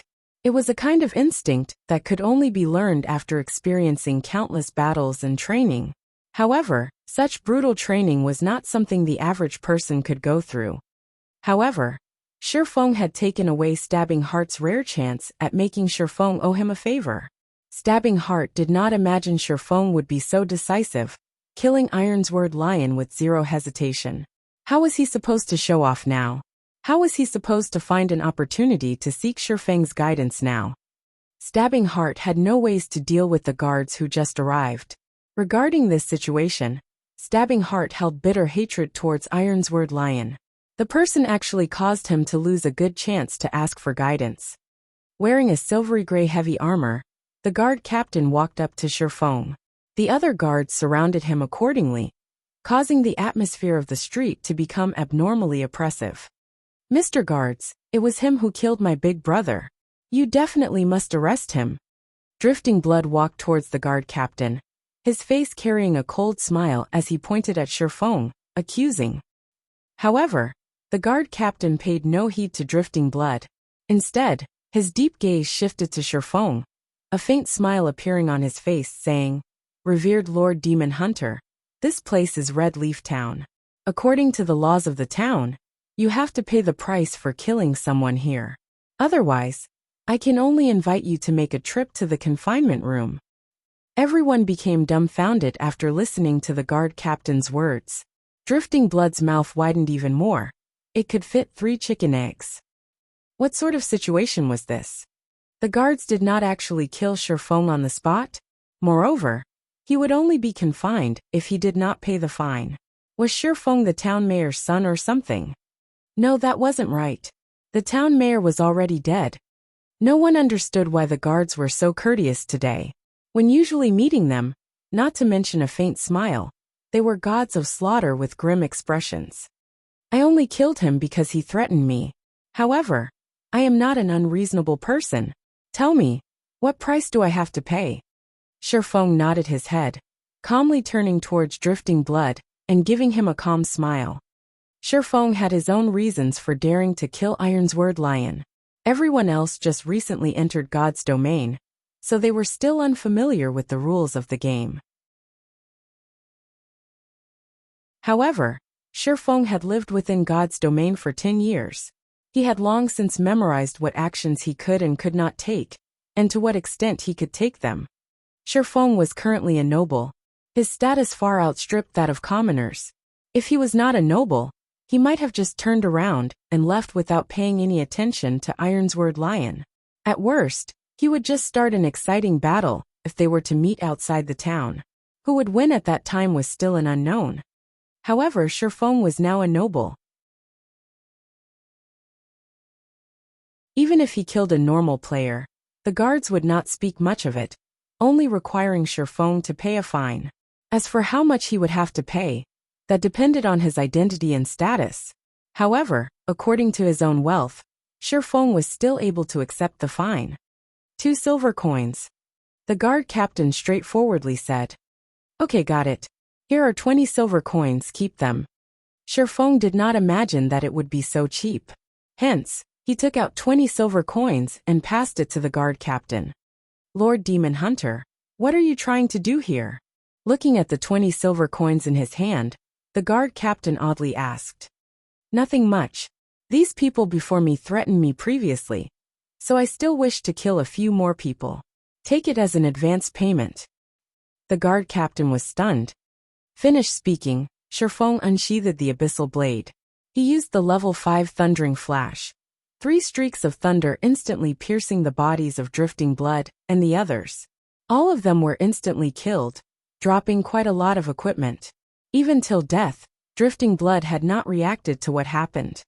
At the same time, Shifeng's green-colored player indicator had turned a devilish red. All of the onlookers were stupefied. Who was this Shifeng? He was just too awesome. The players from Martial Union were most likely dumbfounded now. Shifeng had simply spent 20 silver coins to purchase their lives. With money, you could do whatever you wanted. The more unfathomable thing was that the guard captain did not say a word about Shifeng's actions. He only counted the number of players who died. Discovering that he had received 4 extra silver coins, he returned the additional silver coins to Shifeng before he turned around and left.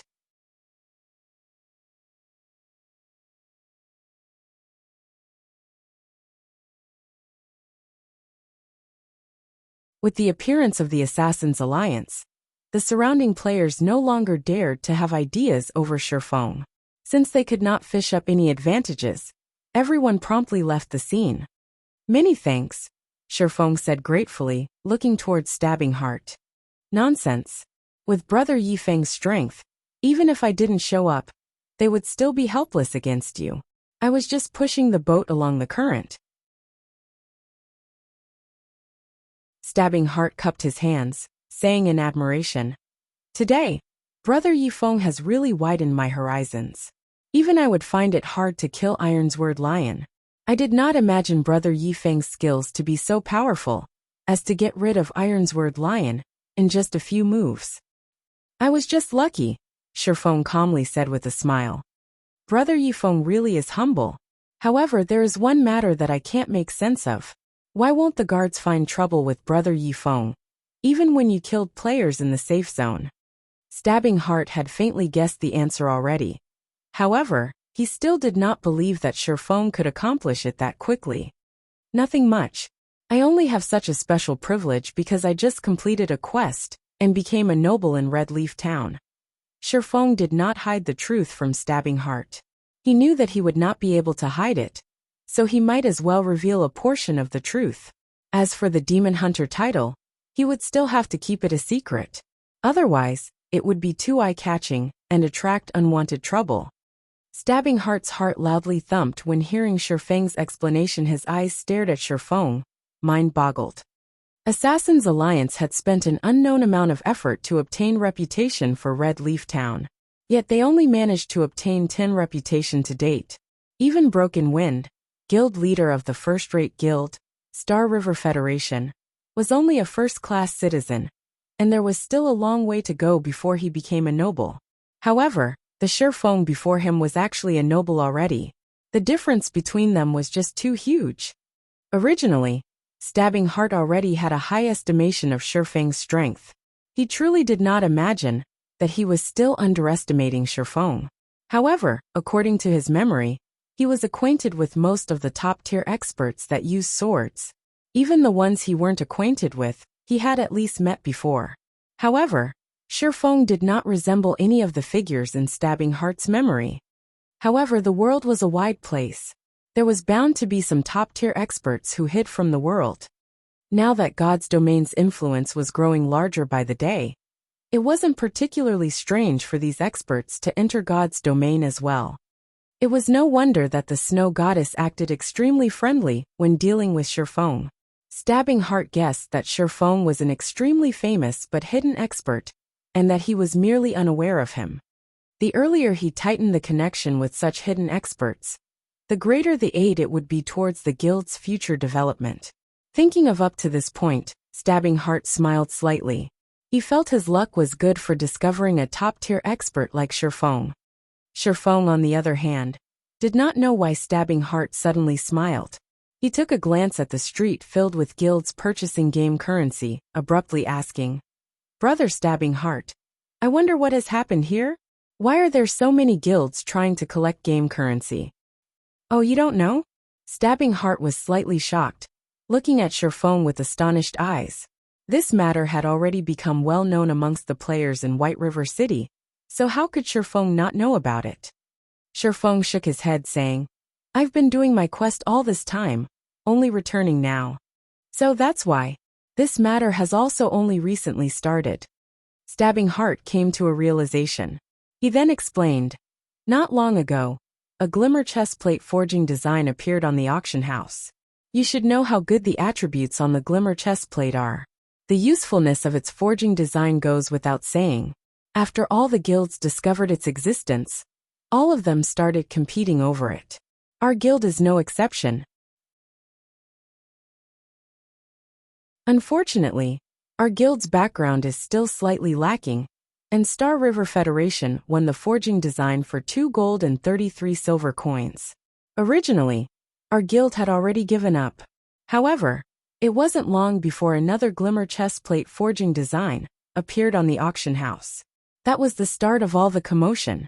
Every guild has started to madly collect funds, all of them wanting to bid on it. The bidding this time ended with the glimmer chestplate forging design being sold for 2 gold 51 silver coins. Nobody could have imagined that a third piece would have appeared right when many guilds were feeling disappointment. Right now, everyone is still bidding over the third piece. However, according to my estimates, the third piece will be sold at an even higher price. Only, nobody knows if there will be more of the forging designs up for auction. So I came here to collect game currency. Currently, everyone is guessing that Black Flame Forger is selling the glimmer chestplate forging designs. After all, bronze equipment forging designs aren't just cabbage, not to mention similar forging designs. Moreover, the Black Flame Forger was the one who previously sold glimmer chestplates. So, everyone inwardly understands that these forging designs are being sold anonymously by this Black Flame Forger. I have to admit that this Black Flame Forger's strategy is truly clever. Previously, he competed with Hammer Trading to reduce the price of glimmer chestplate. However, it turns out that his eyes were not set on the equipment, but on the current forging designs. Hammer Trading, who had competed with the Black Flame Forger, had thoroughly become insane as well. Although he declared that he would compete with the Black Flame Forger until one of them went broke, unfortunately for him, the Black Flame Forger no longer paid any attention to him.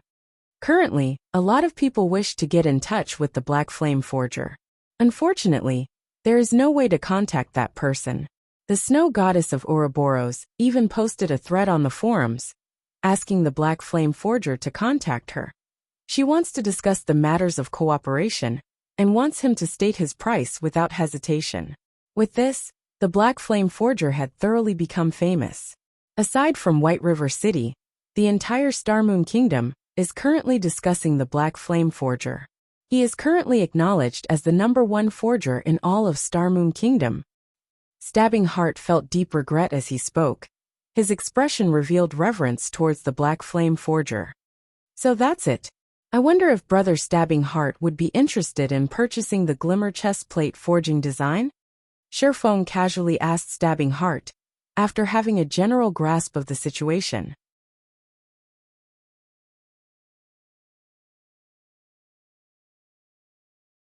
Chapter 77, Adding Fuel to the Fire. Although Sherfong only casually asked, Stabbing Heart's head, however, abruptly spun, his eyes looking at Sherfong with anticipation. With an excited expression on his face, he asked, "Could it be? Brother Yifeng, you have the glimmer chestplate forging design?" Currently, forging designs for bronze equipment were madly fought over by the large guilds, all of them competing with the depth of their financial backing. Nobody could firmly say the remaining number of glimmer chestplate forging designs that would be sold. Maybe the first-rate guilds would buy up all the forging designs. Second-rate guilds' chance to obtain one might never come. If he could obtain a forging design for a bronze equipment right now, then the Assassin's Alliance could stay a step ahead of the other second-rate guilds. They would be able to create a great reputation for themselves and make a large profit. At that time, they would have a greater chance when competing over White River City. However, Sherfong simply shook his head. Stabbing Heart's excited mood was suddenly extinguished, becoming downhearted. However, after he gave it some thought, aside from the Black Flame Forger and Hammer Trading, there had yet to be a third player who could bring out a forging design. After all, such an item depended on luck to obtain it. "Didn't you want to bid for the glimmer chest plate? I can lend you some money," Sherfong said in an unhurried tone. Realization struck Stabbing Heart. Sherfong indeed was very rich. It was obvious that he had considerable possessions from the way he was able to take out 20 silver coins without effort. However, compared to those first-rate guilds, the difference was still far too great. It would be amazing if Shifeng had 30 to 40 silver coins. Hence, Stabbing Heart said with a sigh, "Brother Yifeng, it's not that I don't believe you, but the Glimmer chestplate forging design's price is just too high. Just 20 or 30 silver coins won't be very useful." "Oh, then how much do you need to bid for it?" Shifeng confidently asked. Although Shifeng did not know how much was needed to bid for the forging design, he had over 4 gold coins that he obtained from the 2 forging designs that were sold. The money from these 2 items had already been deposited in his bag, so he was certain he would be able to bid for the 3rd Glimmer chestplate forging design successfully. He could also make Stabbing Heart owe him a favor by doing so. In any case, these coins would still end up in his hands. Why would he be against this decision? The results of the Glimmer chestplate forging design far surpassed Shifeng's expectations. With this many guilds going all out, competing for the forging design, it was no wonder there was a game currency shortage, causing the price to soar. However, this situation was a very good news to Shifeng. If Shifeng did not add fuel to the fire right now, he would not be doing his long period of arduous effort any justice. Stabbing Heart raised 3 fingers, helplessly saying, "The competition right now is becoming increasingly heated. According to my estimates, we would need at least 3 gold coins to secure the bid. Otherwise, there is no hope for success." "How much do you have on your side?" Shifeng asked, taking the initiative. He did not intend to lend Stabbing Heart 3 gold coins in a single breath. "I have 2 gold 10 silver. It is extremely hard to collect game currency right now, as the other guilds have purchased almost all of it. I have already planned to give up the competition, and instead, go and level up," Stabbing Heart said with a sigh. "Then I'll lend you 90 silvers. That way, you will have collected 3 gold coins," Shifeng said, smiling. He immediately selected to trade with Stabbing Heart, placing 90 silver coins in the trade window. Stabbing Heart was suddenly shocked when he saw the 90 silver coins inside the trade window. He did not imagine Shifeng would possess that much money. Also, Shifeng had also spent over 10 silver coins just now. Didn't that mean that Shifeng had at least 1 gold coin on his person? If the Assassins' Alliance did not put all their efforts into collecting funds, then the guild's fluid funds would be similar to the amount Shifeng possessed. However, they were a second-rate guild, and their guild members numbered over 20,000. They also had a specialized 500-man money farming team. Meanwhile, the money Shifeng had earned alone was actually more or less the same as their guild. "Brother Yifeng, thank you truly. I will repay this favor in the future," Stabbing Heart excitedly exclaimed. "However, I can't just let brother take a loss. Tomorrow, I will definitely return 1 gold coin to you." Currently, the game currency of God's domain was extremely precious, especially in this period where forging designs were being competed over. Originally, Stabbing Heart wanted to purchase it using credits. However, when he thought about the preciousness of the game currency, it was hard to buy, even if he had the money. Moreover, Shifeng did not lack credits. Hence, he did not have the nerve to let those words leave his mouth, and instead chose to compensate Shifeng with an interest of 10 silver coins. However, Shifeng had become slightly speechless, as he only wished for credits. He was shouldering a large debt right now. In addition to the workshop and the rent he needed in the future, he was desperately in need of money. What would he do with that much game currency? How could it be as dependable as credits? The earlier he started his workshop, the earlier he could recruit stable party members. When he could enter large-scale dungeons, he would be able better earn money, level up, and increase the workshop's reputation, building a better foundation for establishing his guild. If he started too late, it would be hard even to set foot in White River City. Every moment counted right now. "Brother Stabbing Heart, don't say it's such. If you didn't show up today, I would not be able to avoid a bloody battle. I owe you a favor, so for these 90 silvers, I'll just sell you each silver coin at 60 credits. Every guild would be in need of coins in the initial stages of the game, so you don't have to be polite with me, Shifeng said in a sincere tone. Stabbing Heart was immediately moved by Shifeng's words. He thought that Shifeng was a friend who was worth knowing. If he returned Shifeng 1 gold coin tomorrow, it would cause quite a lot of trouble to the guild's operation. Moreover, nurturing forgers and purchasing materials required large sums of coins. It couldn't be any better if he purchased them using credits. I can't thank Brother Yifeng enough. However, 60 credits is a little too low. I don't have the nerve to buy them at that price. And just saying it would cause others to make fun of me. I'll buy each silver coin for 80 credits for a total of 7,200 credits. I'll transfer them to your account immediately. Stabbing Heart was very joyful. Even if Shifeng were to have complaints about the matter, Stabbing Heart would still stubbornly transfer all 7,200 credits to Shifeng. Brother Yifeng, I'll be leaving to bid for the forging design first. If you have any problems in the future, please don't hesitate to contact me. I'll definitely go all out to help you. Finished speaking, Stabbing Heart hurriedly left with his subordinates to the auction house. Seeing the additional 7,200 credits in his bank account, Shifeng helplessly smiled. His opinion of Stabbing Heart grew even more favorable in his heart. Currently, his bank account had more than 20,000 credits. The money for 2 virtual gaming helmets was now secured. At the very least, he would not lose the virtual gaming helmet after the 7-day duration was up, and lose the ability to play God's Domain. The remaining task he had was to earn even more money and collect some funds before the start of the school's fellowship party. Who knew? He might obtain a great chance at the fellowship party, building an unshakable foundation for his workshop. In Shifeng's previous life, Shadow had obtained a big chance at the fellowship party.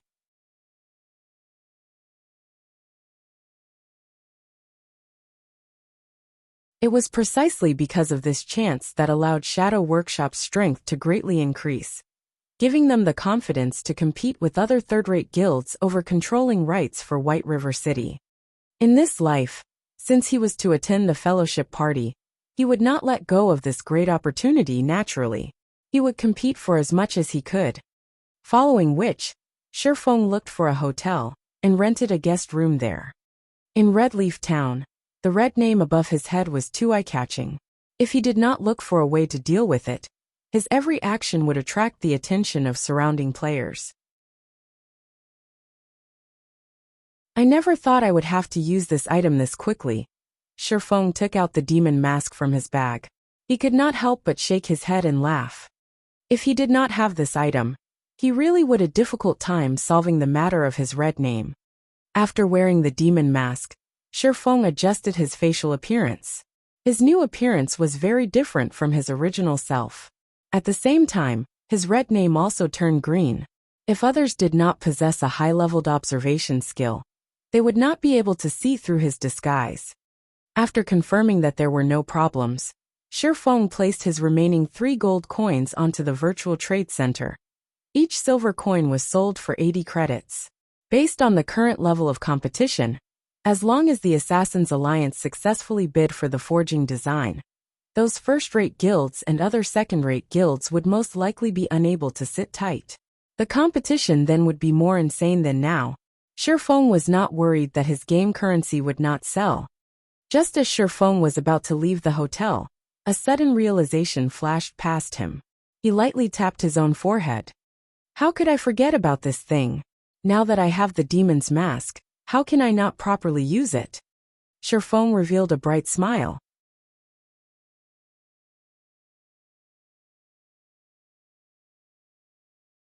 Chapter 78, Black and White Interweave. The demon mask was able to hide the user's identity.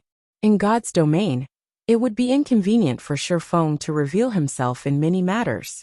However, with the demon mask, he would be able to have another identity to move about in the darkness, carrying out many tasks that he himself could not do. And right now was one such time.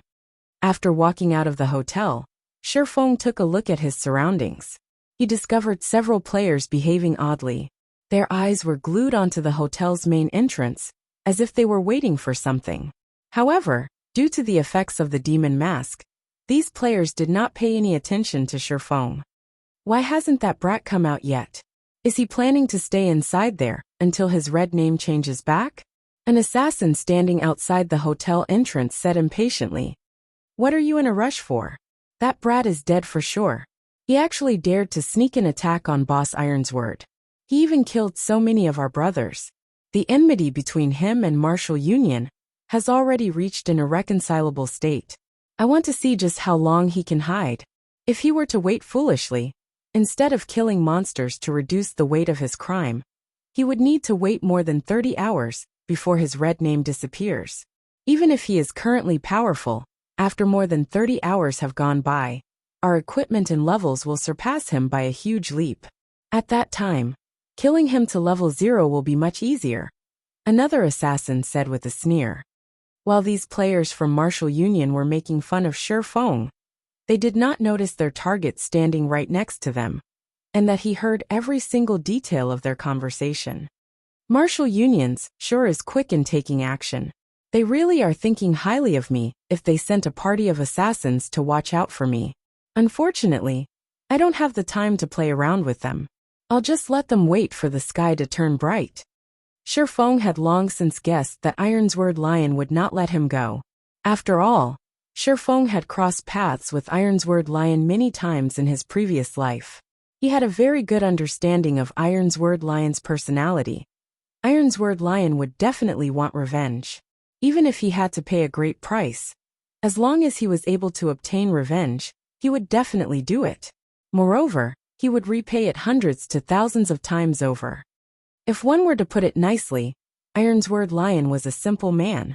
If one were to put it badly, however, Ironsword Lion was a person with a one-track mind. Others could easily discern his thoughts.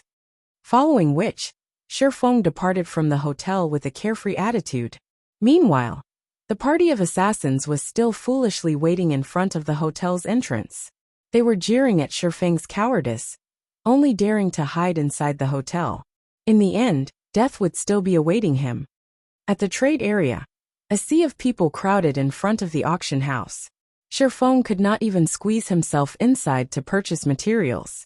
Without a better option, Shifeng could only give up for now and visit the Chefs Association to take a look at Violet Cloud's progress first. Compared to the currently popular Forging Association, the Chefs Association was completely deserted. There was only a fragment of lifestyle players entering and leaving the association.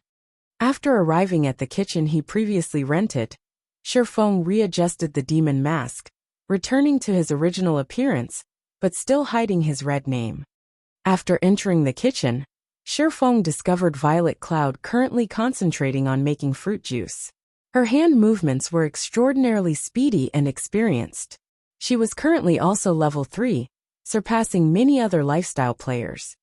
Although Shifeng had seen many master chefs make cold beverages before, none of their actions were as smooth and natural as Violet Cloud's. It was truly hard to believe why Violet Cloud would say her production speed was extremely slow. Her speed was shockingly fast. Did Violet Cloud intentionally trick him? Shifeng shook his head, feeling that Violet Cloud had no reason for doing such a thing. Hence, he walked over and suddenly asked, "Violet, how are you faring?" However, as if Shifeng's question did not enter Violet Cloud's ears, she was still concentrating on making fruit juice. There was nothing else present in her heart. Looking at Violet Cloud's degree of focus, Shifeng was slightly shocked himself. He no longer tried to interrupt Violet Cloud and instead chose to stand by the side and observe her. After more than 10 minutes had passed, Violet Cloud had yet to discover Shifeng's presence. Meanwhile, she had already crafted more than 10 cups of fruit juice. These fruit juices looked extremely refreshing, and they gave off a faint, captivating fragrance. After she used up the materials in her hands, just when Violet Cloud was about to retrieve more. Violet Cloud was shocked into a jump as she discovered that her boss, Shifeng, was standing behind her. From the looks of it, he had been waiting for quite some time now. Violet Cloud's heart became frantic as she thought about how she let her employer wait for so long. Lowering her head, she said in a nervous tone, "Sir, have you completed the 900 cups of fruit juice?" Shifeng asked with a smile. Shifeng's evaluation of Violet Cloud had greatly risen as of this moment. The more focused someone was when doing something, the greater the efficiency. It was also easier for them to overcome difficulties. However, not everyone was able to constantly maintain a high degree of focus. Just like how a student's thoughts would wander after studying for a long period of time, or become absent-minded after listening to the teacher's lecture for some time. However, Violet Cloud possessed extraordinary focus. When carrying out a task, her efficiency would definitely increase by several folds, doing half the work for double the effect. It was no wonder why she was able to become a cleric god in the end. Even if she were not a cleric, and instead played some other job, her achievements would most likely still be great. And they're all done. However, I obtained a realization when I was making them before. After spending a lot of materials, I created a new fruit juice. You won't blame me for it, right, sir? Violet Cloud said, slightly afraid. After all, she did not carry out her task according to Shifeng's requirements. After completing the 900 cups of fruit juice, she went on to concoct other recipes. Shifeng involuntarily laughed. Looking at the hundreds of cups of fruit juice on the table, he encouragingly said, "Why would I blame you? More than that, I want to reward you. With the new fruit juice, I will have greater confidence in carrying out that task of mine. Here are 3 silver coins as your reward. I hope that you can bring forth many new creations in the future. As for your share in the sales of these fruit juices, I'll give it to you after I sell them. As for the fruit juices, you no longer need to make them for now. Afterward, focus on making the wolf meat dishes. I still have a great use for them." Currently, players did not regard wolf meat as precious. However, after it was turned into a wolf meat dish, its price could be increased over 10 times. Such an increase was due to the fact that after consuming the wolf meat dish, every job would have their main attributes increased by 5 points, and its duration was 1 hour. Such an increase was extremely attractive to a majority of the players. The increase was equivalent to gaining another level, and with it, they would be able to kill monsters much more quickly. Only, after taking the manufacturing costs into account, most of the current chef players did not pay much attention to dishes with such high costs. However, by the time they did pay attention, they would have already missed a huge opportunity. "Thank you, sir. I will definitely complete my task." Excitement and appreciation filled Violet Cloud's face after she received the 3 silver coins. She felt she was truly lucky for being able to meet Shifeng. Otherwise, she would still have to conduct sales out in the streets, only to end up selling just a few cups. Even if she were to strive for an entire week, she would not be able to earn 3 silver coins. Yet she had such an amount with just a day's effort. Following which, Shifeng stored all the fruit juices in his bag. There were more than 1,700 cups of them. And if each cup were sold at 1 copper coin, then that would sum up to 17 silver coins. To an average player, it was definitely a huge sum of money. To Shifeng, however, it was just spare change.